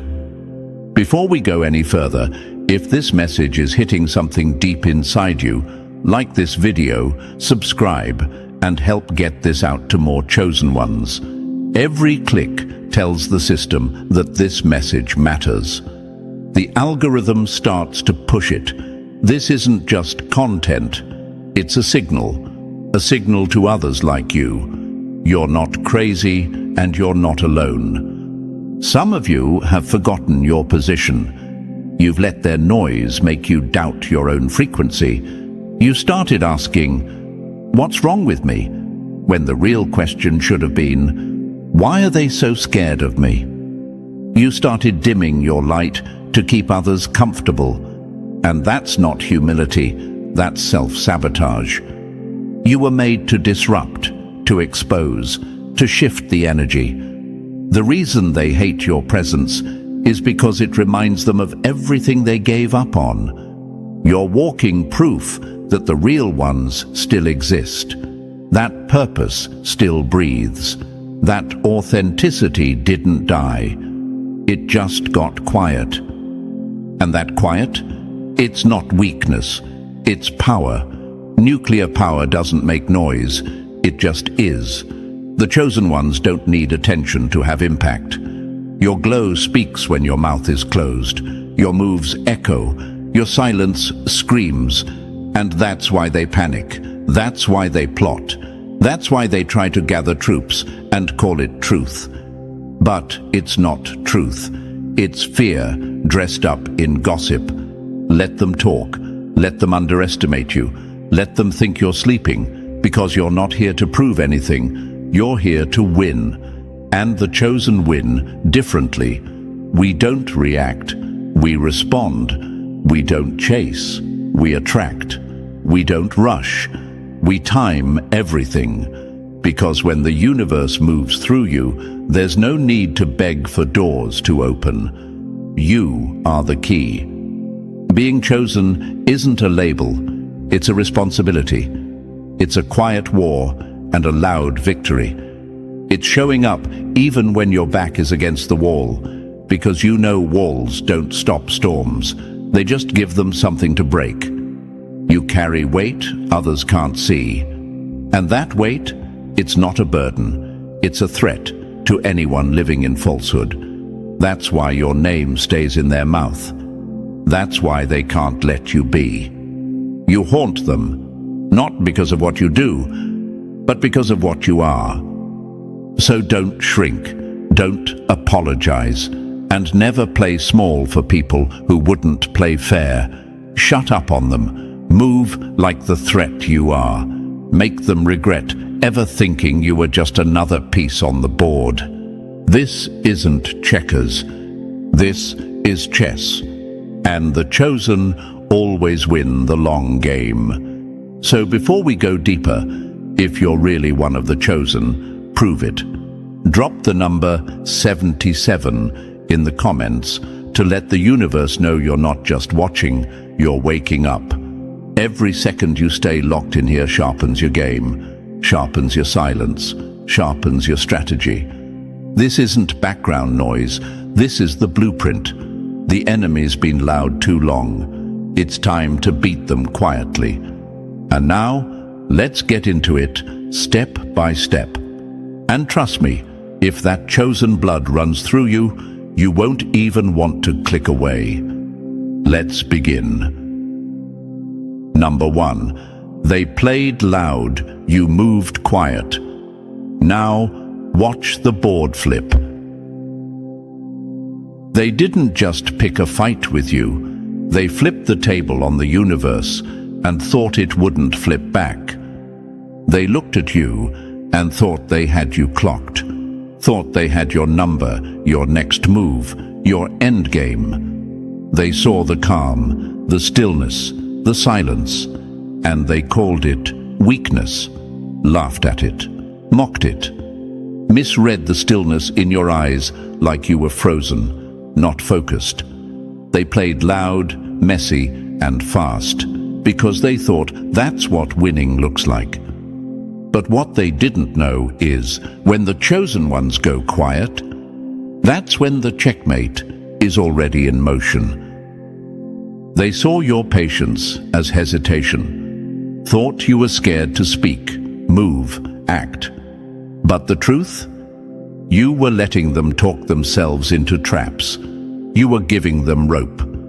Every time you kept your mouth shut, they got louder.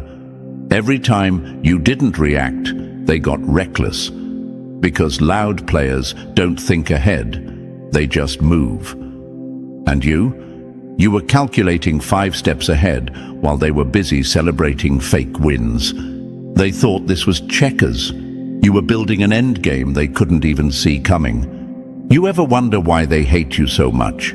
Why they obsess? Why they study you like you're a threat, even when you're silent? Because you are. You're a mirror they can't look into, a reminder of what they'll never be. A blueprint for power they can't decode. You don't brag, you build. You don't clap back, you cut deep without lifting a finger. They feel you without you saying a word, and that's what drives them insane. You were never soft, you were silent. That's a whole different language. And now, chosen one, we need to talk. Because some of you started letting their noise get to you. Started wondering if maybe they're right. Started questioning your own energy like the universe didn't handpick you for this timeline. Let me be clear, they weren't fighting you. They were fighting the system that's behind you. When people come against a chosen one, they're not just moving against a person. They're stepping into a war with the cosmic balance. And when the universe aligns with someone, when the frequency locks in and says, "This one's mine," it's already too late for anyone trying to block it. So yeah, they've been loud, But chosen ones don't have to shout to shake rooms. They exist, and the temperature changes. You were made to sit still while empires collapse around you. You were designed to look calm while chaos eats itself alive. That's what they hate most, that you don't break the way they do. You don't beg, you don't chase, you don't try to fit into their games because you are the game. They've been playing with fake rules in a rigged system, and when you showed up, they realized the house doesn't always win. Not when the house was built on fear, lies, and manipulation. And let's make one thing real clear. They had the spotlight, but you had the strategy. They had the crowd, but you had the call. The call that only the chosen ones hear. That quiet signal that wakes you up in the middle of the night and says, keep going, keep building, stay quiet, watch. And when that moment hits, when the universe starts moving pieces behind the scenes for you, no enemy, no lie, no fake alliance can stop what's already locked in. But here's the part that's gonna sting. Some of you started sleeping on your own power, started apologizing for being chosen, hiding your light because it made others uncomfortable. And that's not humility. That's betrayal. Betrayal of the very purpose you were built for. The universe didn't pick you to play nice. It picked you to play smart, to shut up on them, to beat them at their own game. You keep asking, why me, when the real question is, why not me? You've got a power they can't calculate, a silence they can't break, a strategy they'll never understand. You are the blueprint, and they're still trying to figure out the instructions. They built alliances. You built legacy. They played loud. You moved in silence. And now the board is flipping, and they're panicking. Don't flinch, don't soften, and don't go back to pretending to be less than what you are, just to make noisemakers feel safe. You don't owe them softness. You owe them silence, the kind that shakes their fake system down to its foundation. Let them keep moving fast and sloppy. You wait, you study, you strike once, and that's all it takes. You are the revenge they didn't see coming. You are the answer they thought would never speak. You are the chess move that changes everything. And the best part? You never had to say a word. They played loud. You moved quiet. Now watch the board flip. Checkmate's already in motion. Number 2. They danced loud. You studied the rhythm in silence. They mocked your stillness, not knowing it was the silence before the ambush. Every insult they threw at you was a note in the symphony you were composing. Every side-eye, every fake laugh, every shady move behind your back. You collected it all like evidence at a crime scene. Not because you were hurt, not because you were stuck, but because you were paying attention.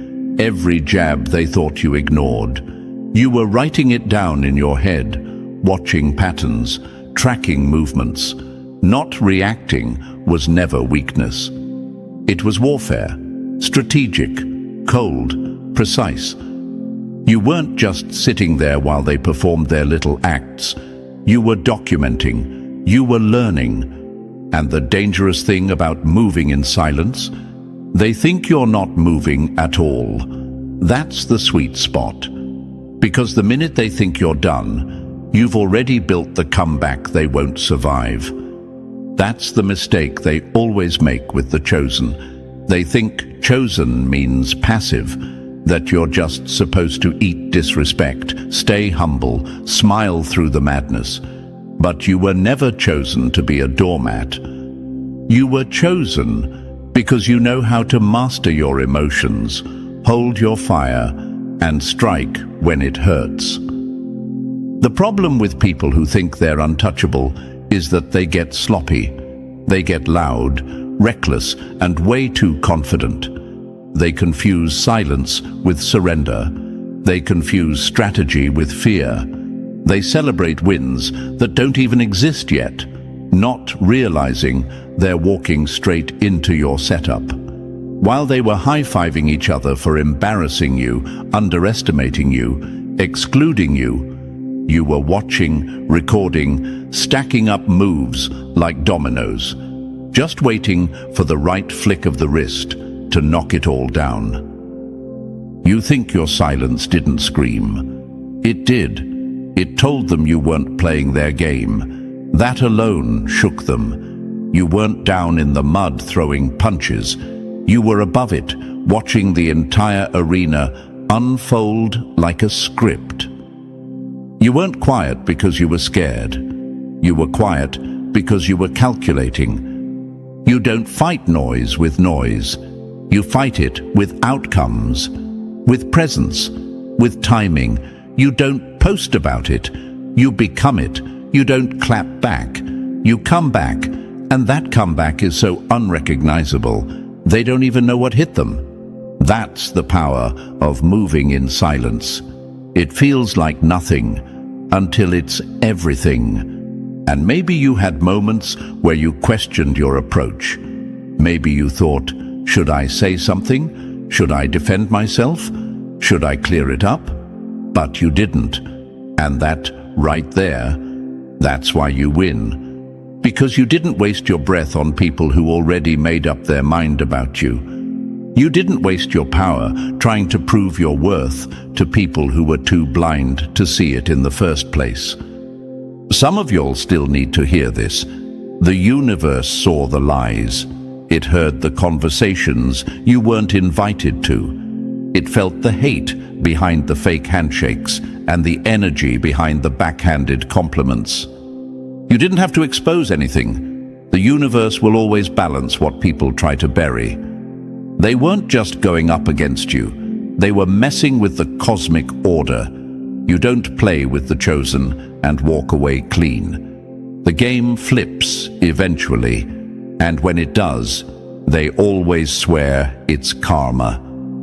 No, it's correction. The way you moved, quietly, strategically, is what separates you from the crowd. Loud energy makes fast moves and sloppy mistakes. But you moved in shadows and planted seeds in silence. And now those seeds are growing and they can't stop them. They didn't even see them. It's not about revenge. It's about reminders. Reminding them that you were never sleeping. That silence isn't surrender. That you don't have to throw dirt to bury someone. You just have to grow so big they disappear in your shadow. Let them keep talking. Let them keep performing. You've already made your move. And when it hits, it won't be loud. It'll be legendary. Number 3. You built in silence while they chased ghosts. They were busy fighting your shadow while you were out of reach, building a kingdom brick by brick. While they were busy whispering your name in dark corners, trying to break a version of you that no longer existed, you were already 10 steps ahead, working, building, becoming. They stayed stuck in the story they created about you, still trying to tear down someone who had already outgrown the battlefield. They were swinging at echoes, waging war against your past. But you weren't even there anymore. You had already leveled up, and they didn't get the memo. They tried to compete with you, but they didn't realize you stopped playing their game a long time ago. You weren't chasing status. You weren't begging for validation. You weren't checking for their applause, their recognition, or their cheap approval. Because real power doesn't compete. it creates. And that's exactly what you were doing. Quietly, consistently, calculating every move while they were throwing tantrums over rumors and illusions. They played fast because they had no plan. They moved with emotion because they had no vision. Checkers, that's their game. Quick jumps, loud slaps on the board, celebrating small wins with shaky foundations. But you were playing chess. You were patient, cold, surgical. Every move had weight. Every silence had meaning. While they were trying to expose you, all they really exposed was how obsessed they were with someone who already left the room. You didn't need to clap back. You didn't need to defend yourself. You let them speak, and they used their own words to dig their own graves. That's the art of the calculated move. You don't attack. You allow collapse to happen on its own. You let them rot in the space they created trying to trap you. You let the truth arrive without forcing it. Because when you're chosen, the universe moves like clockwork, cleaning up what you don't have time to touch. They thought they had power because they had numbers, because they had gossip, because they had access to people around you. But power doesn't come from noise.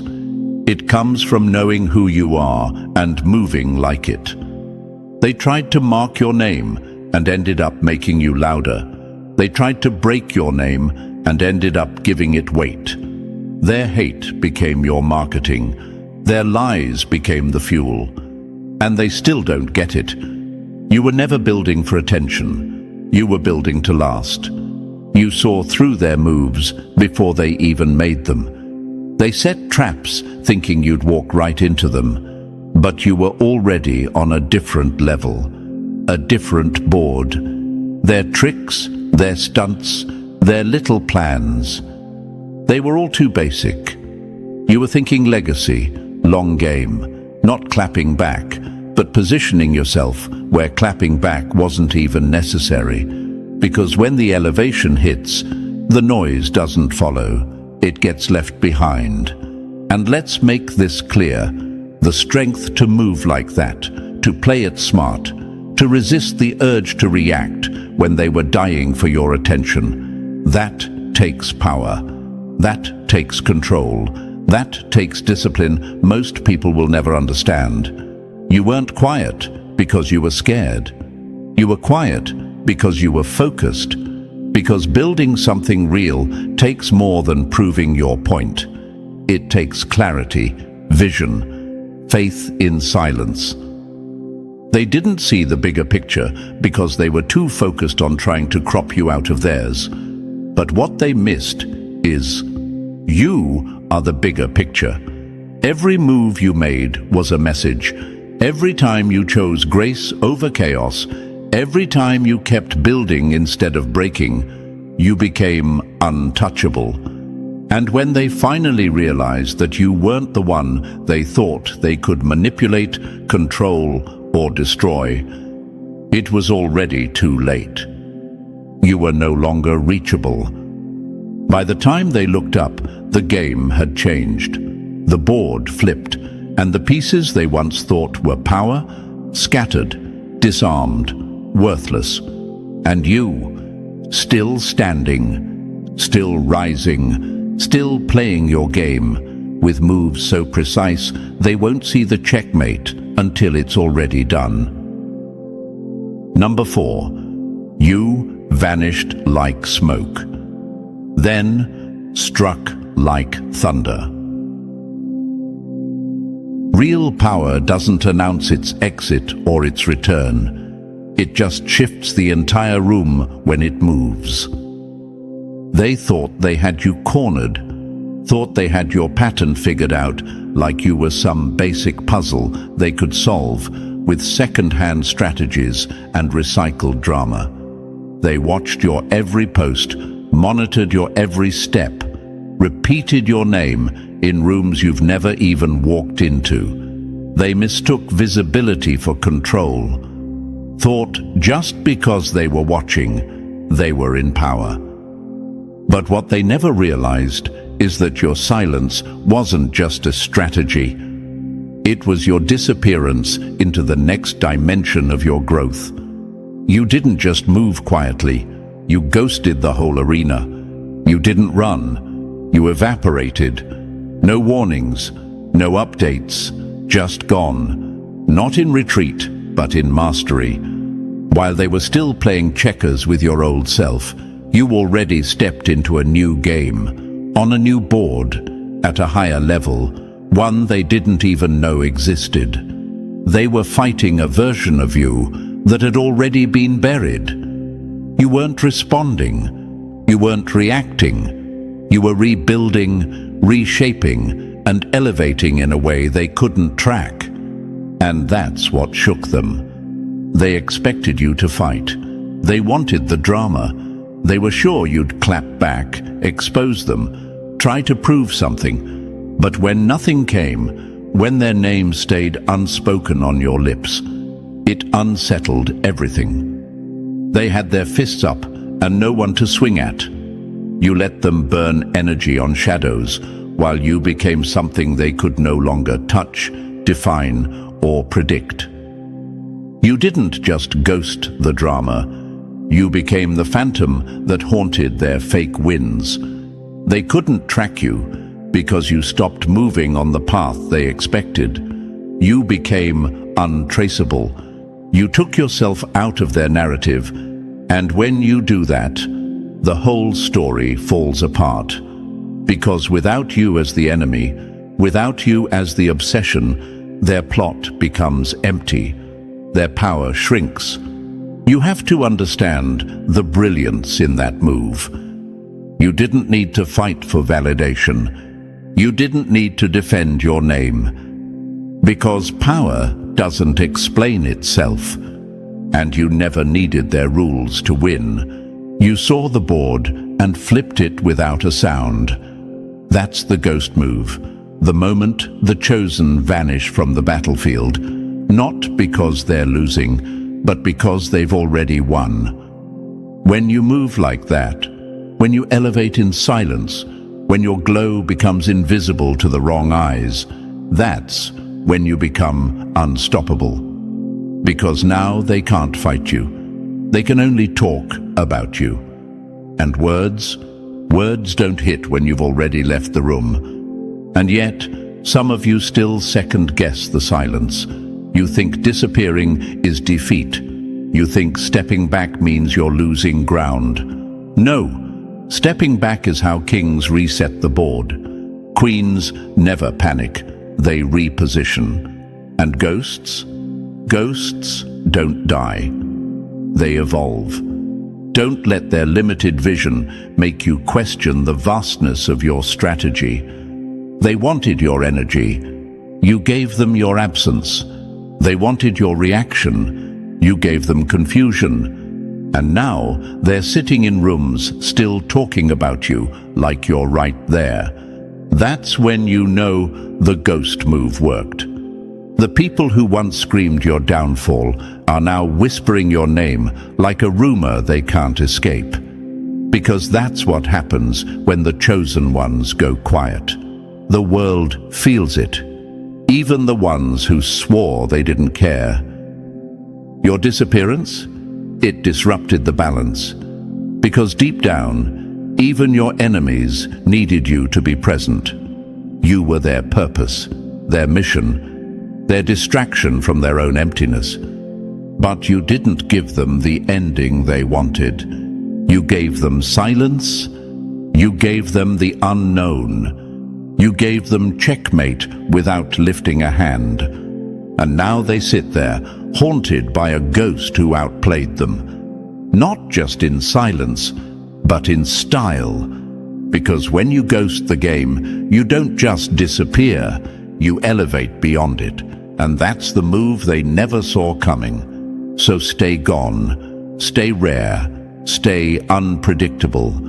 You're not a piece they can move anymore. You're the player who already left the table, after flipping the board on the way out. Number 5. You took back the power, then vanished beyond their reach. You don't have to destroy your enemies. Just stop letting them find you. They built entire missions around tracking your energy, built stories, alliances, even identities based on being able to reach you, poke at you, pull you in. You were the source, the fire they kept throwing wood on, hoping to stay warm, while secretly praying you never figured out it was your flame keeping them relevant. But the moment you stopped showing up where they expected you, the whole game shifted. You stopped posting, you stopped responding, you stopped walking into the same spaces, giving them the satisfaction of your energy. No explanation, no dramatic exit, just absence. And that made them unravel. They couldn't trace your moves anymore, couldn't predict your next play. The version of you they once accessed freely, gone. They kept refreshing the old map, not realizing the terrain had changed. They couldn't locate you, not because you were hiding, but because you had evolved past their reach. You became unreachable. And when someone's control depends on your visibility, your silence becomes their downfall. See, the chosen ones are most dangerous when they stop explaining themselves, when they stop handing out access like charity, when they stop showing up just to defend their name, fix misunderstandings, or be the bigger person. That's when the real shift happens. You didn't just remove yourself, you cut the supply chain. You took back every ounce of energy they fed on. Your attention was their oxygen, and now they're gasping. Because once you go ghost, they're no longer fighting you. They're fighting the void you left behind.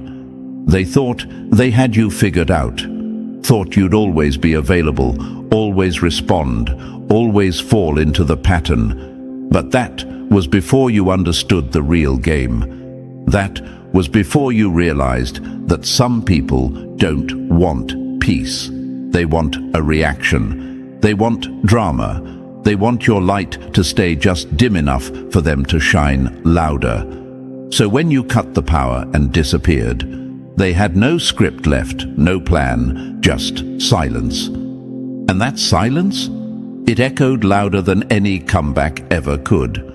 Some of them are still searching, still talking like they know you, still trying to provoke you through the shadows. But you're not there anymore. And here's what they'll never understand. Not everything that disappears is lost.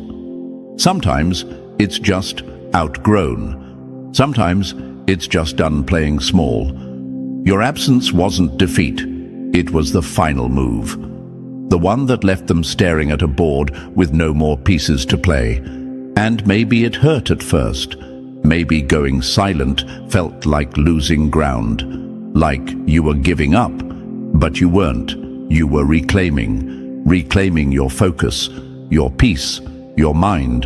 You realized that your energy is currency, and you were spending it in bankrupt places. You were giving presents to people who only wanted proximity, not purpose. You were offering clarity to people addicted to chaos. So you cut it off, and that was the win. Let's be real. Some of them were only confident because they thought they had tabs on you. But confidence built on your presence dies in your absence. That's why they're panicking. That's why they're still lurking. Because the truth is, they never had power over you. They only had access. And you finally shut the door. And now, you move different. You don't walk into traps. You dissolve them. You don't argue with lies. You outgrow them. You don't fight to be understood. You make understanding irrelevant. That's the essence of being unreachable. You're not above anyone. You're just not available to everyone. There's a difference. They called it ghosting. You call it elevation. They called it silence. You call it strategy. So stay gone, stay rare, stay in that frequency where they can't reach, touch, or follow. Let them keep guessing. Let them keep chasing ghosts. You're no longer in the room. You're in the next realm. And by the time they realize it, it'll be too late to catch up. Number 6. They laughed at your silence until it became the sound of you leveling up. They thought you were buried, but you were just planted. And now the roots are deep. At first, they smirked, told themselves you had finally cracked, that their games had worked, that their gossip, their side eyes, their group chats had broken something in you. They celebrated your silence like it was a funeral. They assumed your quiet was defeat, that your lack of response meant you were hiding in shame, licking wounds, too scared to show your face. But that's how insecure people operate. They confuse stillness with surrender. They forget that silence doesn't always mean you're down. Sometimes it means you're busy. Busy building, busy healing, busy plotting a return that doesn't need their permission, doesn't need their approval, and sure as hell doesn't need an announcement. They thought you had nothing left. But in reality, you were creating everything they couldn't see. You weren't in hiding. You were in the lab, sharpening, strengthening, upgrading parts of yourself that they'd never even get access to again. While they were spinning stories about your fall, you were rising in a way that didn't make noise. It made impact. You see, the real chosen don't level up with applause. They do it in the shadows, quietly, ruthlessly, silently.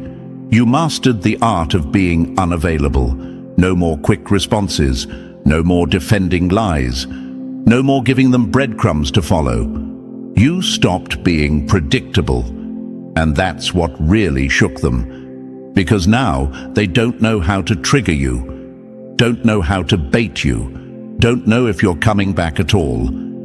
And that's when the paranoia crept in. They started checking for you in places you no longer exist, started watching old versions of you, hoping for signs of life, started lurking, digging, guessing, because silence from the chosen isn't just absence, it's power.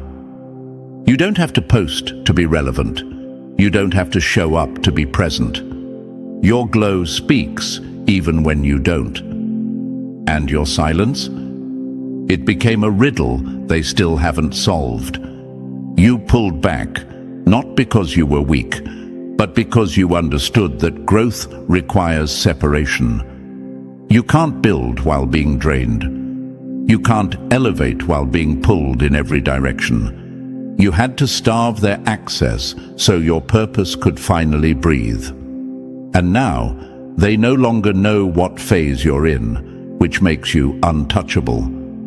They created chaos, expecting you to collapse, but you just became more focused, more grounded. You stopped reacting, and instead, you started repositioning. No loud comeback, no staged announcement.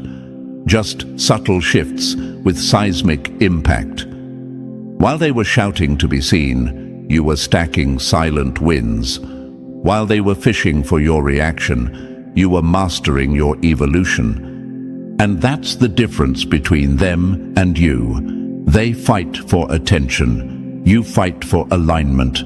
They need to be heard.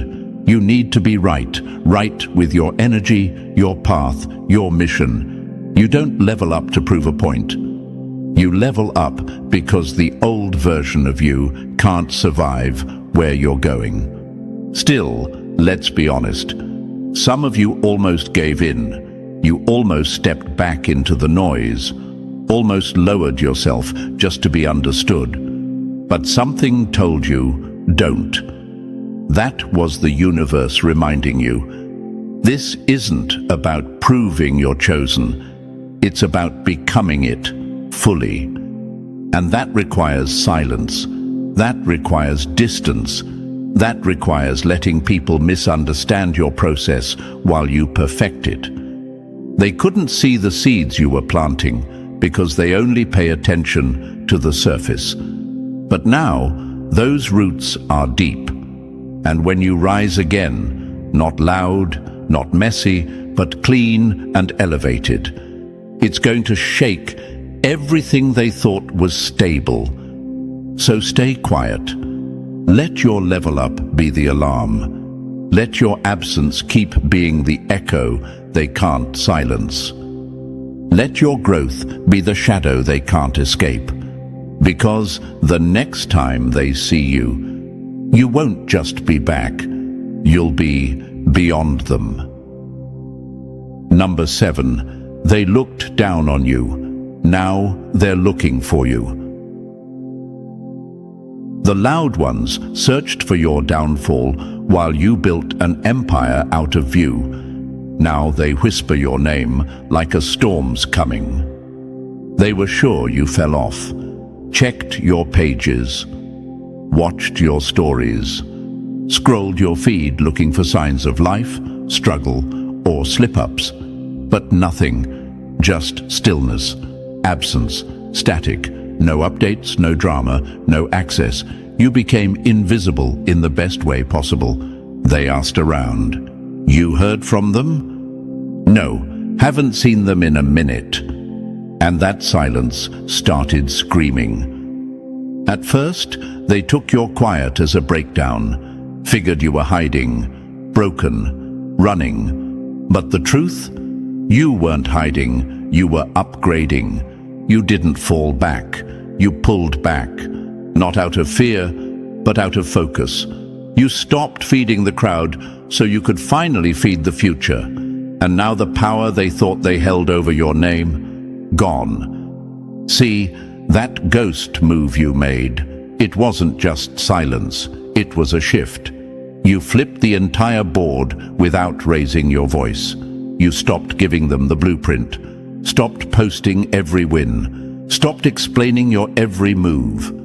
And in that silence, the power changed hands. Quietly, completely, permanently. They're still playing the same tired game, still watching old versions of you, trying to guess what you're up to. But by the time they realized you weren't where they left you, you weren't even in the same league. They were looking for footprints in yesterday's dust, while you were miles ahead, building legacies, stacking moves they'll never see coming, aligning with forces they can't even name. That's what happens when the chosen reclaim their energy. The entire atmosphere shifts. People who once dismissed you now search for any trace of you. People who once joked about your silence now fear it. People who once told others you were done now check every corner, hoping they were wrong. Because they didn't expect the comeback to be this quiet, this clean, this unreachable. They thought power was noise, but you proved that power is control. And nothing screams control like the ability to disappear and still dominate the room. And maybe you noticed it too, how the people who used to ignore you now study your old moves like scripture. How the ones who used to talk over you now talk about you, but don't know what to say. How the shift turned them from opponents into spectators, because that's what you've done. You moved from the board to the balcony. Let them keep asking. Let them keep guessing. Where did they go? What are they up to? How are they doing this? The real ones know. When a chosen one gets quiet, something big is building. You don't go underground unless you're growing roots deep enough to hold what's next. And now you hold all the cards. You don't need revenge. You don't need to explain. You don't need to show receipts. Your growth is the proof. Your glow is the response. Your peace is the checkmate. They spent all that time tracking your steps, but you were becoming the storm. They thought you lost the game, but you rewrote the rules. They tried to bury you in noise, but you came back in silence, towering. And here's the shift they'll never recover from. They still talk like they're in control, but now your name moves without your presence. Now your silence says more than their noise ever could. Now you're the one being watched, but this time with respect, curiosity, and quiet fear. You're not just ahead, you're above. You're not just quiet, you're unreachable. And the game they were playing, it ended 3 levels ago.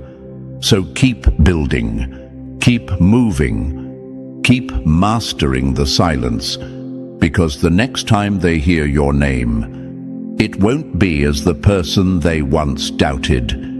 It'll be as the force they never saw coming. Number 8. They played for attention. You revoked their access. You don't need to slam the door when you own the building. Just change the locks and disappear.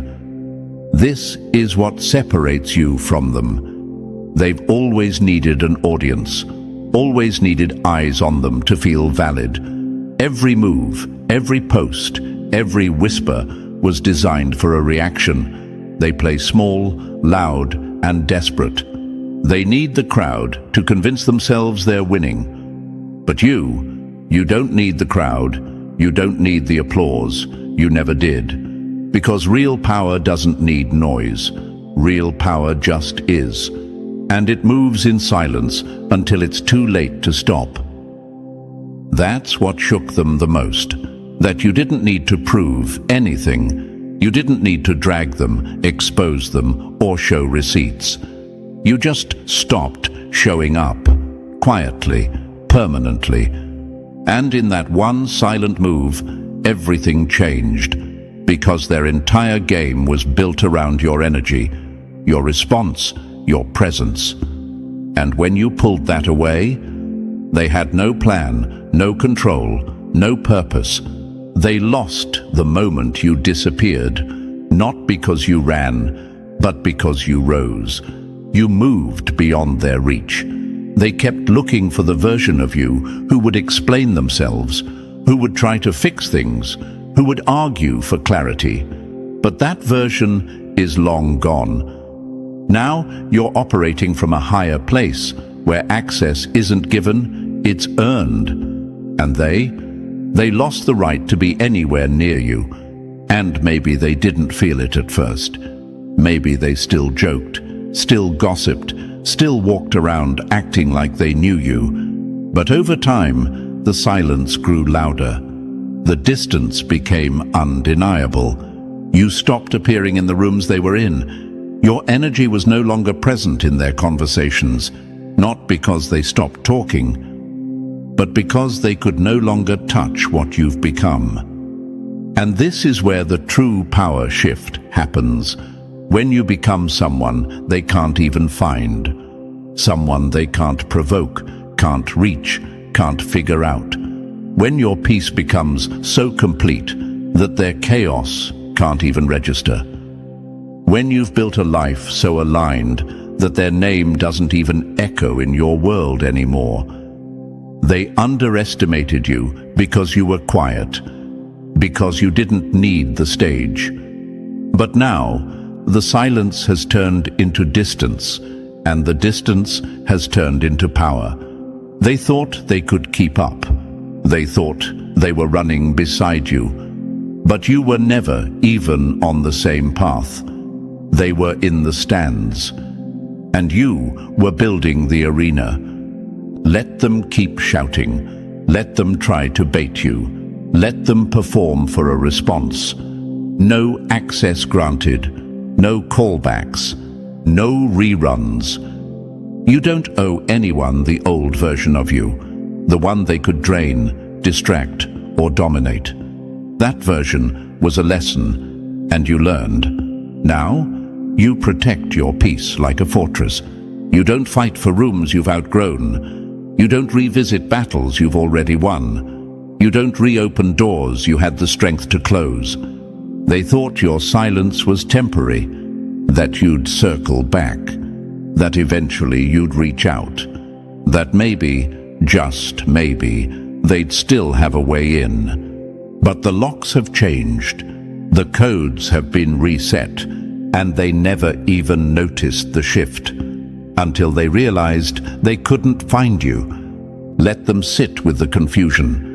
Let them replay old moments like they still have meaning. Let them talk about you like you're still watching. You're not, because this version of you doesn't need to be seen. It just needs to be unbothered, unreachable, untouchable.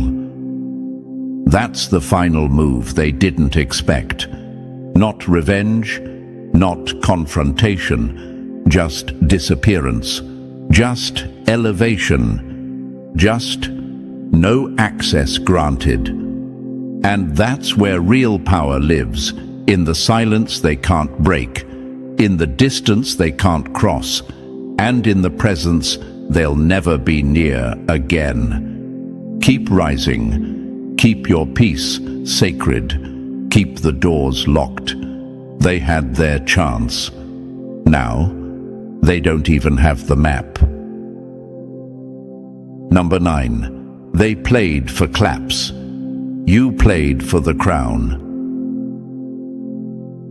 You don't always flip the board to win. Sometimes you just move quiet until the whole game collapses beneath them. They weren't ready, not for the silence, not for the patience, not for the kind of power that doesn't need permission or performance. They expected a fight, expected fireworks, expected you to come crawling into the drama, fists raised, voice loud, energy drained. But you gave them none of that. You gave them silence, precision, strategy, and that's what broke them. While they were throwing jabs in public, you were planting foundations in private. While they were spinning narratives, you were making moves that didn't need to be spoken. While they were watching you, waiting for signs of weakness, you were already 3 levels above the game they were still trying to master. They counted on your reaction, because it's the only thing that ever gave them relevance. Your attention was their platform. Your anger was their fuel. But when you stopped showing up, when you stopped defending yourself, proving yourself, entertaining the noise, the board went cold. They had no more pieces to play. Because the truth is, they never had control. They just had access. And the moment you took that back, game over. You didn't flinch. You didn't explain. You just disappeared, not into the shadows, but into your own next level. And while they were busy winning petty little battles for attention, you were out here securing the entire war. They never saw the checkmate coming because they were too busy looking for chaos. They were addicted to the back and forth, thought they were pulling strings, thought they could keep poking you like you were a puppet in their little stage play. But you weren't playing. You were watching, listening, calculating. And the moment you stepped out of their game, their illusion collapsed. That's what real strategy looks like. Let them celebrate fake victories. Let them believe they had power. Let them think silence meant defeat. And then, one final, quiet move. Checkmate. Not loud, not messy, Not performative, just complete, clean, final. And here's the beauty of it. You didn't just win, you evolved. You stepped so far into your next chapter that they couldn't follow, couldn't touch you, couldn't even recognize the version of you that came out on the other side. They stayed stuck fighting shadows of your past while you became something they have no language for. Something unbothered, unreachable, untouchable. The game doesn't belong to the loudest. It belongs to the one who understands timing, to the one who knows that every delay was a setup, that every attack was exposure, that every insult was data, and that silence was the greatest move of all. They thought this was checkers, quick plays, cheap wins, petty drama. But you were playing chess, moving in silence, eliminating distractions, mastering patience. And when the moment came, you struck once. No noise, no warning, just results. So let them sit in their confusion. Let them wonder how they lost control. Let them replay every moment, trying to figure out where it all shifted. The truth, it shifted the moment you chose yourself. The moment you stopped showing up for battles that didn't build you. The moment you realized they weren't your opponents, they were your distractions. And now they're irrelevant. Because this isn't just a win. This is the end of their game. You didn't just win back your power. You became the power. No need to look back. No need to explain. No need to speak. Because the silence said it all. And now the board is yours. And just like that, the game is over. But your journey is only beginning. You didn't just survive their noise. You silenced it with strategy, growth, and evolution. The board is yours now, and the power is in your hands. Stay sharp, stay silent, stay ahead.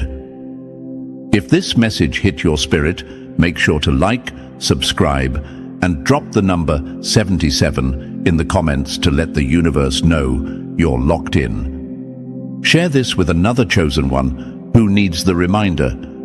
We don't play checkers out here. We play chess, and we never lose. The real ones don't walk in shouting. They walk in, and the truth walks with them. That's what makes the room shift. Everyone's buzzing about you, not because you chased the spotlight, but because you stood in it when no one else would. You didn't just speak truth, you protected it.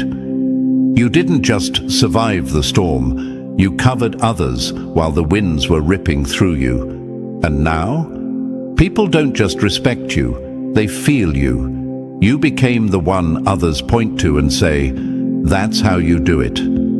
But this wasn't about popularity. It never was. What made the power structure panic wasn't your voice alone. It was what your voice started.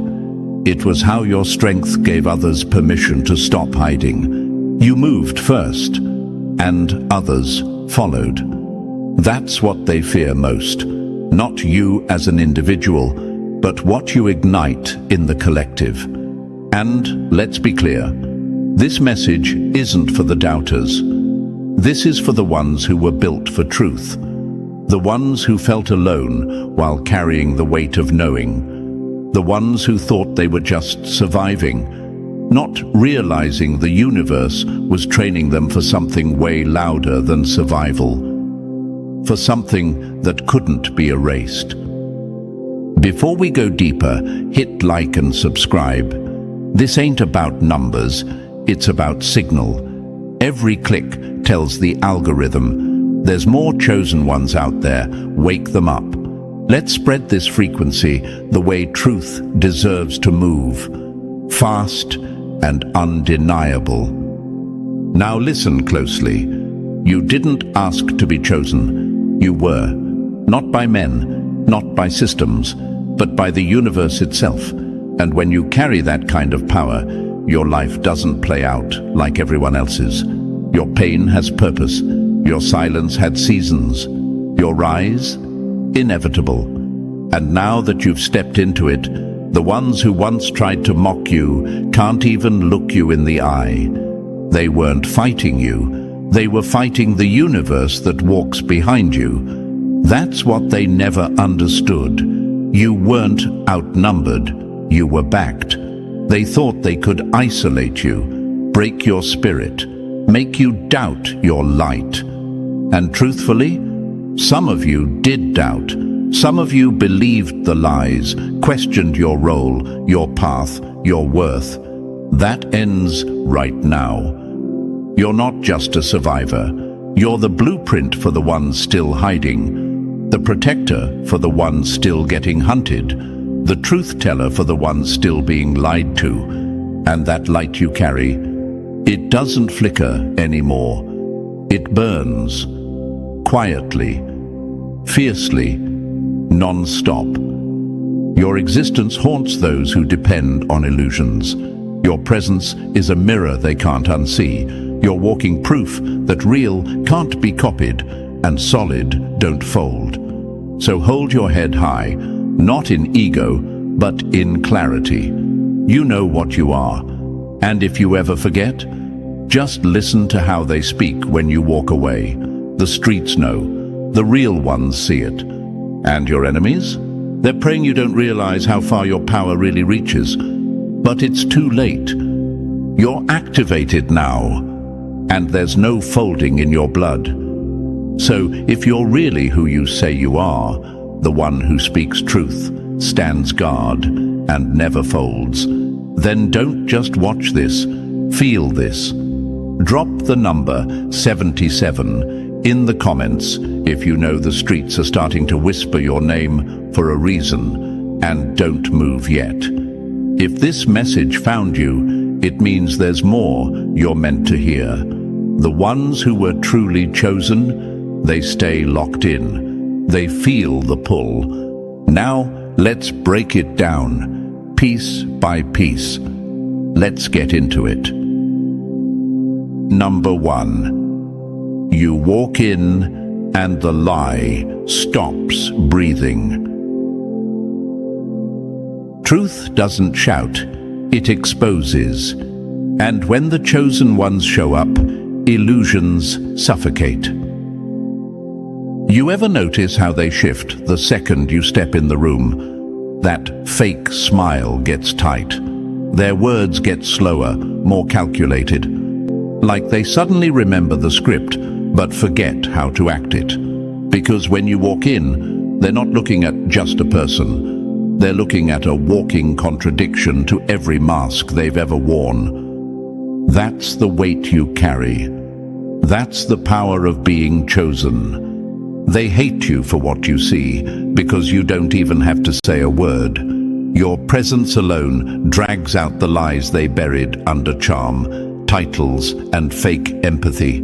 They've built entire realities on control, deception, performance. And then you showed up, and the performance cracked. You didn't ask to be this. You didn't audition. But the universe picked you because you couldn't be fooled. While others were chasing popularity, you were chasing patterns. While others were impressed, you were observing.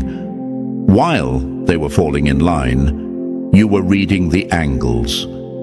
You're not just the truth teller. You're the illusion breaker.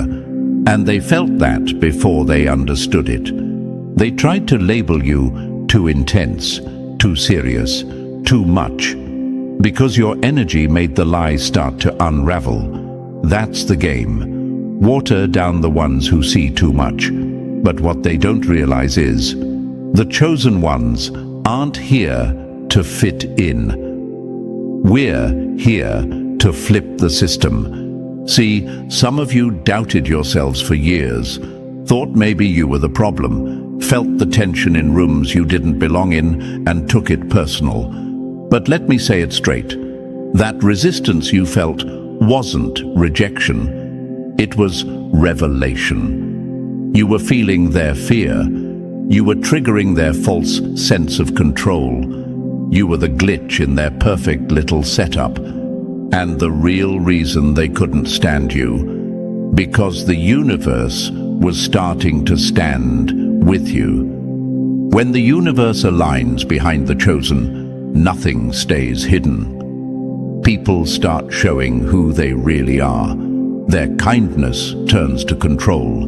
Their support starts to feel like sabotage. The mask slips, the room gets tight, and suddenly everyone's energy gets exposed. Not because you were being aggressive, but because you were being true. That's all it takes. Because when a chosen one walks in, aligned, the lie stops breathing. And that scares them more than anything. Not just your sight, but your refusal to play dumb about what you see. You didn't play along. You didn't nod and smile. You didn't accept comfort at the cost of clarity. You called it out, quietly or loudly, with words or with actions, but you did not bend. And they felt that. So here's where we go deeper. This is for the ones who've ever asked themselves, why do they react like that around me? Why do I feel like I'm always the target? Why can't I just let things go like everyone else? Let me answer it like this. Because you were never meant to blend in with the lie. You were designed to bring friction to the fake. Your energy wasn't built for peace with what's false. You don't walk into rooms and read the vibe. You become the vibe check.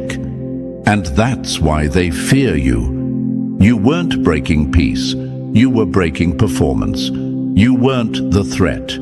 You were just the truth that showed up early. Now some of you have spent too long apologizing for that, for seeing too much, for being too sensitive, for being too aware. But stop letting the enemy trick you into doubting your design. Stop shrinking the signal. Stop softening your energy just so liars can keep their stories straight.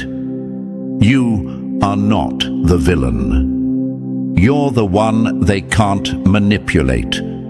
And that makes you dangerous to them. Because what happens when enough chosen ones stop second-guessing what they know?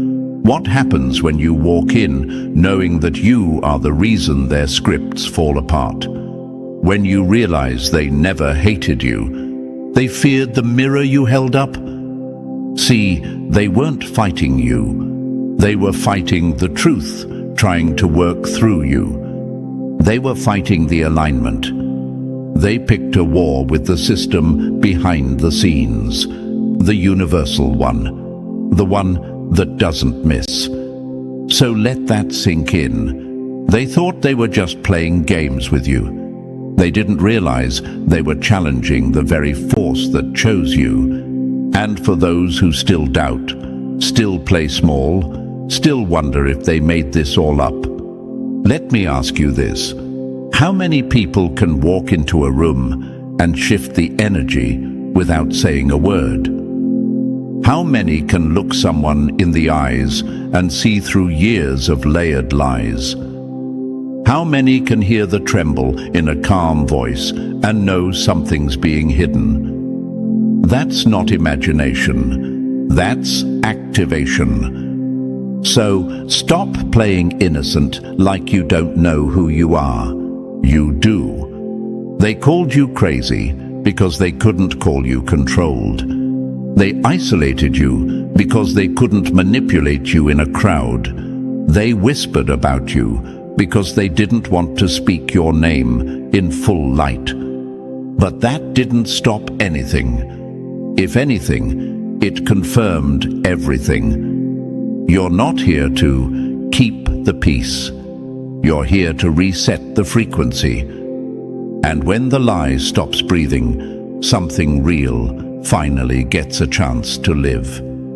So next time the room shifts when you walk in, smile. That's not discomfort. That's confirmation. They feel it. They all feel it. Because the chosen ones are never ignored, only feared, only watched. Only talked about when they're gone, but studied while they're present. And now, they know. You don't fold. You don't flinch. You see through everything. And they'll never be able to wear that mask around you again. Number 2. Your silence makes the loud ones stutter. When the chosen ones stop talking, the liars start sweating. You ever notice how quiet you get in certain rooms? Not because you don't know what to say, but because you already see too much. Your silence is not weakness. It's not fear. It's calculation. It's power being held back like a loaded chamber. The reason they rush to change the subject, the reason they avoid eye contact when you're around, the reason they talk over you before you even say a word, it's because they know your silence hits harder than their entire performance. See, some people use noise to control a space. They ramble, they dominate, they confuse. But when you're chosen, your quiet is strategy.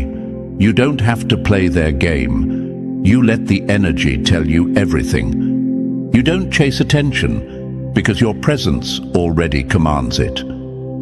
That's what rattles them. They can sense that you're not reacting the way they want you to. You're not triggered. You're not fooled. You're not buying into the setup. You're still. And that stillness, it's pressure, real pressure. It makes them fumble their words and trip over their own narratives. You're not out here yelling to be heard, because you already know your energy does the talking. The truth doesn't need a mic. It just needs the right carrier. And when you're chosen, you carry it without even trying. You've sat in rooms where truth would have gotten you exiled, where silence was the currency for staying safe, and you still found ways to disrupt the lie, without saying much at all. A glance, a pause, a subtle shift in energy. You didn't need to argue. You let their own guilt echo in the silence you left hanging. That's the power they don't want to admit. Because deep down, they know the minute you choose to speak, the illusion dies, the game ends, the performance cracks, and that's why they scramble to control the narrative before you even open your mouth. They'd rather drown the room in noise than risk letting one line of your truth land. But here's what you might not fully realize yet. Your refusal to play along is rebellion in its purest form. It's a quiet revolution. It's resistance wrapped in stillness. It's why they feel exposed even when you haven't said a word. Because silence is not the absence of power. It's the concentration of it. And for the chosen ones, your silence holds weight. It's a pause that demands reflection. It makes people look inward when they'd rather look away. You become a walking mirror, and most of them ain't ready to see their real face.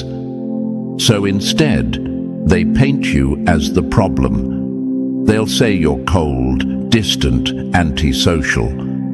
But what they really mean is, I can't manipulate them like I do everyone else.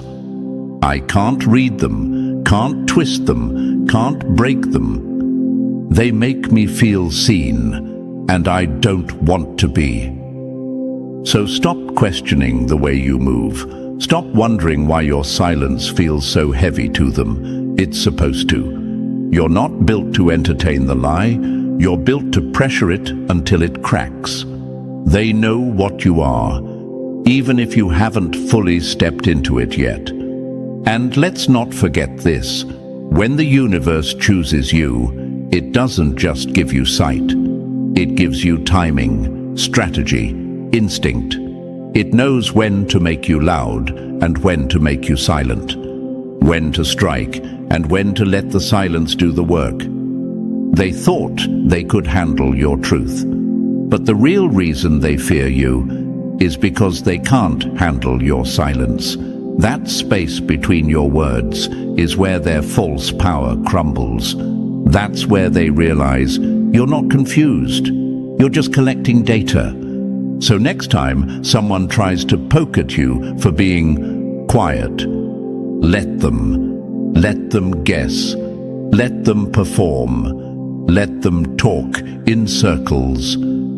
Because by the time you speak, it'll be too late.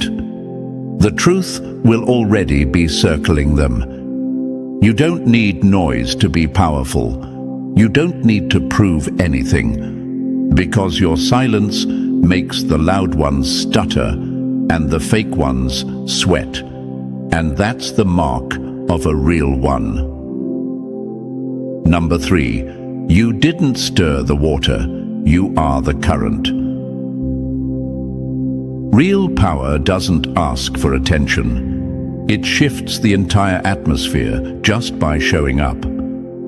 You weren't trying to cause a scene. You weren't trying to shake the system. But when you walked in, everything moved. The conversations bent, the energy flipped, the masks got tight. Because you didn't bring chaos, you brought clarity.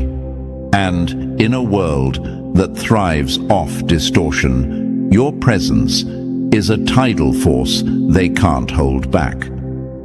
They love to say, you're too much. But what they really mean is, I felt something shift, and I wasn't ready. I couldn't keep lying to myself once you showed up. You moved something in me, and I didn't give you permission. That's the truth, isn't it? You didn't ask to be the wave. You just are. The real ones never try to shake things up. It just happens when they step into their alignment. And the ones who spent their lives building power off lies, they feel it first, not in logic, in their body, in the tension, in the way their voice cracks when you're around. Because the truth you carry doesn't just speak, it surrounds. You don't need a platform to shift people. You walk in, and the lies start to crumble on their own. That's the effect of clarity. It doesn't yell, it reveals. It pulls masks off without needing to touch a single thread. And for people addicted to pretending, that's more violent than any argument. You've had people say you changed the moment you entered their life. That's not ego, that's energy. You didn't manipulate, you didn't demand.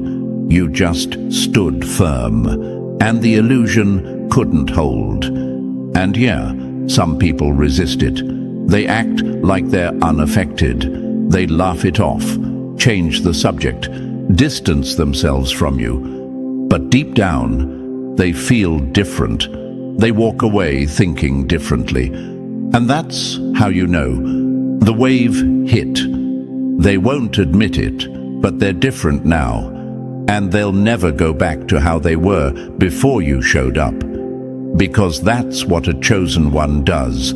You leave echoes, you move the unseen, you disturb what they thought was safe. But here's where I'm talking directly to you now. The one who's still unsure about what you carry. Stop saying you're just being real.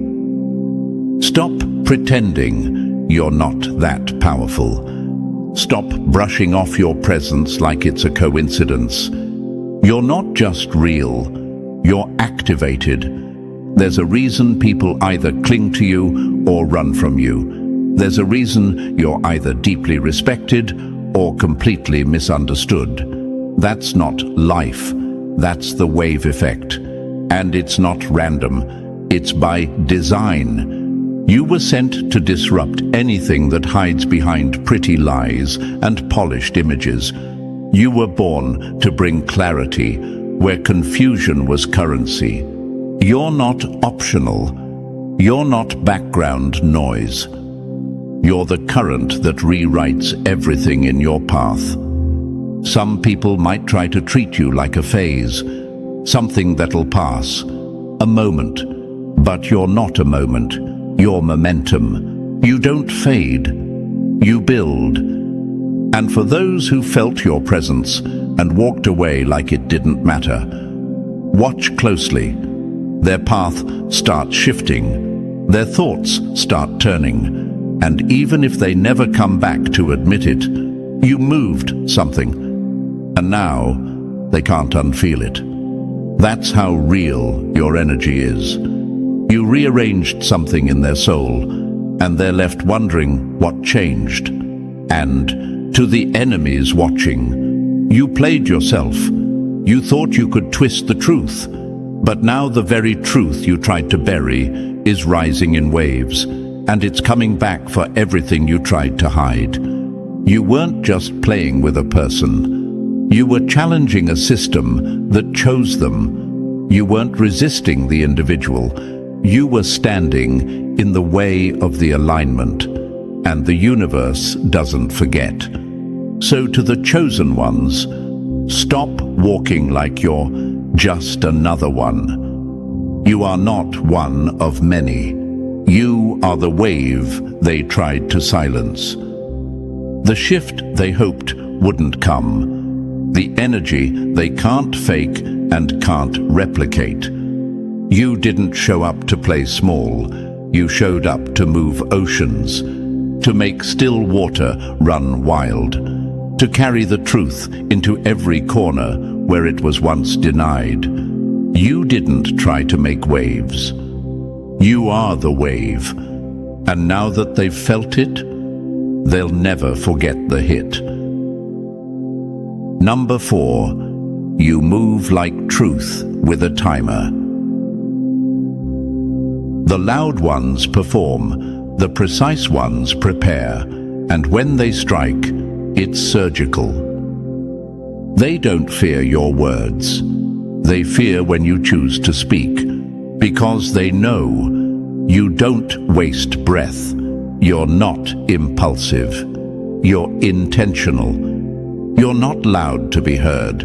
You're quiet because you're calculating.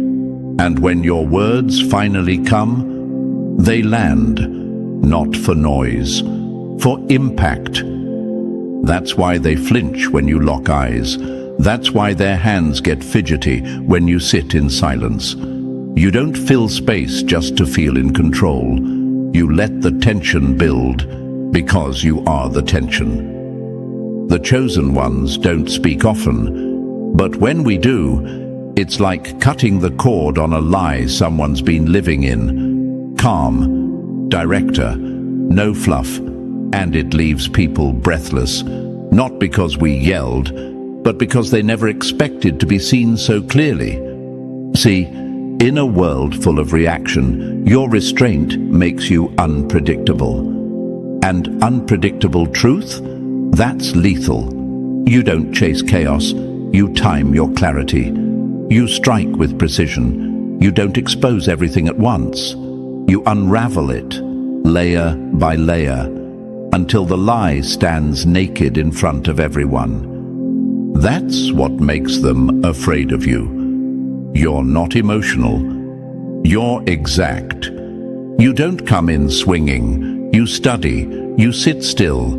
You let them reveal themselves. And when you move, it's already checkmate. They call it tension because they don't want to call it truth. They call it drama because they don't want to face what you're exposing. But deep down, even they know you didn't come to fight. You came to correct. That's what justice looks like when it's carried by the chosen. It doesn't beg to be accepted. It doesn't wait for permission. It just walks in and rearranges everything. And to the chosen ones who still doubt their sharpness, stop softening your edges to be easier to accept. You weren't built to whisper what was meant to strike. You weren't born to blend in. You were built to cut through. When you feel that pull to stay silent, to observe, to wait, that's not weakness. That's divine precision. That's the universe loading your presence with timing, with accuracy, with weight. They fear that you might speak, because deep down they know you already saw everything. They just don't know when you'll choose to say it. And that uncertainty, it's enough to make liars unravel on their own. You don't even have to say much. A single sentence from you can shift an entire room. Why?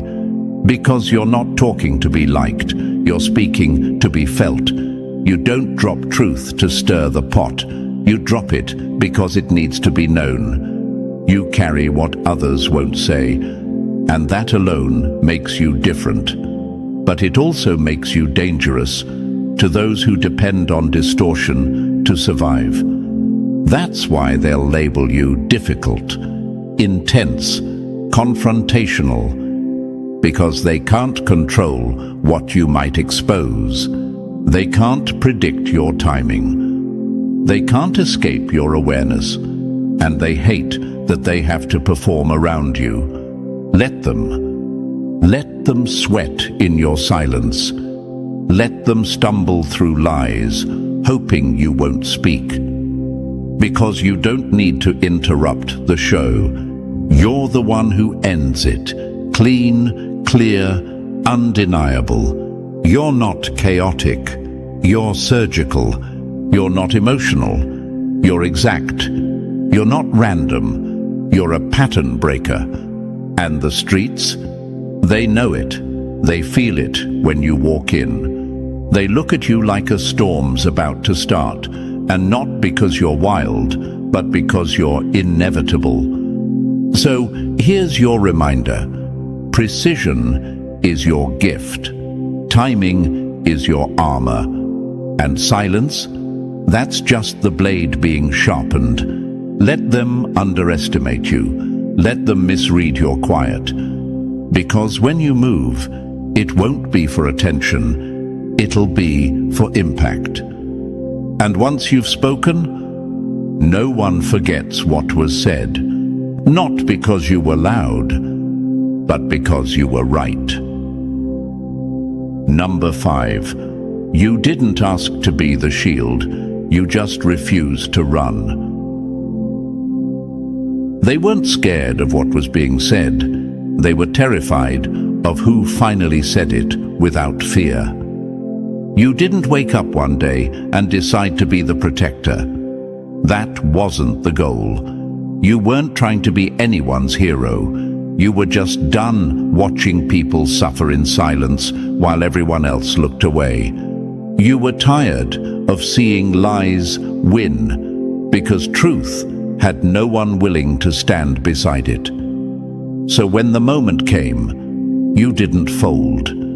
You turned toward the fire, not because you felt brave, but because your spirit wouldn't let you turn your back.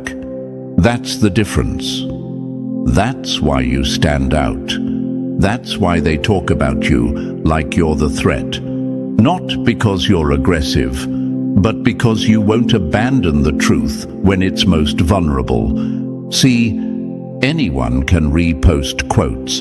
Anyone can talk loud when it's safe. But when things get real, when the air changes, when lies are flying, when silence becomes complicity, you're the one who stays standing. Even when you're shaking, even when no one backs you, even when the cost is your peace, your reputation, your place in the room. That's what made you the protector. Not some title, Not a plan, but your refusal to stay silent when it counted.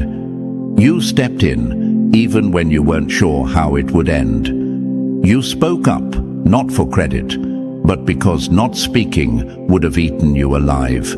You stood between the lie and the victim, and you didn't do it for applause. You did it because you knew you could take the hit. That's what they'll never understand. You didn't insert yourself. You answered the call no one else wanted to admit was ringing. And here's what people won't say out loud. They're not afraid of lies. They're afraid of what happens when someone like you shows up and refuses to let them breathe unchecked. You became dangerous, not because you attack, but because you defend with precision. You became the line no one wants to cross, because you're not fueled by ego.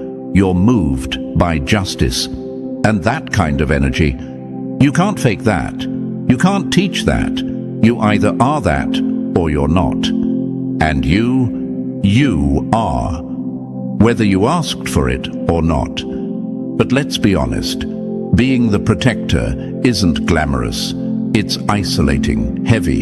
You lose people, you get labeled, you carry battles no one else sees.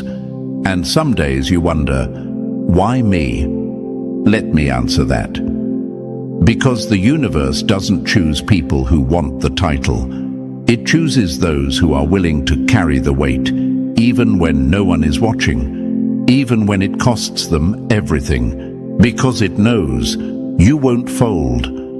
And let me remind you of this. When you protect truth, you protect future generations. When you stand up, you make space for others to rise behind you. What you're doing isn't just about now. It's about what won't happen to someone else because you didn't stay quiet. That's impact. That's legacy. That's chosen. And yes, they'll try to make you feel wrong for it. Like you're starting something, like you're too involved. But don't fall for it. That's just fear trying to make itself comfortable again. That's the system panicking because someone finally stood up and didn't blink. Let them panic. Let them twist the story. Let them call it drama. Because deep down, they know exactly what you are. You're the one who saw the fire and didn't flinch. You're the one who spoke when silence was the currency. You're the one who stood between truth and destruction and refused to move. You didn't sign up for it. You didn't ask for the weight, but you carry it like it's built into your bones. Because it is. And now, the streets know. Number 6. You didn't lead loud. You led real. Some speak to impress. The chosen ones move in silence and shift the whole structure. You didn't walk in trying to lead. You didn't flash credentials or beg for respect. You simply existed, real, alert, unmoved. And that alone made people pay attention. Because when you stepped into rooms that reeked of polished disrespect, you didn't just sit there and smile for comfort's sake. You noticed everything. The cruelty dressed as jokes. The passive-aggressive tone that hit like punches in velvet gloves. The fake apologies meant to shut people up, not make things right. Most people let it slide. You didn't. Not because you wanted a fight, but because you couldn't unsee what was happening. Because injustice doesn't always come loud. Sometimes it tiptoes in wearing a grin. And you called it out anyway. That's what makes you different. That's what makes you dangerous. You didn't make it about ego. You didn't blow up the room. But you said something sharp, clear, and unforgettable. And that's all it took. Your words didn't echo. They landed, they stuck, they lingered in the back of people's minds long after you walked out. You didn't lead by shouting. You led by refusing to participate in the lie. That's what leadership really is. Not control, not dominance, not volume. It's presence. It's action when no one else moves. It's calling out the fake when everyone else laughs along. It's standing 10 toes down on the truth, even if it makes the whole room shift uncomfortably. That's why the streets respect you. That's why your name gets mentioned when conversations get real. Because you didn't just talk about what's right. You walked it without ever needing the spotlight. People remember that. They watch that. Even the ones who pretended not to hear you. Even the ones who stayed silent while you spoke. They remember. And when they need clarity, when they need someone who doesn't fold under pressure, they think of you. Because leadership isn't something you claim. It's something you prove. Moment by moment, word by word, decision by decision. And you proved it when it wasn't convenient, when no one clapped for it, when it would have been easier to look away and play safe. That's how we know you're the real one. But let's be real for a second. This path, it's heavy. Leadership by example hurts. Because sometimes the ones you protect are the first to turn on you. Sometimes the room you spoke truth into gets quiet. Not to process, but to isolate you. That's the cost. And you've felt it. But here's what you need to hear right now. Keep moving how you move. You weren't built to be liked. You were built to be followed when the noise dies down. And when people finally realize what leadership really looks like, not just performance, but protection, presence, and principle, they'll look your way. You are the blueprint they tried to ignore, the example they hoped wouldn't catch on, the reminder that integrity don't need an audience to stay intact. You led without a platform. You corrected without making it about you. And the energy you carry now, it walks into the room before you do. And the fake ones, they feel it. They know who you are. So let them call it drama. Let them label it too much. That's just fear trying to disguise itself as critique. Because the truth is, you didn't come to impress. You came to set a standard. And that's exactly what you did. Number 7, you moved different. Now the whole room feels it. They had the power, you had the influence, and in the end, it wasn't even close. They had their titles, their little positions, their status, but none of it mattered the moment you stood up, because the truth is, you never needed rank to shift the room. You were the shift. You didn't come in trying to take charge. You weren't trying to prove anything. You just saw what was wrong and refused to sit still while everyone else waited for the right moment. You became the moment. In your workplace, you checked someone who thought their position made them untouchable. They were so used to talking down to people, so used to no one pushing back, that when you stepped in calm, controlled, and direct, you shattered their illusion of control with one sentence. At home, it was that relative, the one who always crosses lines and hides behind just joking. And while others laughed nervously or looked away, you didn't. You shut it down, not for attention, not to be right, but because somebody had to. And you knew no one else would. and in your friend group, when everyone else conveniently forgot that one person, when they left them hanging, didn't defend them, didn't include them, you did. Quietly, firmly, without needing backup. That wasn't weakness. That was leadership in motion. You didn't need a platform to create a shift. You are the platform. You didn't post about it. You just lived it. And your influence? It spread like smoke in a closed room. Couldn't be ignored. Couldn't be stopped. Couldn't be faked. And that's why things changed when you moved. Why people sat up straighter. Why conversations adjusted. Why the temperature shifted the moment you spoke. Because while they were playing for comfort, you were moving for truth. You drew the line in the sand, not with force, but with conviction. And behind you, people started waking up. People who were silent before found their voice. People who were scared found a model. And the ones who were hiding behind charm and control, they got exposed.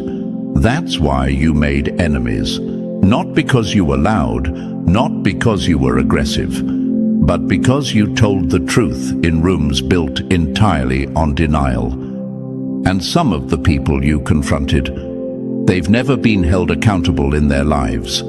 They built immunity around them like armor made of status and social protection. But your presence alone ripped that off them. Because when a chosen one walks in with clarity, there's no room left for pretending. You didn't humiliate them. You didn't disrespect them. You just told the truth, and their entire identity depended on no one ever doing that.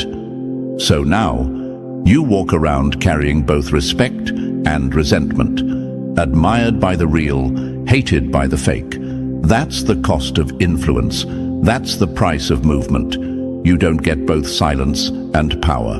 You chose power, and it shows. But don't let the backlash fool you. That tension you feel, that discomfort, that weird distance that forms after you do the right thing. That's not rejection. That's confirmation. That's what it feels like to move the energy of a space just by being you. And some people won't clap for you. Some won't thank you. But watch them. They're walking different now.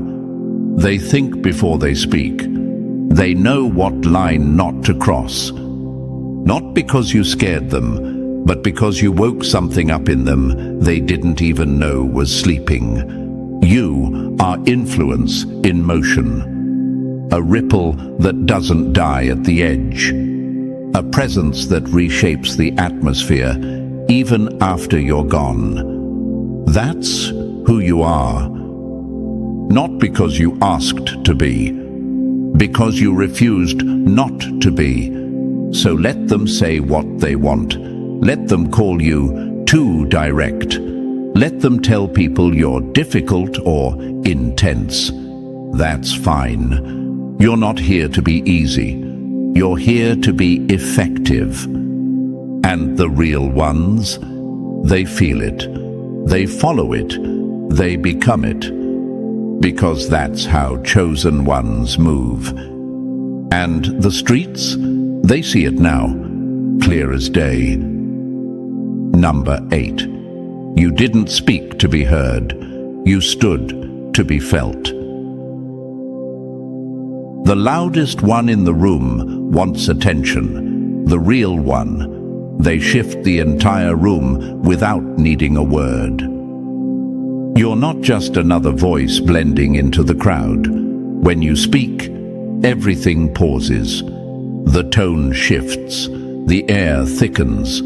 The ones who love to dominate the conversation suddenly quiet. Because when you open your mouth, it's not noise, it's weight. It's something the room has to deal with. You don't shout, you don't beg, You don't play social games to get applause. You stand in clarity, in truth, in presence, and that makes people more nervous than rage ever could. See, when the fake ones talk, they're looking to be liked. But when you talk, you're looking to expose what's been hiding, and that's why they flinch. You're not for sale. You're not impressed by empty praise. You see straight through manipulation and keep your soul intact. That alone, that's a threat, not because you're violent, but because you can't be controlled. That's what unpredictability looks like when it's built on principle. You don't move with ego, you move with alignment. You don't chase power, you carry it, quietly, unshakably. And for those still questioning themselves, still trying to shrink their presence to stay palatable, listen up. There's nothing wrong with you. You're not the problem. You're not too much. They're just reacting to a power they never expected you to own. They thought they knew how the story would play out. They thought you'd fold. Stay quiet. Bow your head. Laugh it off. Stay in your lane. But then you stood. You spoke. You shifted the whole equation. And suddenly, the entire vibe was off for them. Because they were never ready for someone to call the thing what it actually is. No sugarcoating, no passive phrasing, just real words in real time, with real weight. You stood in your truth, and truth is a sword, not to destroy, but to divide what's real from what's comfortable. And here's the part most people don't want to admit. You didn't stand for recognition. You stood because you couldn't live with yourself if you didn't. That's why the universe trusted you. Not because you were perfect, not because you had all the answers, but because you'd carry the truth even when it costs, even when it isolates you, even when it means losing what everyone else would fight to keep. You're not just here to comfort the wounded. You're here to warn the ones doing the wounding. You're here to say what others whisper, to hold the mirror steady when the room starts shaking, to carry the weight most people pretend doesn't exist. That's why they feel you, even when you're silent. That's why your name stays in rooms you haven't walked into yet. That's why they mimic your confidence while resenting your clarity. Because the truth follows you like a shadow. It speaks even when you don't. You are a threat, not because you try to be, but because you exist without compromise. You don't wear your values like accessories. You walk in them with every step. You lead without a title. You teach without preaching. You shift culture by simply not folding under it. And the wildest part? All you did was be who you are. No gimmicks, no strategy, just full alignment with what's real. And that's the most powerful thing you could ever bring to a world addicted to pretending. So, stand tall in it. Keep moving like every step is proof you didn't fold. Because it is. Because they watched. And now they know. You are the truth teller, the protector, the one who didn't fold. The chosen one. And the streets? Yeah, they know exactly who you are now. Number 9, you didn't judge them. You just refused to look away. You weren't staring them down. You were just seeing clearly. and they couldn't handle that kind of honesty. It's wild, isn't it? You don't raise your voice. You don't point fingers. You don't even flinch. But the moment you step into the room, they feel seen. Not the version they show off, not the persona they've polished. The real them, the one they've been avoiding in the mirror for years. You didn't ask for that power, but it's built into your presence. You were never just in the room. You shifted it by existing in truth. Because when you carry that much alignment, people can't stay hidden. You don't expose them by calling them out. You expose them by simply standing still while they perform. You are the mirror they can't escape. They feel judged, but you never said a word. They feel tension, but you didn't bring any. They feel unsafe, not because you threatened them, but because your clarity reminds them what they've buried. That's why they talk sideways about you. That's why they avoid your eyes. That's why they'll twist your silence into arrogance, your peace into pride, your stillness into threat. Because here's the truth, you're not too much. You're just someone who doesn't pretend. And for people built on pretending, that's terrifying. You weren't looking at them sideways. You were just looking through them. And they felt it. They felt you see the manipulation behind the charm, the fear behind the control, the insecurity behind the performance. And that shook them, because no one else ever stayed long enough, or still enough, to see it that clearly. You didn't come to attack. You didn't even react. You revealed. And that's more powerful than any confrontation. Because once someone has seen themselves through you, they can't unsee it. They can try to reject you, laugh you off, avoid you. But deep down, that reflection follows them. Your presence lingers. Your clarity haunts the parts of themselves they hope no one would notice. That's your power. And yeah, it comes with consequences. You'll get misunderstood, mischaracterized, called cold, intense, dramatic, fake deep. But you don't move for approval. You move in alignment. So stop dimming your truth to make people feel safe in their distortion. Stop shrinking your clarity so others don't feel exposed. You were not built to coddle dysfunction. You were built to reflect it, clean, clear, and without apology. And for the chosen ones still doubting their effect, still wondering why people get so weird around you, so defensive, so distant after one conversation. It's because they saw themselves in you, and they weren't ready. They weren't ready to feel seen without performance, to be mirrored without warning, to be measured by something real, not by status, not by charm, not by noise, but by truth. You're not the problem. You're the reflection they weren't prepared for. And instead of facing it, they tried to avoid you. Let them. Let them dodge mirrors if they must. But don't you ever stop being one. Because in a world that rewards illusion, your presence is correction. You didn't come to be comfortable. You came to be clear. And the streets? They know. They know who keeps it real, who doesn't fold, who sees everything and still stands tall.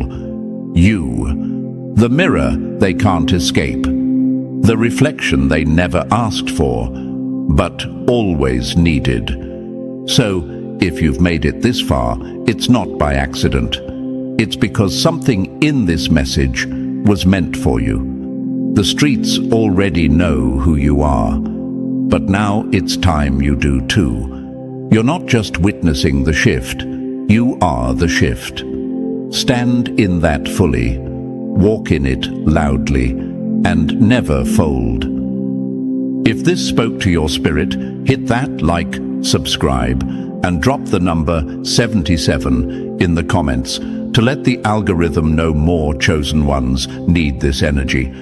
Share this with someone who's been too quiet for too long. Let's keep waking them up. They built a cage for you and forgot one thing. You had the key the whole time, and now they're the ones trapped in it. They're sick over you, and not the kind of sickness that fades with time. No, this is the kind that lingers, the kind that rots from the inside, the kind that starts with obsession and ends with regret. They watch you rise, and it eats at them like rust on metal, slow, loud, and irreversible. They tried to dig a hole for you, but ended up falling in themselves. And now, they're trapped, caught in the same scandal they stitched together to destroy you. Every lie they told about you became a thread in the web that now holds them. You didn't ruin their life. They did. All you did was survive it. Before we go deeper, pause, like, and subscribe. When you engage with this, it signals the algorithm to show this message to more chosen ones, more warriors who need this reminder. And every time one wakes up, the enemy loses another hand on your light. Don't just listen, amplify. See, the thing about being chosen, it's not something you sign up for. It's something the universe stamps on your soul before you're even aware. You carry a power that can't be copied, only hated. And that power, it makes people sick. Not because of anything you've done wrong, but because you make them feel everything they've done is. You don't just walk into a room, you expose it. You don't speak, you vibrate truth. You don't have to fight, the universe fights through you. And that's what they didn't understand. They weren't just trying to destroy you, they picked a fight with the force that chose you. That's not just stupid, it's suicidal. They made up stories, spun lies, painted you as the villain. But now those stories are falling apart in public. And the silence they tried to bury you in, it's screaming back at them. People are watching, people are asking, "Hey, whatever happened to..." And there's no good answer. Because the truth is leaking, the scandal is crumbling, and all they can do is run from a mess they created with your name at the center. But you're still standing, and that drives them mad. You were supposed to break, but you bent. You were supposed to fold, but you flexed. You were supposed to disappear, but now you're more visible than ever. Because here's the secret, the universe doesn't just protect the chosen, it magnifies them when the world tries to erase them. Don't doubt yourself again. Don't ask if you're alone. You're not. The pressure was proof. The attack was confirmation. You are light. You are legacy. And even in silence, you disturb the fake comfort they tried to build after trying to ruin you. They can't sleep. They can't eat.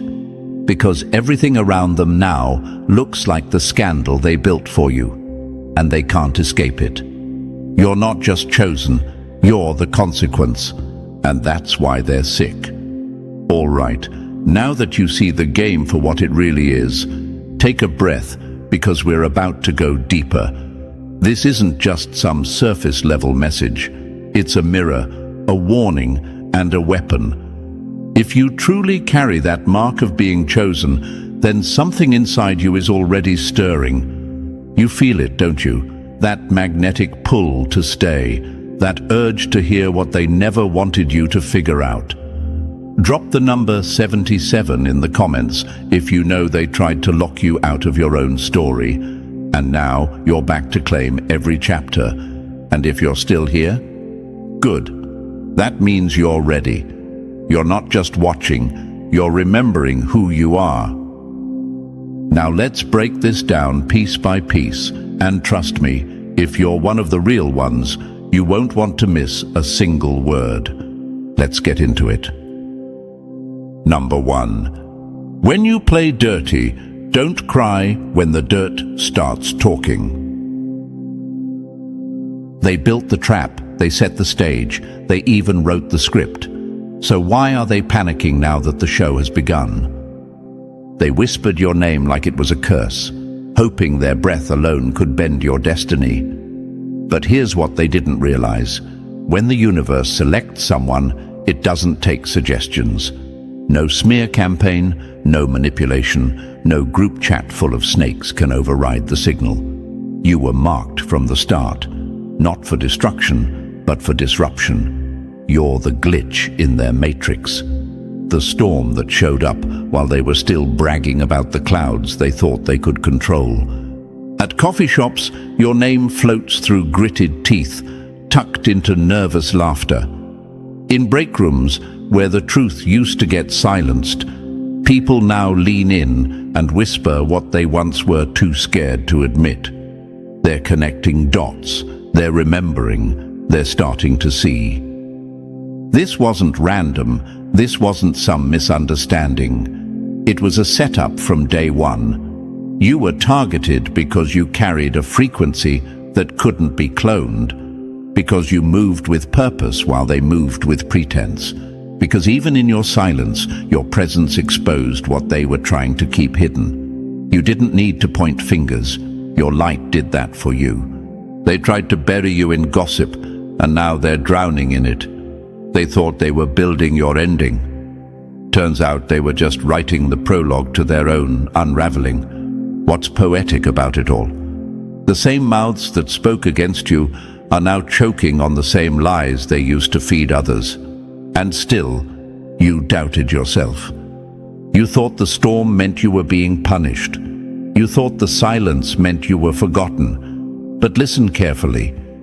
Being chosen doesn't mean being safe. It means being sent. And sometimes, being sent means walking straight through fire with nothing but truth in your hands. They weren't just whispering, they were planning, plotting, watching your every move like spectators at a game they rigged from the start. But here's the twist.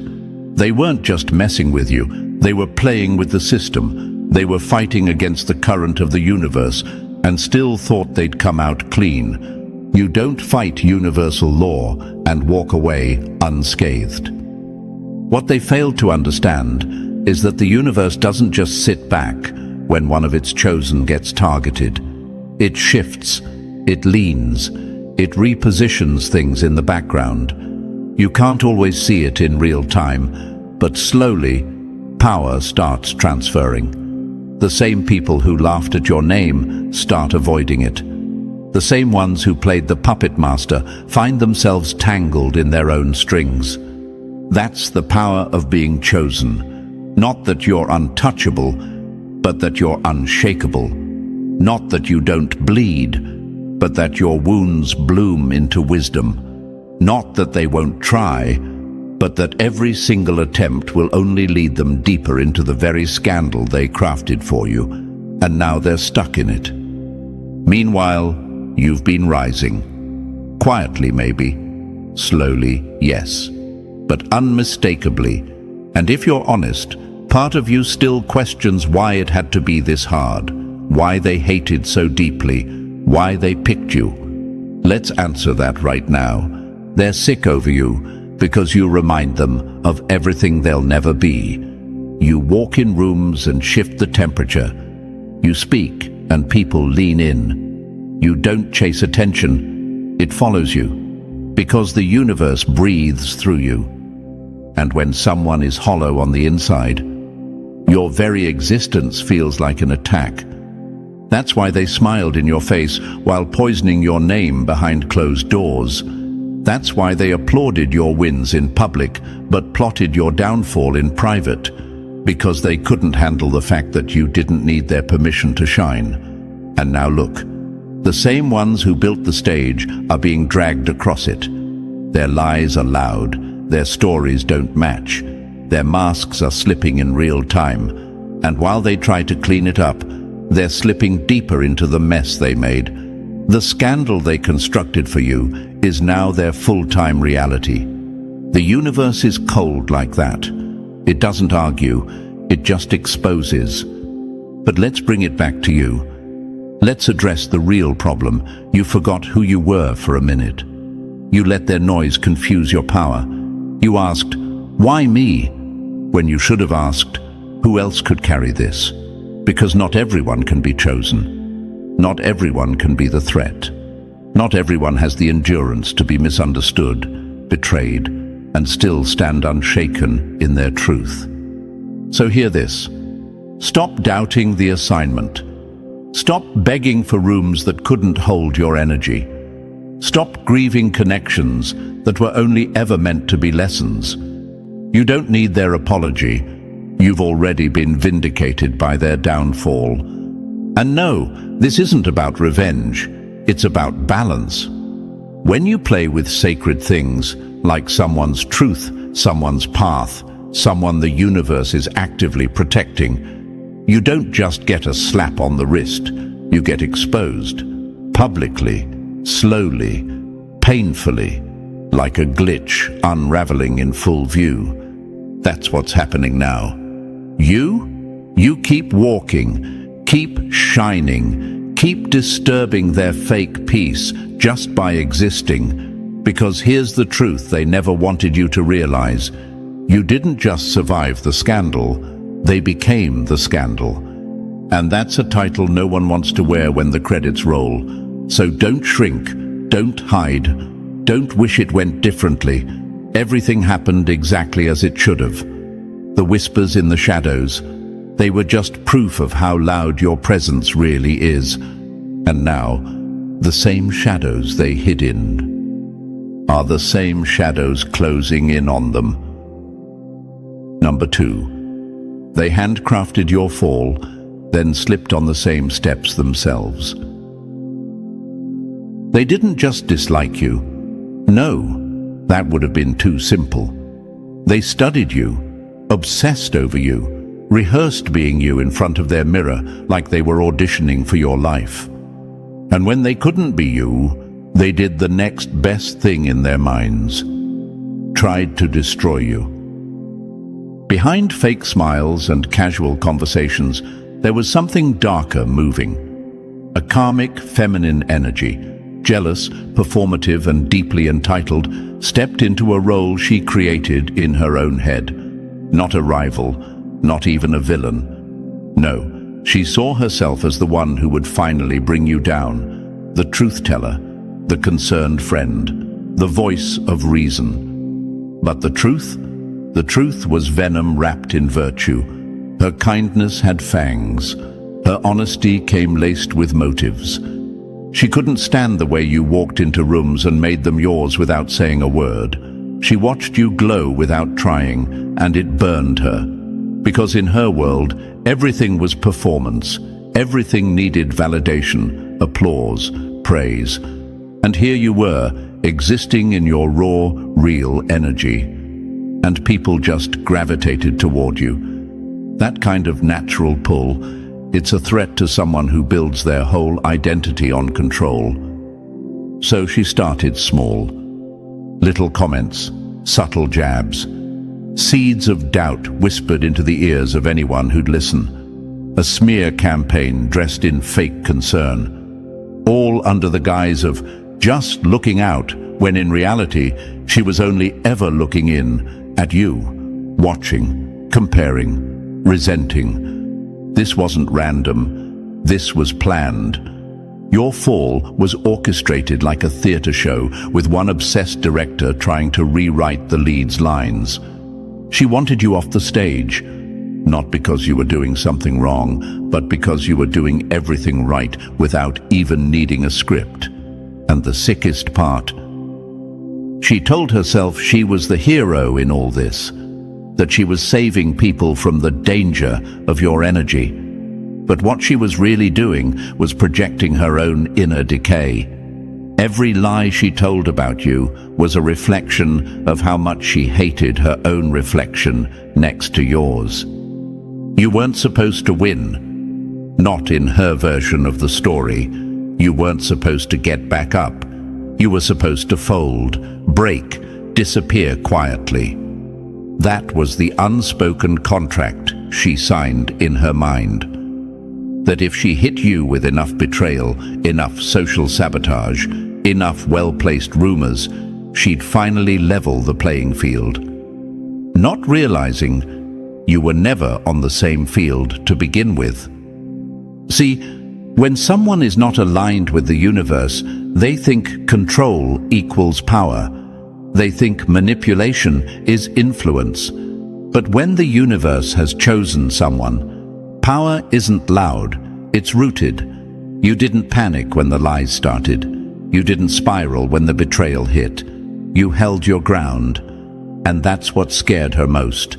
Because here's what always happens when someone tries to orchestrate the fall of a chosen one. They forget that the universe has a memory, a perfect one. Every intention, every lie, every action, it gets logged. And eventually, the same ropes they used to try to hang your reputation become the chains tightening around theirs.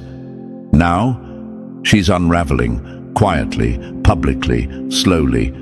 People are seeing through the act. The mask is slipping. The audience she once performed for is getting uncomfortable.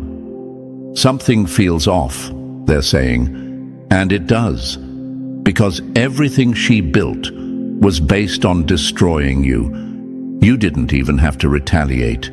You didn't have to clap back. You just had to survive. And now, survival is the revenge. Your glow is louder than her gossip. Your peace is more disruptive than her chaos ever was. You're still rising, no matter how many times they tried to clip your wings.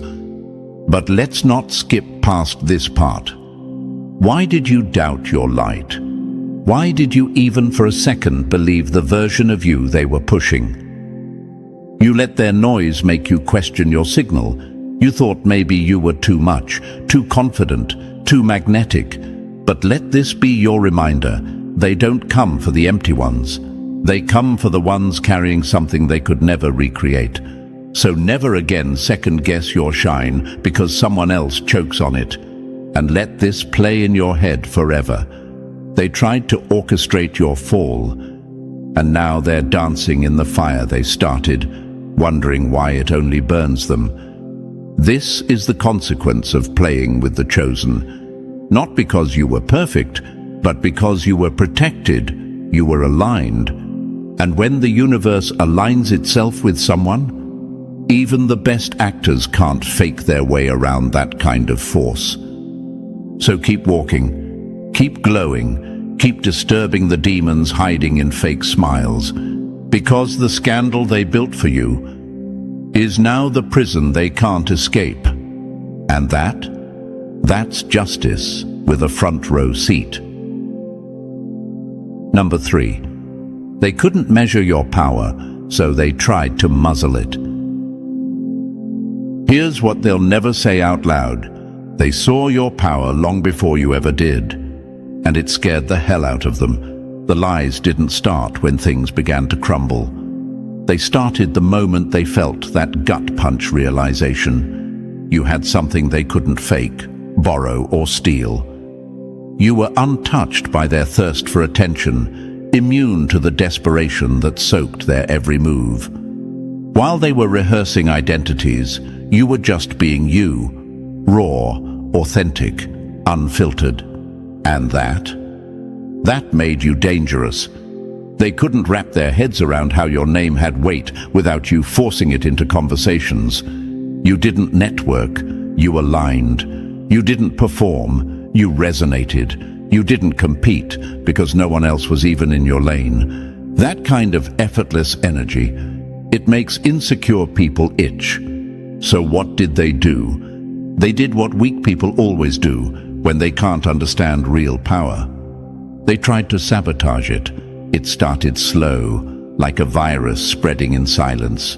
whispers behind your back, eyes rolling when your name came up, little alliances forming in the shadows, not because they were strong together, but because they were weak alone. And you were never even playing that game. You were busy building, creating, glowing, and that's what bothered them most. You weren't even trying to fight them, and somehow you were still winning. Your presence alone disrupted their entire system of control. You walked in a room and changed the chemistry. People sat up straighter. The energy shifted. That's not charisma. That's a spiritual fingerprint. That's what happens when the universe moves through you. And they couldn't copy it, so they tried to corrupt it. They started creating chaos, not because you were unstable, but because they needed to make you look unstable. They used projection and wrapped it in concern, fake sympathy, weaponized pity. They tried to stain your name with problems that originated from their own reflection. Let's be real. They didn't want to understand you. They wanted to contain you. Because people like you are unpredictable, uncontrollable, and that terrifies those whose power depends on manipulation. So they tried to shrink you into a box that made sense to them. They tried to redefine you, repaint you, repackage you into something easier to dismiss. But power like yours, it's not cosmetic, it's cosmic. It doesn't ask for approval, it doesn't beg to be seen, it commands recognition without saying a word. And what did you do during all of this? You started doubting yourself. You thought maybe they were right. Maybe you were too intense, too outspoken, too confident. Maybe you were imagining the shifts in energy. Maybe the cold shoulders were just in your head. You questioned your own magic because a few insecure people decided it made them uncomfortable. But let's set the record straight right here. Your power isn't a problem, it's a mirror. And they hated what they saw when you held it up. They were never sick of you, they were sick over what you activated in them. You reminded them of every dream they gave up on, every version of themselves they abandoned, every lie they chose to live instead of facing their truth. That's why they turned on you, not because you hurt them, but because your existence reminded them of everything they'll never be. And here's the poetic part. While they were busy trying to build a case against you, the universe was quietly building a platform beneath you. They were so focused on dimming your light, they didn't notice the spotlight forming above your head. Now they're squinting, now they're sweating, now they're stuck in a scandal of their own making, and every attempt to dig you deeper is just burying them. Because the truth always comes back wearing steel boots. So don't ever confuse sabotage with weakness. It takes real fear to trigger that level of obsession. They didn't come for you because you were flawed. They came because you were flawless in a way they couldn't understand. Let this be your reminder. Stop softening your power just because small people choke on it. Stop explaining your peace to people who profit from chaos. Stop doubting the way you shift energy just by breathing. You are not misunderstood, you are feared. And that's exactly how it's supposed to be. They tried to paint you unstable, now their lies are collapsing. They tried to isolate you, now they're the ones abandoned. They tried to break you, and now they're breaking in front of everyone. You were never the problem. You were just the trigger. And now, with every step forward you take, they fall deeper into the trap they set. Because you weren't just chosen. You were the storm they prayed would never come. And now, you're here. Number 4. They wove a web so carefully they forgot it was made to stick. They didn't just talk behind your back. They built an entire system around discrediting you. They were architects of a web, threads of half-truths, whispered rumors, fake smiles, and performance-level lies. They spun it slowly, methodically, weaving you into it like some villain in a story they were desperate to control.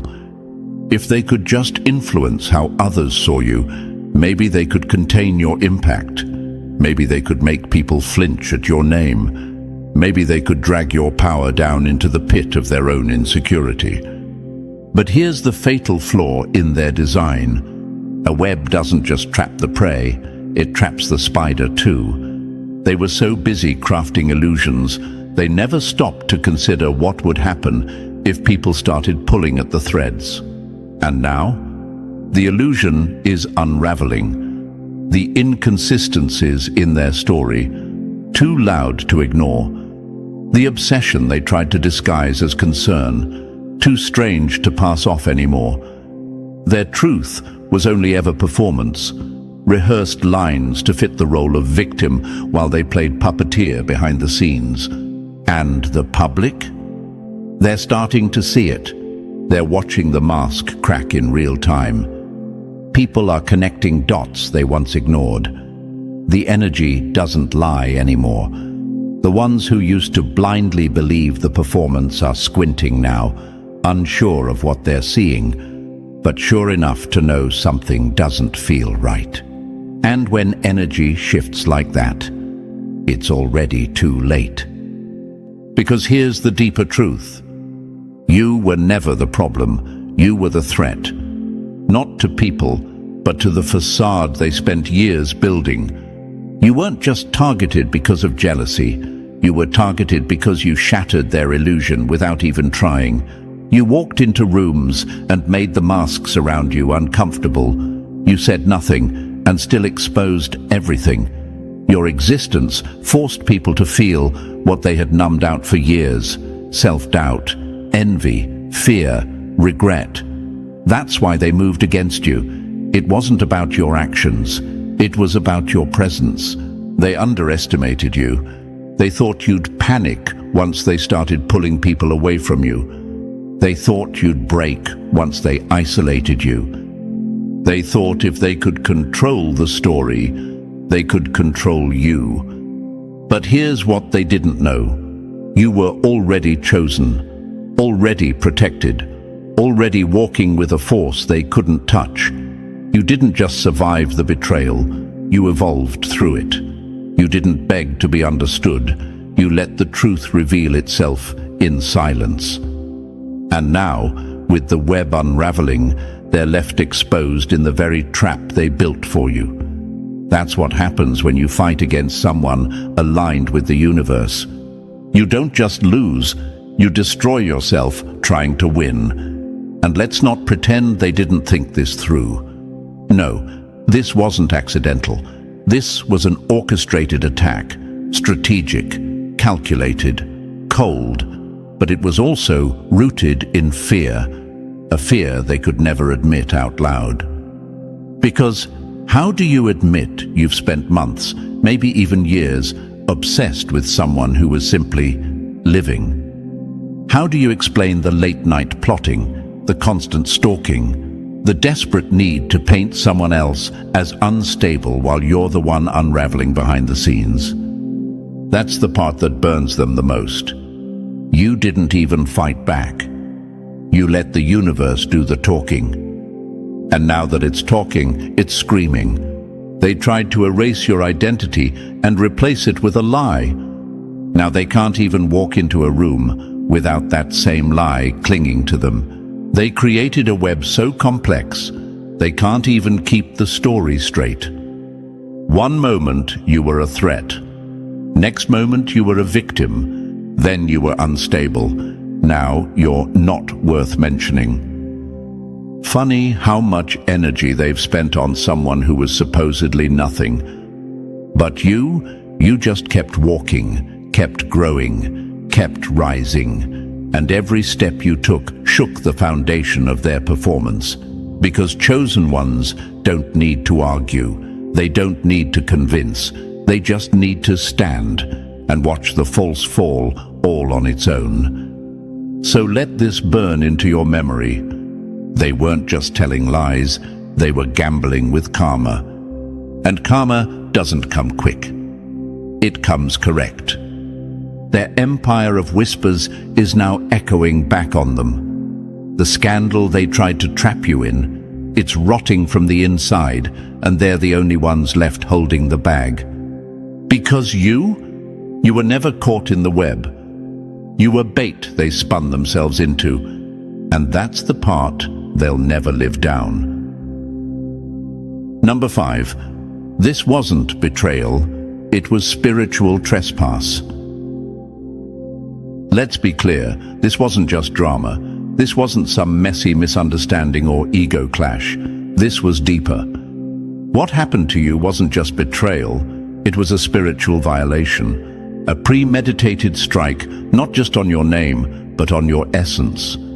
They didn't just cross a boundary, they broke it with full awareness and full intention. They wanted to break you from the inside out. And when they couldn't touch your physical power, they came for the unseen, the sacred parts of you, your spirit, your peace, your divine frequency, the very core of what made you different. They played with your purpose, like it was a prop in their performance. They weaponized your softness. They took your empathy and tried to twist it into instability.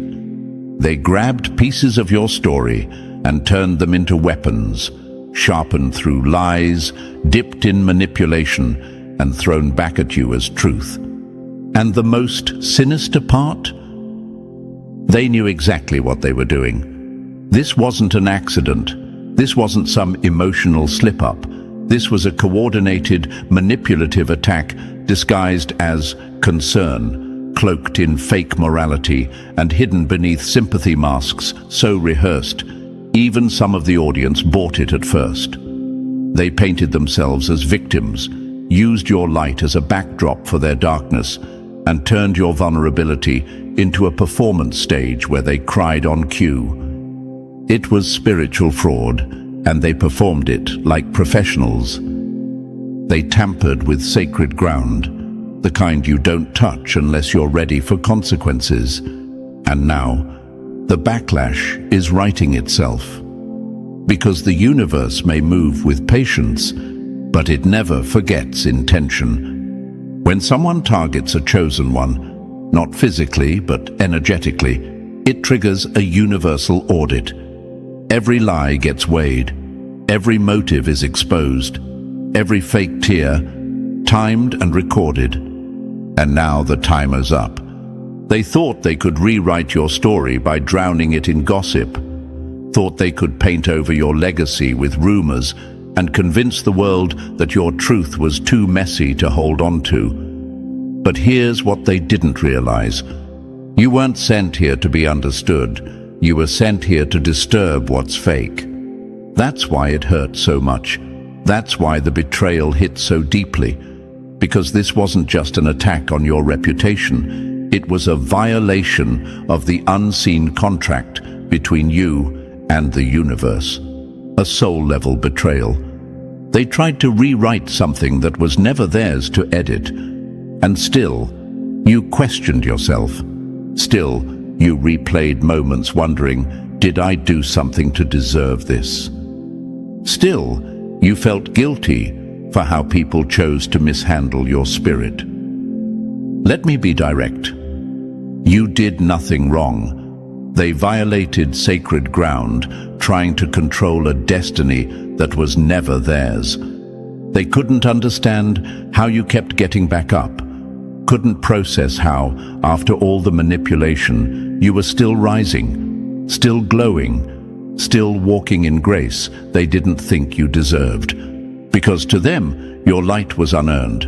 Your energy felt unfair. They thought they were better.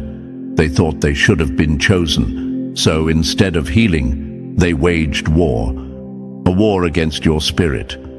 But wars like that don't end with victories.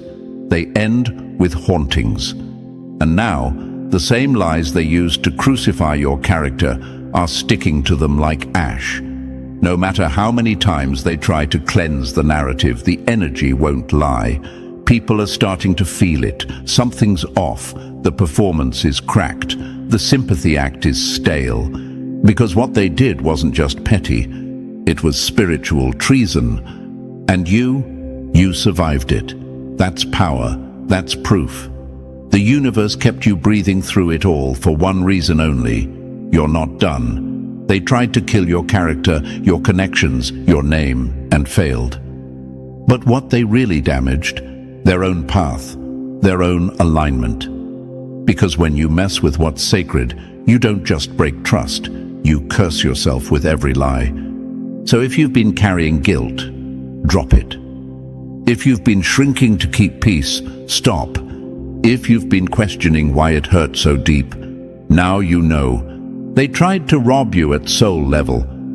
But the joke's on them, because while they were faking emotions, the universe was collecting receipts, and every tear you cried was logged, every betrayal noted, every prayer heard in silence is now returning as thunder. This isn't revenge, this is realignment. You weren't just a target, you were the test, and they failed, loudly. Now you rise, not out of spite, but out of design. And them? They stay trapped in the scandal they built for you, haunted by the very spirit they tried to break. And that's justice in its highest form. Number 6. They tried on your light, but it burned right through them. They thought they could play victim better than you could live truth. They didn't slip, they studied. They didn't just fall into the lie, they built it, carefully, intentionally, with full awareness of what they were doing. They twisted timelines, rearranged facts, rehearsed tears, and stacked their emotions like weapons. They didn't just manipulate situations, they manipulated people. They knew if they cried first, they'd be believed. If they told their story louder, yours would get drowned out. If they acted broken, no one would ask what they destroyed. It was strategic, it was planned, it was cold-blooded. But what they didn't plan for was the truth fighting back. Because here's what happens when people try to wear your light like a costume. It doesn't fit, it doesn't stretch, it doesn't soften for liars. It burns. They thought your glow was something they could imitate, like a trend, a mask, a role. But what they didn't realize is that your light was earned through pain, through betrayal, through soul work, through bleeding and still showing up, through surviving what they never could have handled, even in theory. They wanted your shine, but skipped the storms that shaped it. They wanted your peace, but refused the pain that birthed it. They wanted your position, but not your process. And so they tried to cheat the system, tried to photocopy authenticity. But spirit can't be faked. No matter how loud they cry, the energy doesn't lie. And that's where it's all falling apart for them. Because now, the illusion is breaking. And the same people they manipulated with their sob stories and crocodile tears, they're starting to ask questions.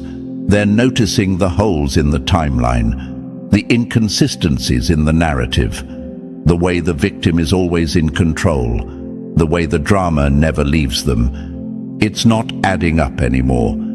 And no matter how much they double down on the performance, the audience is getting tired. The script is old. The sympathy well is dry, and behind the scenes, they're crumbling, because keeping up a lie that big takes energy. It takes constant effort. And when someone has to work that hard to maintain a version of themselves, eventually the mask slips. And when it does, everyone sees the real villain standing in the light they tried to steal.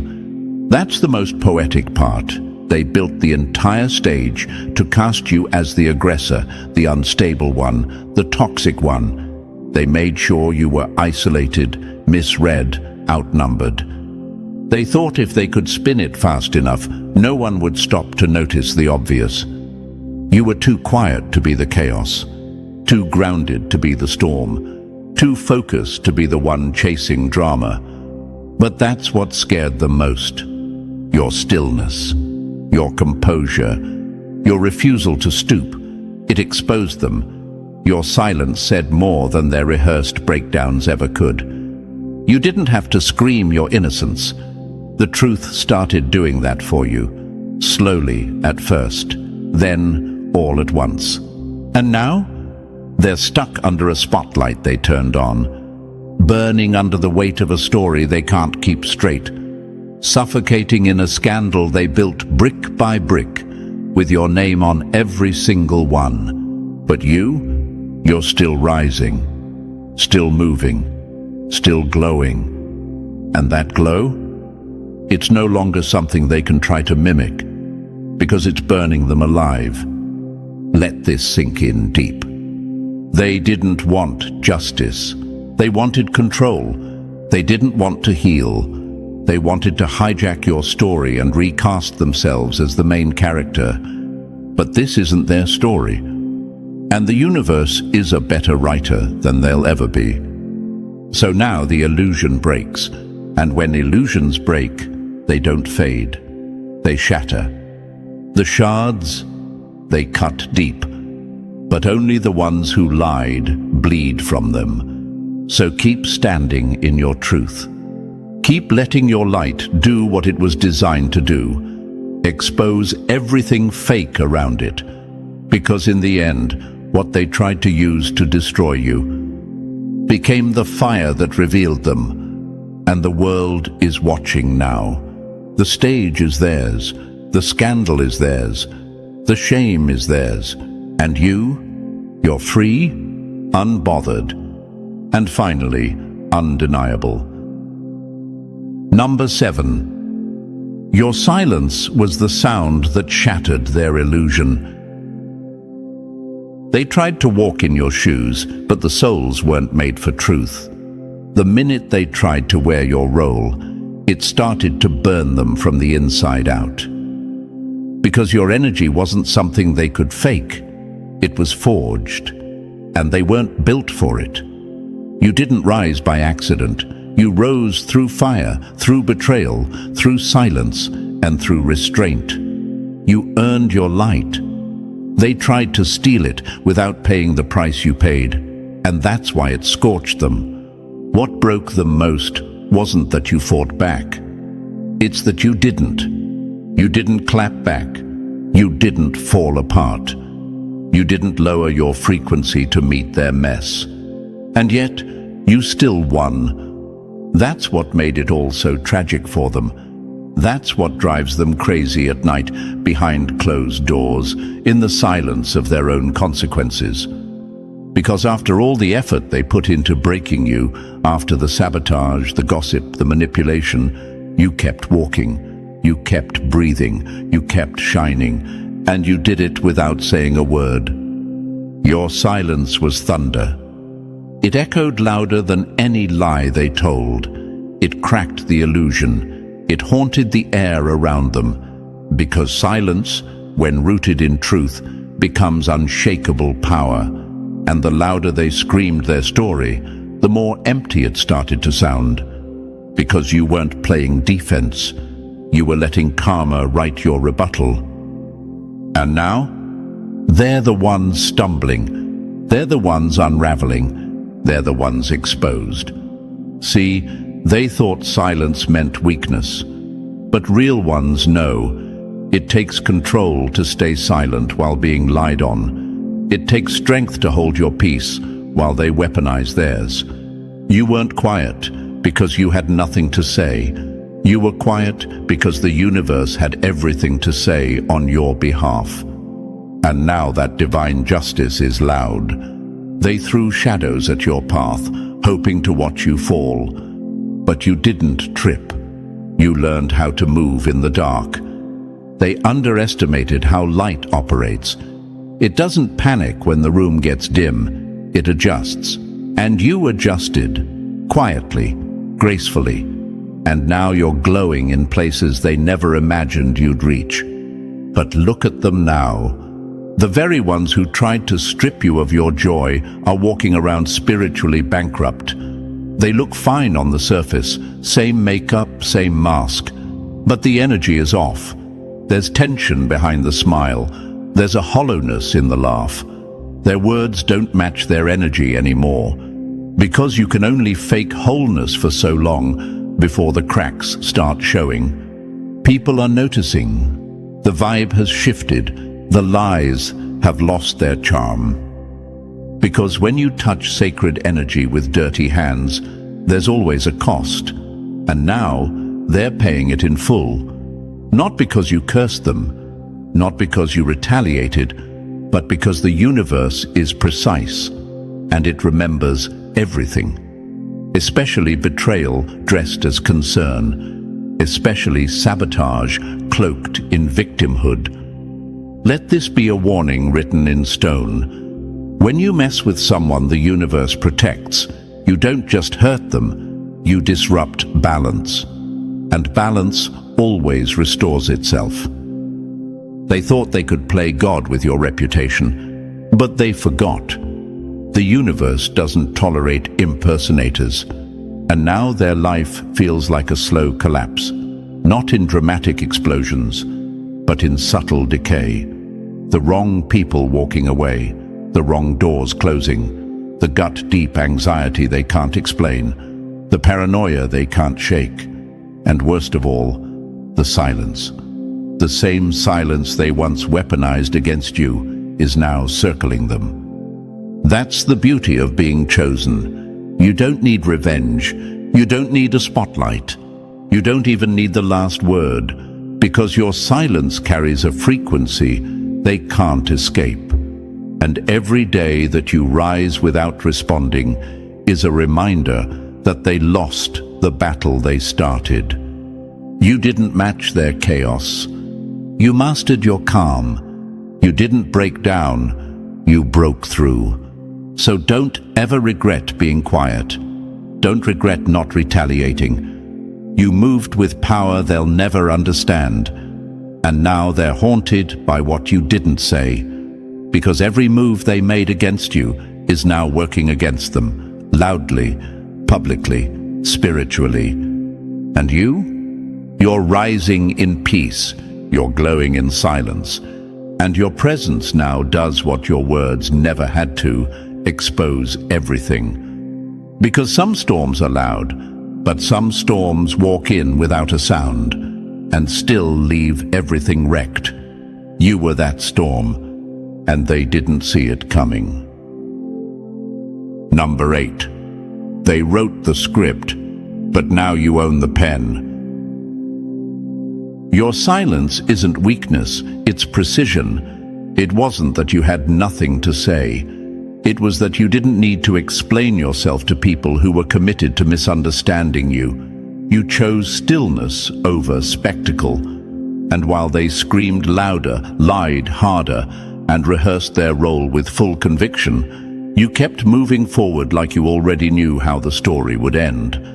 And now, you're rewriting the entire narrative just by existing. You're not yelling, you're not defending.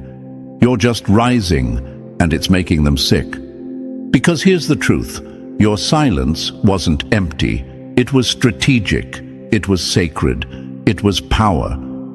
Every word you didn't say, every call you didn't return, every room you exited quietly, it all spoke volumes. While they scrambled to hold up a collapsing illusion, you stayed still and let the truth echo for you. They were busy managing perception. You were busy maintaining peace. They needed an audience. You needed alignment. And now, look around. Time has done what you never had to. It pulled back the curtain. It rewound the footage. It relit the scenes they thought they performed in darkness. Their act? Convincing for a while, polished, emotional, dramatic enough to trick the crowd. But time is a slow truth-teller, and it's putting the pieces together for everyone who once bought the lie. Now people are replaying conversations that didn't sit right. Now they're re-examining the coincidences, the strangely timed breakdowns, the overly convenient victimhood, the way their version of the story always made them the hero. Things aren't adding up, and they shouldn't, because the math was never honest. The whispers they once used to damage you, now they echo back at them. It's not just what's being said anymore, it's what's being felt. Energy doesn't lie, and everyone's starting to feel it. That gut instinct people brushed off before, the one that whispered, "Something's off with them," it's now a scream they can't ignore. There's tension behind their words, a flicker in their eyes. The mask is slipping, and no matter how tightly they try to hold it on, it's disintegrating in real time. Because performance has a deadline, and truth has unlimited reruns. The unease is growing. People are realizing that the one they once pitied was the one pulling strings. The emotional wreck who cried first was actually the one pushing buttons. And suddenly, the room is cold when they walk in, not because of what anyone said, but because the energy no longer accepts the lie. That's the thing about false narratives. They can't outrun time. And now that time is catching up, the real story is surfacing, slowly, clearly, undeniably. You never had to scream your innocence. You just had to survive the setup. And now your existence is dismantling their entire performance. Every lie they told, under review. Every fake tear they dropped, being questioned. Every time they pointed fingers, now being mirrored back at them. That's what happens when the chosen ones stop chasing justice and simply embody it. Your peace is louder than their panic. Your glow makes their lies look dimmer. And now the world is seeing the difference between performance and presence. You didn't just win, you shifted the entire lens. Now the past is being rewatched, the timeline is being corrected. The whispers they started are now dragging them through the mud they meant for you. And all you had to do was not play their game. Let this be your confirmation. You were never the villain. You were the plot twist. And now you're the rewrite. So walk like your silence was thunder. Glow like your truth is screaming. And breathe like the scandal no longer owns your name. Because the real story has just begun. And this time, you're not just in it, you're writing it. Number 9. The knife was always in their hand. Now everyone sees the blood. The one who cried the loudest turned out to be the one who stabbed the deepest. And now that the performance has run dry, so has the sympathy. People who once stood beside them in pity are backing away in discomfort. The energy shifted. The illusion cracked. The truth slipped through their carefully crafted story like smoke through their fingers. And there's no pulling it back. You never had to scream. You didn't have to fight dirty. Your silence did the heavy lifting. While they unraveled trying to keep up a lie, you healed. While they built chaos, you rebuilt your life. That's what eats them alive. Your peace is louder than their panic. Your progress is karma served cold and public. Now, they sit inside the scandal they built for you, and every step you take forward is a mirror showing them what they lost trying to ruin you. You didn't just survive their betrayal. You turned it into fuel. You are vindicated, not by revenge, but by evolution. You rose from the ashes they left you in, and now your glow tells the story better than any words ever could, and they can't silence that. And so, the truth stands taller than every lie they ever told. The scandal they built for you became their own trap, while you rose, silently, powerfully, undeniably. You were never the villain. You were the light they couldn't dim, the storm they couldn't predict, and the truth they couldn't bury. If this message spoke to your spirit, like and subscribe to Keep This Truth Circulating. Drop the number 77 in the comments if you're claiming your power back. And share this with another chosen one who needs the reminder they're not crazy, they're called.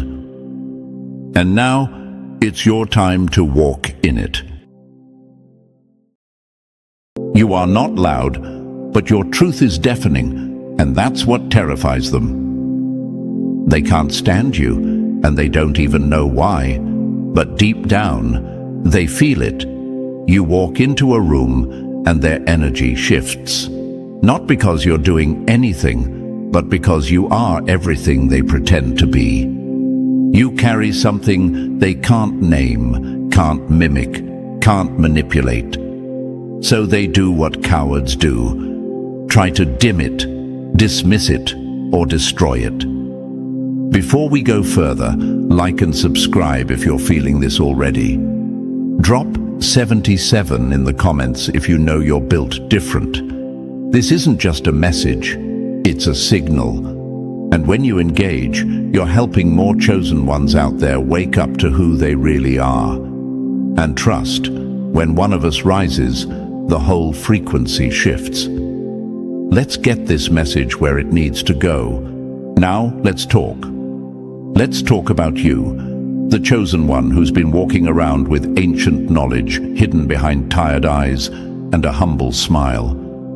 You've spent years wondering why you just know things without being taught. Why truth hits you in your gut before it ever reaches your ears. Why you feel energy in people's words, even when they're lying through perfect teeth. That's not intuition. That's not luck. That's source-level wisdom, wired directly into your being. You were born with it, and that's what this world can't handle. See, the universe never hid its deepest truths in temples, books, or titles. It hid them in people, quiet ones, watchful ones, you. While the rest were busy chasing degrees, positions, and borrowed beliefs, you were busy being the truth in motion. A walking library, a breathing blueprint, a code so encrypted most can't read it, even while looking straight at you. And because they can't understand it, they try to erase it. They gaslight you, mock your insights, call you too intense, too serious, too deep. But they come back to you when everything falls apart. They ask questions they used to laugh at. They want answers from the same mind they tried to discredit. Because when the noise of the world stops making sense, only the chosen make sound. But let's be real, some of you forgot who you are. You started doubting your light. You let the confusion around you make you question the clarity within you. You started wondering, maybe I'm just overthinking, maybe I'm wrong. Let me stop you right there. You are not overthinking. You are overfeeling in a world that's gone numb. You are seeing in a world trained to be blind. And that's why it hurts. That's why it's heavy. Because carrying knowledge that isn't welcomed is one of the deepest forms of loneliness. But don't confuse isolation with error. The universe doesn't isolate the broken. It isolates the encoded. You've been carrying wisdom that threatens systems, stories, and lies people are addicted to. And that's why they attack. Not because you're wrong, but because you're a threat to the illusion they need to stay asleep. You're not just wise. You are wisdom, personified. And the ones who tried to discredit you, they weren't fighting you. They were fighting the source that flows through you. They were arguing with universal truth and thinking they could win with performance. Now they're haunted by the very things they dismissed, waking up in confusion, tripping over their own lies. Because when someone touches sacred knowledge with dirty hands, there's always a price. You are a sacred text, hidden in plain sight. A holy book walking through a world that can't read your language but feels your truth. They called it ego. It was clarity. They called it delusion. It was download. They called it weird. It was wisdom. So remember this. The next time you walk into a room and feel the tension rise, don't shrink. That's not intimidation. That's recognition. They know what you carry, even if they'll never admit it. So now that the surface has been scratched, let's go deeper, layer by layer. Because if you truly carry that knowledge wired from source, something in you is already leaning in. You feel it, don't you? That quiet pull to stay, to listen, to remember. This message wasn't made to entertain. It was made to awaken. Drop the number 77 in the comments if you know you've been walking around as a hidden book among the blind. Like, subscribe, and share this with another chosen one, someone who's been questioning what they already know. Now, let's open the pages they never expected you to read from. Number 1, they tried to play the teacher, not realizing the lesson was standing right in front of them.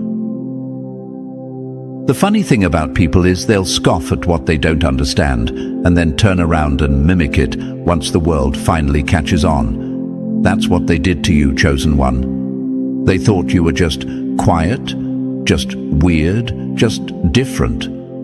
But what they didn't realize was that you weren't speaking from ego. You were streaming from source. And that scares them, because you don't need to open a book to receive truth. You are the book. You're the hidden scripture walking among the unaware. They wanted the spotlight without earning the depth. They studied speeches while you downloaded truths. They practiced talking while you mastered listening. So when you finally spoke, your words didn't sound like anyone else's. They didn't carry fluff, they carried weight. And that weight, it shook them. Because you weren't offering opinion, you were moving with pure, aligned knowing. And that's when they knew they couldn't compete. See, you were never looking for wisdom. Wisdom flows through you like water through an ancient riverbed, carving paths, shaping spaces, shifting entire energies. The world chases knowledge, but you hold it, without trying, without effort. It shows up in your presence, in your eyes, in your timing. You say things people didn't know they needed to hear until you say it. That's not talent. That's not intellect. That's alignment. And the worst part for them? They couldn't trace it. They couldn't find the source of your clarity. No guru, no school, no credentials. Just you, standing in your truth, channeling something ancient, something electric, something they can't Google. So they tried to discredit you, tried to humiliate what they couldn't understand, laughed at your language, dismissed your insights, planted seeds of doubt in the people around you, and maybe, just maybe, even in you. And here's where we need to pause, because you let some of it get to you, didn't you? You started wondering if maybe they were right. Maybe you are just making it up. Maybe you don't know what you're talking about. Maybe you're just another overthinker, a deep person in a shallow world. Let me stop you right there. You are not overthinking. You are overfeeling in a system designed to distract. You are not too much. You are just too awake for people committed to sleeping. You are not confused. You are receiving information faster than your current reality can confirm it. And that's the mark of being chosen. Because when the universe chooses someone, it doesn't send them through normal systems. It sends them directly into the world. And with them, it downloads everything they need. Not all at once, but in pieces, codes, fragments, bursts of insight that don't always make sense to others, but make perfect sense when it's time. That's you. You are a holy book hidden in human skin, Not a religious text, not a preacher, not a prophet. You are a living frequency designed to disturb deception. You walk in with your presence alone, and the atmosphere changes. People get nervous, not because you're loud, not because you're aggressive, but because you see them. You see what they're hiding, you hear what they're not saying, and you read what's between the lines. That's why they flinch. That's why they try to silence you. Because deep down, they know the truth is more comfortable buried. They don't want healing. They want control. They don't want clarity. They want comfort. And you? You are neither safe nor soft for their illusions. You're the reality check they didn't ask for, and the truth bomb they can't avoid. But let me remind you, your presence alone is prophecy, not in a religious way, in an energetic one. You don't tell the future.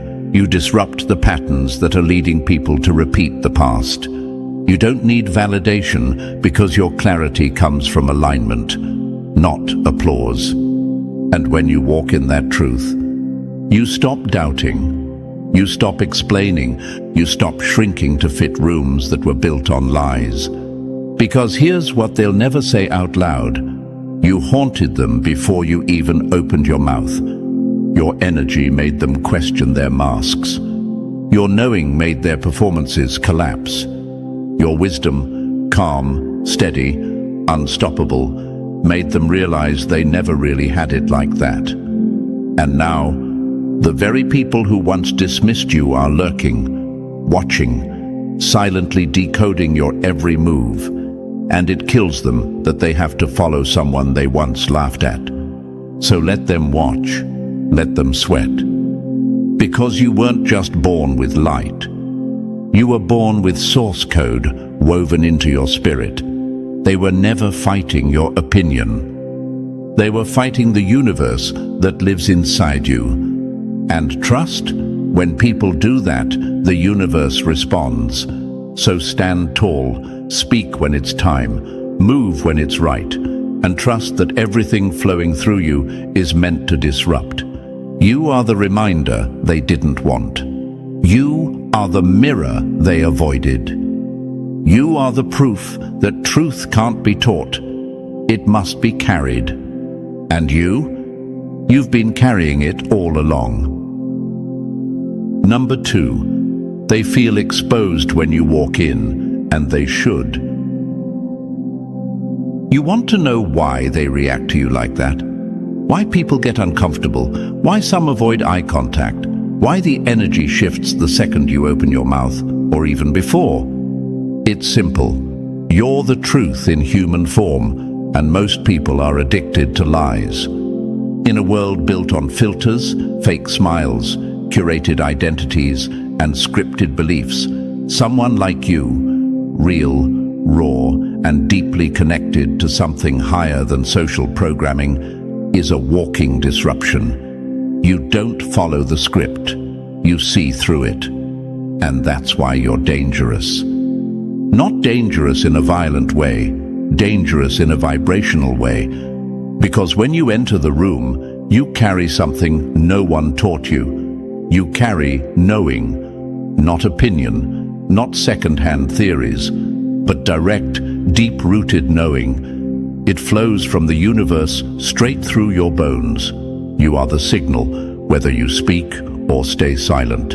And that's what makes them flinch. Most people have built their entire lives on illusions, ideas handed down by broken systems, fearful leaders, and cultural programming. They've spent years repeating lies until they sounded like truth. They don't know who they are. They only know who they were told to be. And then you show up, and suddenly their whole identity feels fragile. You didn't have to expose them. They felt exposed just being near you. Your presence alone questions everything they've accepted. That's why some people are drawn to you without knowing why. Your energy feels like clarity, like safety, like peace they've never known, but always wanted. And others? They avoid you like you're a virus, because your truth threatens the fake reality they're still clinging to. You've noticed it, haven't you? People either want to be around you constantly or can't stand to be near you at all. There's rarely a middle ground, and that's because you aren't neutral. You're not a mild flavor. You're not here to blend in. You're here to reveal, to awaken, to shift the entire frequency of the space you're in. And it shows. They try to play it cool, but you see it. The nervous laughter, the forced eye contact, the passive-aggressive comments, the weird vibe that has no logic but feels heavy. That's not in your head. That's real. That's what happens when someone who's been faking peace comes into contact with authentic alignment. And yes, they'll call you names to make themselves feel safe. Too intense, too deep, too serious. But that's not about you. That's about them not being ready for what you bring. Because here's the truth. Your wisdom is confrontational, even when you're not trying to be. You speak calmly, but it lands like thunder. You say one sentence, and it echoes in someone's mind for days. You walk in, and it feels like a spotlight just hit every lie in the room. You weren't taught this. You were coded with it, and that's what's haunting them. You are a walking contradiction to everything the system told them was truth. You didn't get your knowledge from a podium or a textbook. You got it from silence, from pain, from listening when the world was screaming, from downloads the average mind can't even process. And that makes you not just powerful, but dangerous to the lie. So they'll resist you, push you out, call you the problem, but make no mistake. They don't hate you because you're wrong. They hate you because you're right, and they can't unsee it. But let's be honest. Sometimes you doubted yourself, didn't you? Sometimes their reaction made you question your truth. You wondered if maybe you are too much, if maybe the problem is you, if maybe being this awake is a curse. Let me say this clearly. You are not too much. You are too true for a world that rewards lies. Stop second-guessing yourself just because your energy makes the mask wearers sweat. Stop watering down your message because the shallow can't handle the depth. Stop shrinking because others didn't do the work to grow. You weren't made to comfort illusions. You were made to crack them. And now that you're standing tall, glowing in your truth, they're scrambling to keep their fake peace from crumbling. But it's already too late. The knowing is in the room. The light is in the building. You are the page they tried to skip, but now everyone's reading. You didn't ask to be this way. You were assigned this frequency, because the universe knew that only certain souls could carry this kind of weight without breaking. So don't you dare dim. Don't you dare apologize for being the walking truth in a world built on scripted lies. You are not just here to observe the illusion. You are here to end it. Number 3. They're not afraid of you. They're afraid of what you make them see. The fear they carry isn't about you. It's about what you represent. When you walk into a room, you don't just bring presence, you bring pressure. Not because you're doing anything wrong, but because your energy demands truth. And most people spend their entire lives building walls to avoid it. They're not disturbed by your words.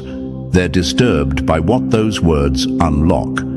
You carry a frequency that forces people to confront the lies they've been living in, the roles they've been playing, the masks they've forgotten they're even wearing. And that makes you dangerous. Because this world was built on illusion. It runs on scripts, systems, and stories designed to keep people small, obedient, and distracted. From birth, people are taught what to think, how to act, what to believe, who to follow. They aren't encouraged to know.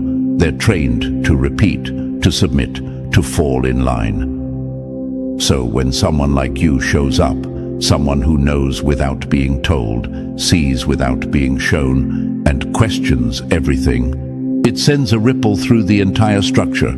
You are a glitch in the program, and they don't know how to fix you, so they try to silence you. They fear the knowledge you carry because it doesn't ask for permission. It doesn't wait for validation. It doesn't bow to tradition. You weren't programmed by their systems. You were downloaded by the universe. You came here with clarity that disrupts the norm. Your wisdom doesn't follow a path. It is the path, and that terrifies people whose safety depends on everyone staying asleep. You are the light they didn't prepare for, the page they couldn't edit, the truth they can't spin.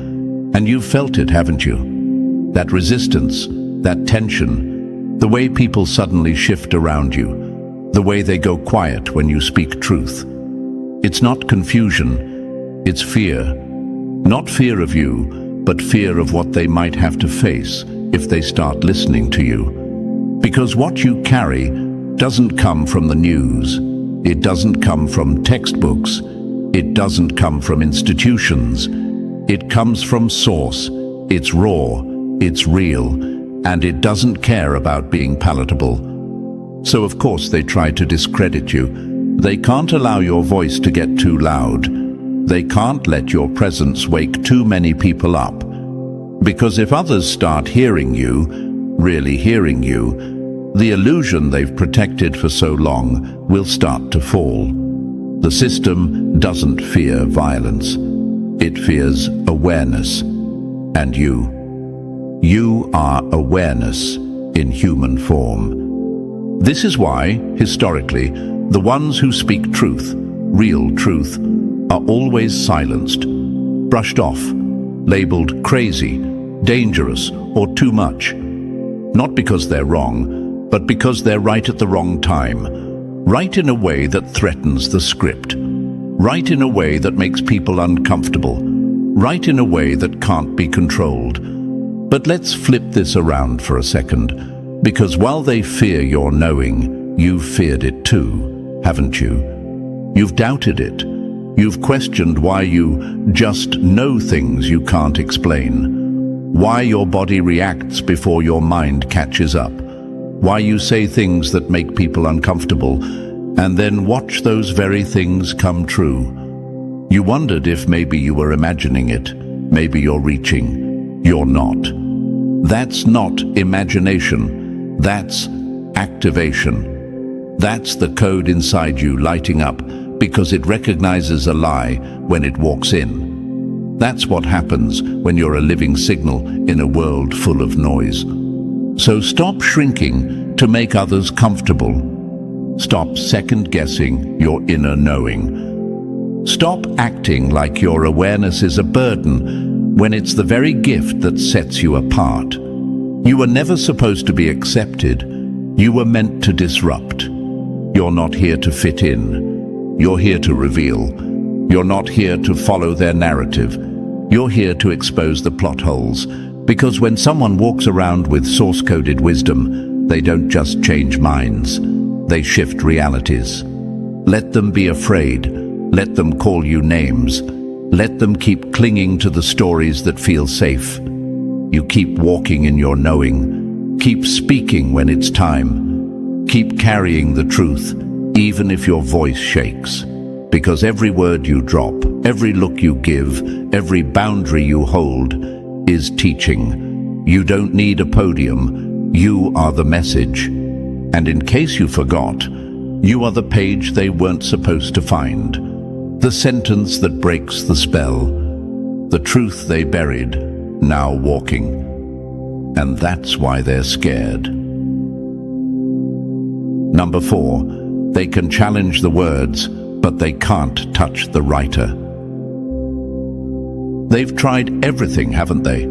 Ignoring you, mocking you, gaslighting your insight, acting like your words hold no weight, like your clarity needs their confirmation to be real. But here you are, still standing, still knowing, still unmoved. Because your wisdom isn't borrowed, it's not studied, it's etched into your being. You didn't go looking for truth. You are truth. And there's nothing anyone can do to remove it. They can call you crazy, but it won't make your intuition disappear. They can call you wrong, but it won't stop the way your words keep coming true. They can label you arrogant, delusional, unstable, but what they can't do is unwrite what the universe carved into your core before you even knew who you were. And that's what terrifies them most. See, they're used to information being bought, studied, earned through systems they can control, titles they can hand out, boxes they can check off. But your wisdom? It didn't come from their classrooms. It came from your soul work. It came from silence, from storms, from shedding everything false until all that remained was truth.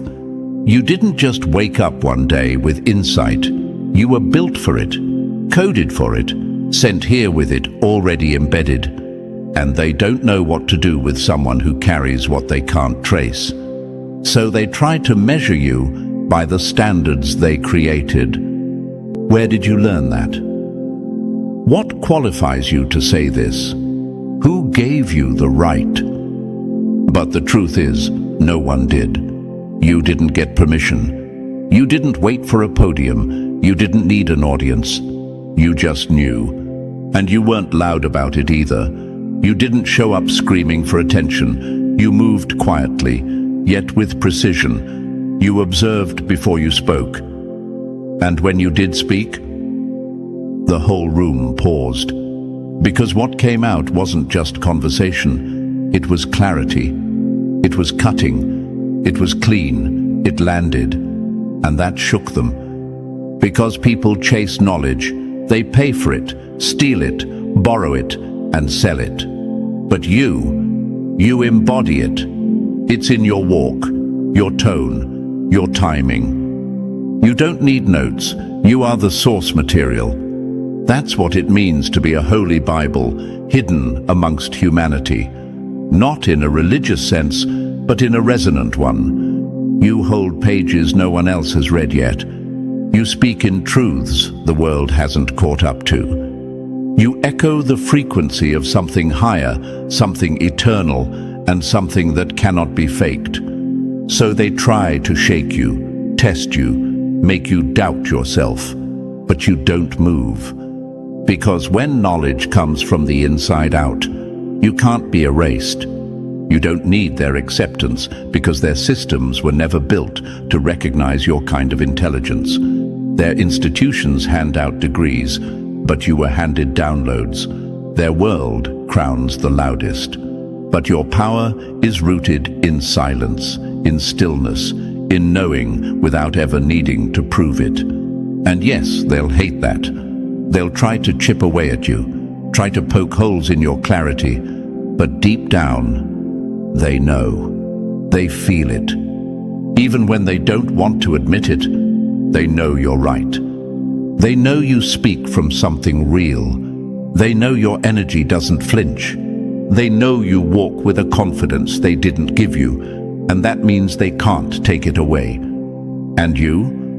You stopped asking for validation a long time ago because you realized no one else has the answer key to your soul. You realized that waiting for people to get it only slows you down. So now you speak when it's time. You hold the line. You trust the wisdom that chose you long before they questioned it. Because this isn't just confidence.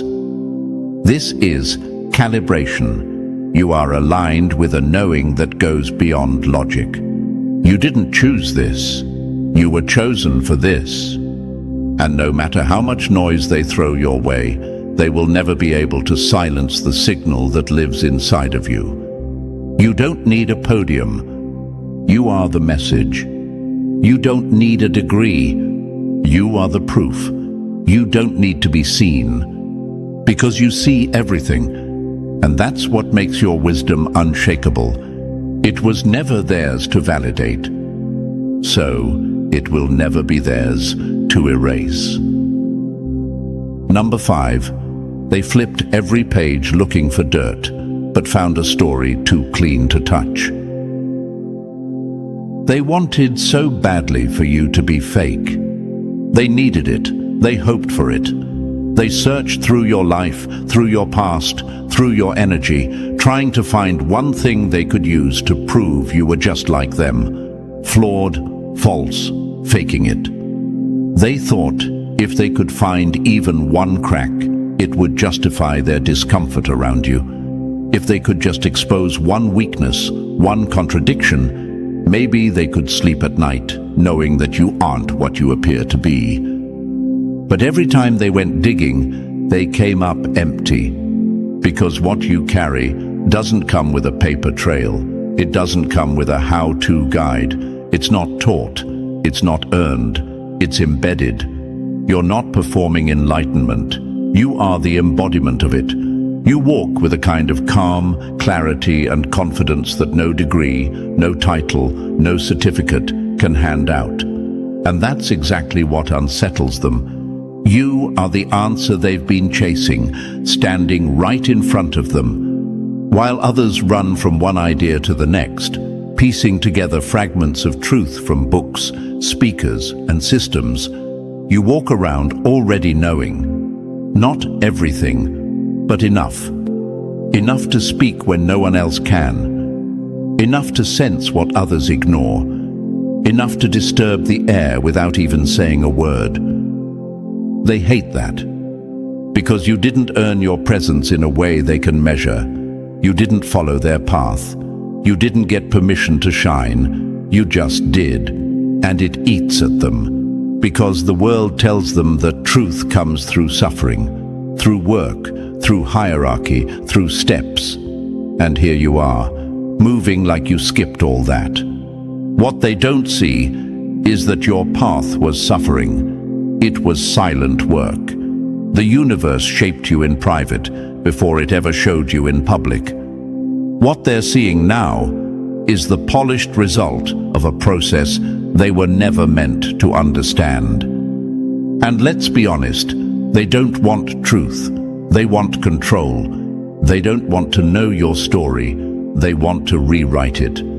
But here's the problem. You're a living text, not an open document. They can't edit what the universe already published. You are a walking contradiction to their assumptions. Soft, yet sharp. Silent, yet undeniable. Peaceful, yet powerful. You don't play by their rules, and you don't speak their language. And that's why they fear you. Because your story isn't loud, but it's felt. Your presence isn't flashy, but it's final. And that kind of authenticity, it's impossible to compete with. So they try to discredit you, whisper about your past, dig up anything they can twist, but they find nothing solid. Because the truth is, your story was written in a language they don't understand. It's written in healing, in survival, in moments you never shared out loud, in decisions you made when no one was watching. It's in the way you carry yourself without ever needing to prove yourself. You've lived through storms they wouldn't have survived. And you didn't come out bitter, you came out brighter.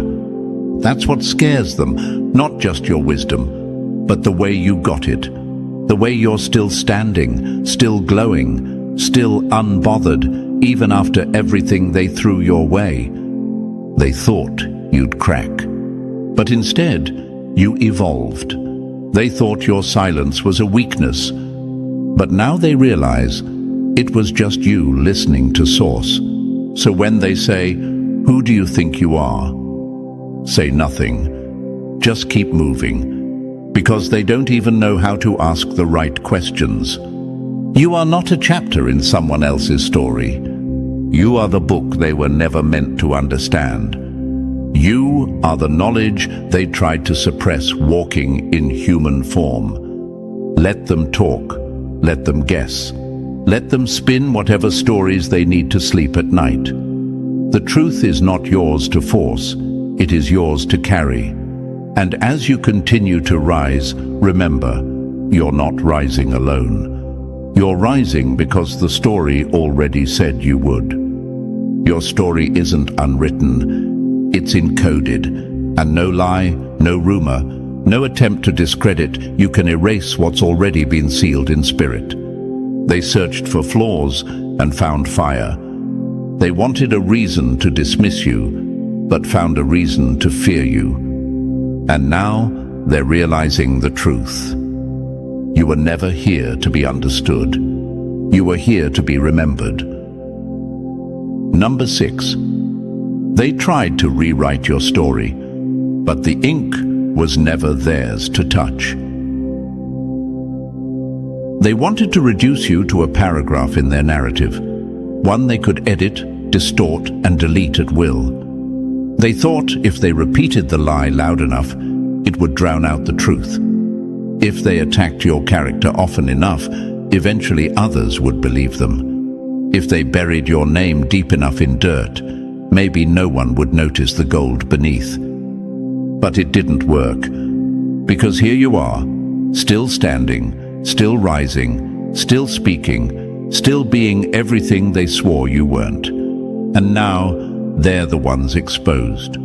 Every storm you endured, every shadow you walked through, every betrayal they sent your way, it didn't erase you, it revealed you. They tried to write you off like a passing idea, but all they did was amplify the truth they hoped would never surface. The real reason they fear you isn't because you're loud. It's because you're undeniable. Because you live in something they don't understand. Truth.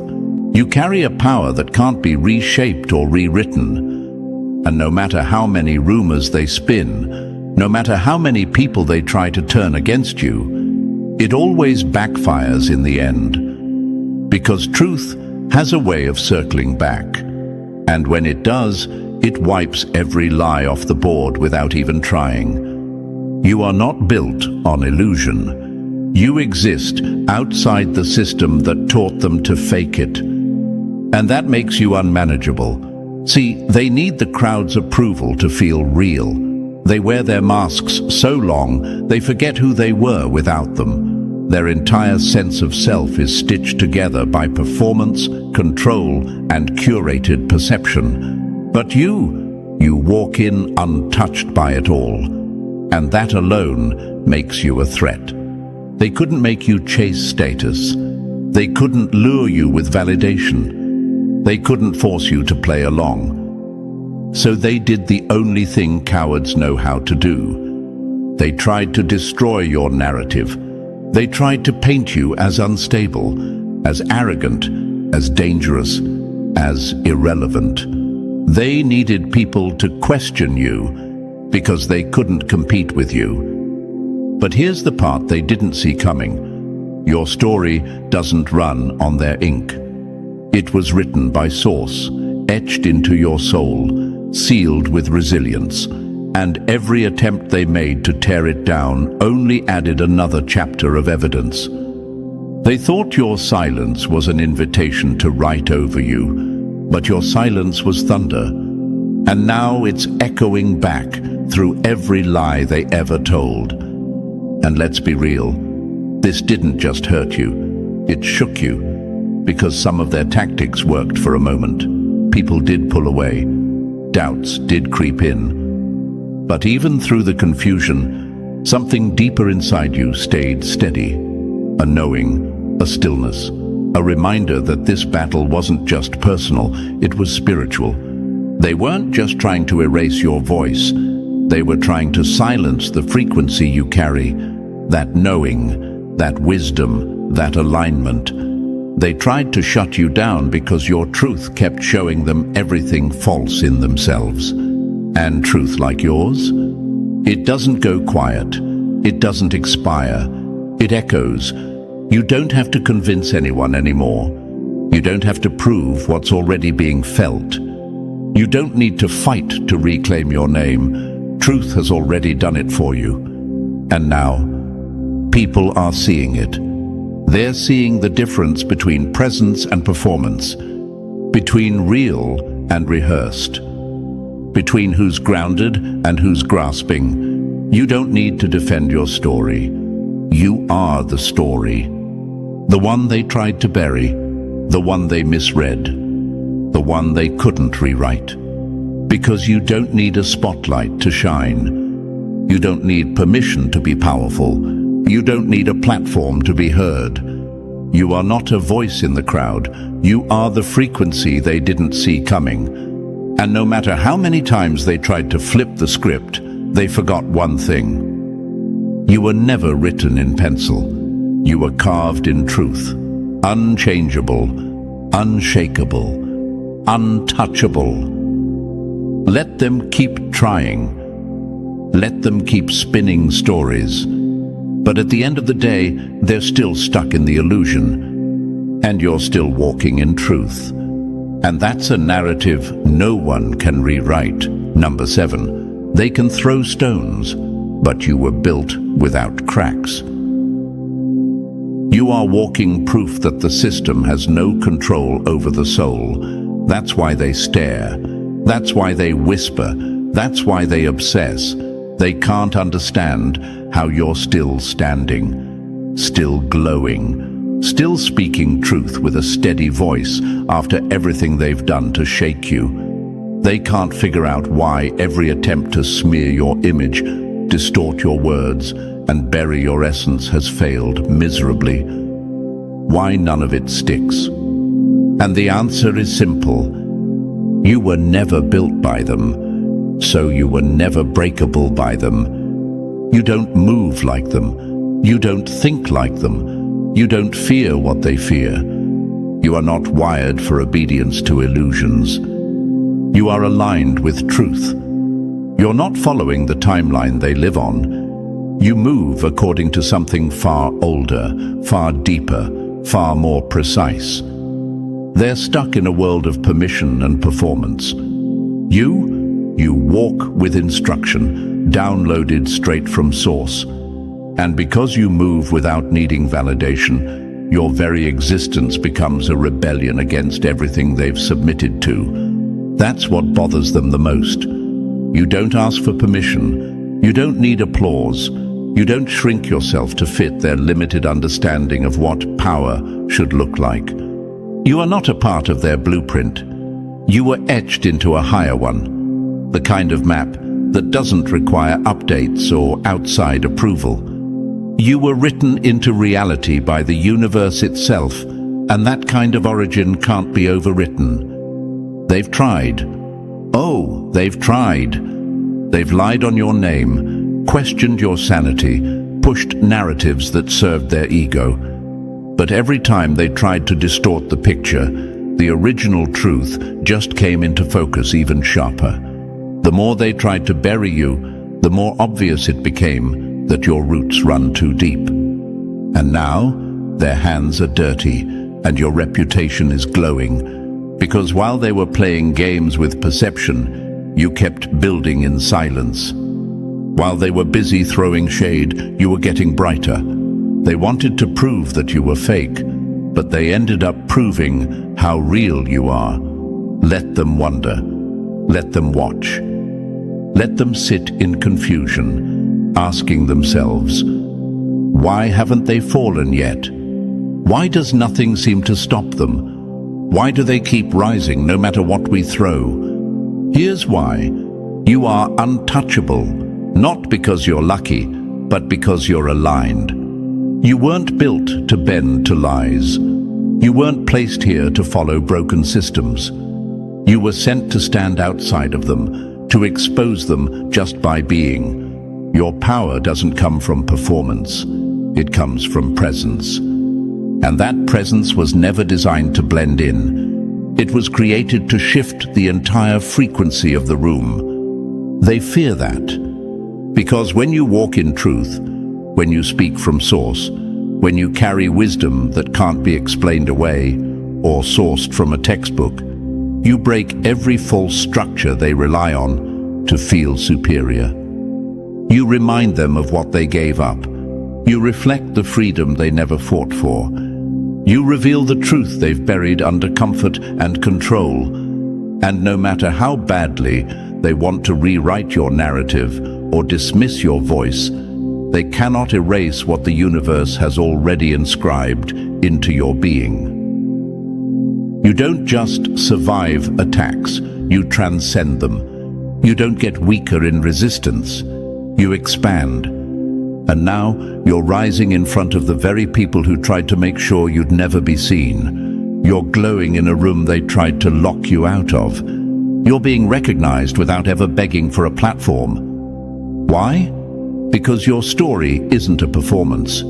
It's a prophecy unfolding. And no, you don't need to fight for your place. You are the place. The space where clarity lives, where truth lands, where lies come to die. So let them keep swinging. Let them keep guessing. Let them keep choking on the silence that surrounds you. Because you don't move with fear. You move with knowing. And when you move like that, you're not just unstoppable, you're untouchable. Number 8, you weren't meant to fit, you were meant to shift everything. They can't figure you out, and that's exactly why they fear you. You're not desperate for attention, you don't chase approval.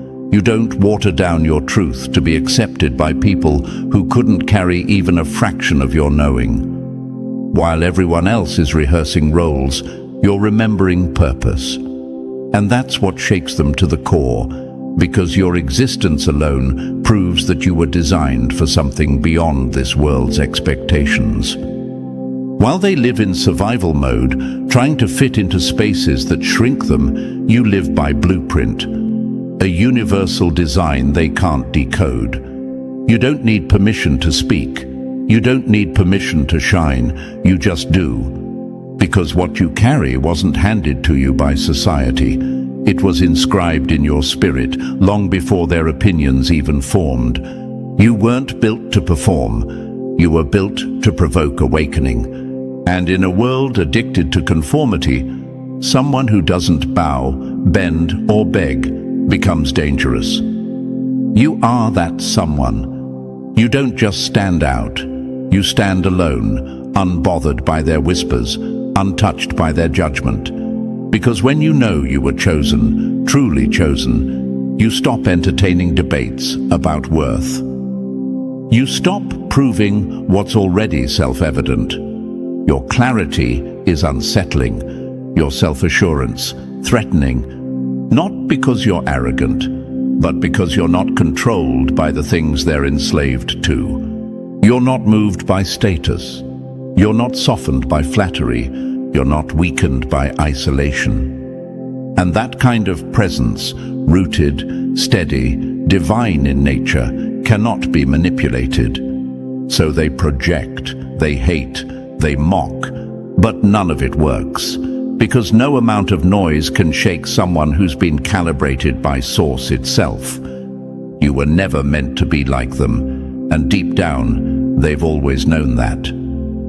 You don't just walk into rooms, you interrupt patterns. You don't just speak, you pierce illusions. You don't follow the script, you rewrite the energy. That's why you trigger them. They've built their lives on external praise, on validation loops, on systems designed to control how people think, act, and believe.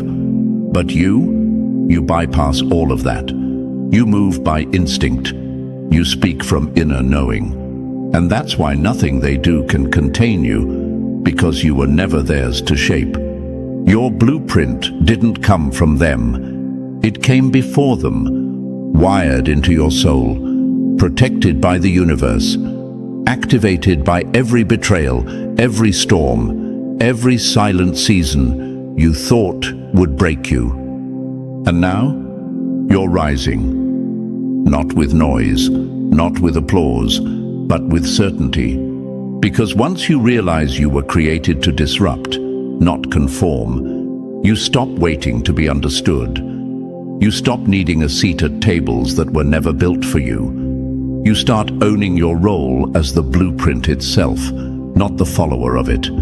They don't want you to know that. They want you confused, unsure, shrinking. Because if you ever fully step into that knowing, their control shatters. So they send distractions, they start rumors, they gaslight your perception. But here's the thing. The blueprint doesn't panic when people misunderstand the design. It just keeps building, it keeps unfolding, it keeps rising. And you've reached the part of your path where no lie can stick, no detour can delay, no attack can undo what's already been set in motion. Your story was never random. Your knowing was never an accident. And your power was never up for debate. So stop explaining your frequency to those tuned to static. Stop holding your light hostage in rooms that benefit from your confusion. Stop questioning what the universe has already confirmed within you. You are not like them, and that's the point. You are not here to be tamed. You are here to be unmistakable. Let them fear what they can't figure out. Let them scramble to decode what was never for them. Because while they seek permission, you were already written into purpose. You are the blueprint they were never supposed to see walking. And now, it's too late. Number 9. They can fight the truth, but they'll never win against the source.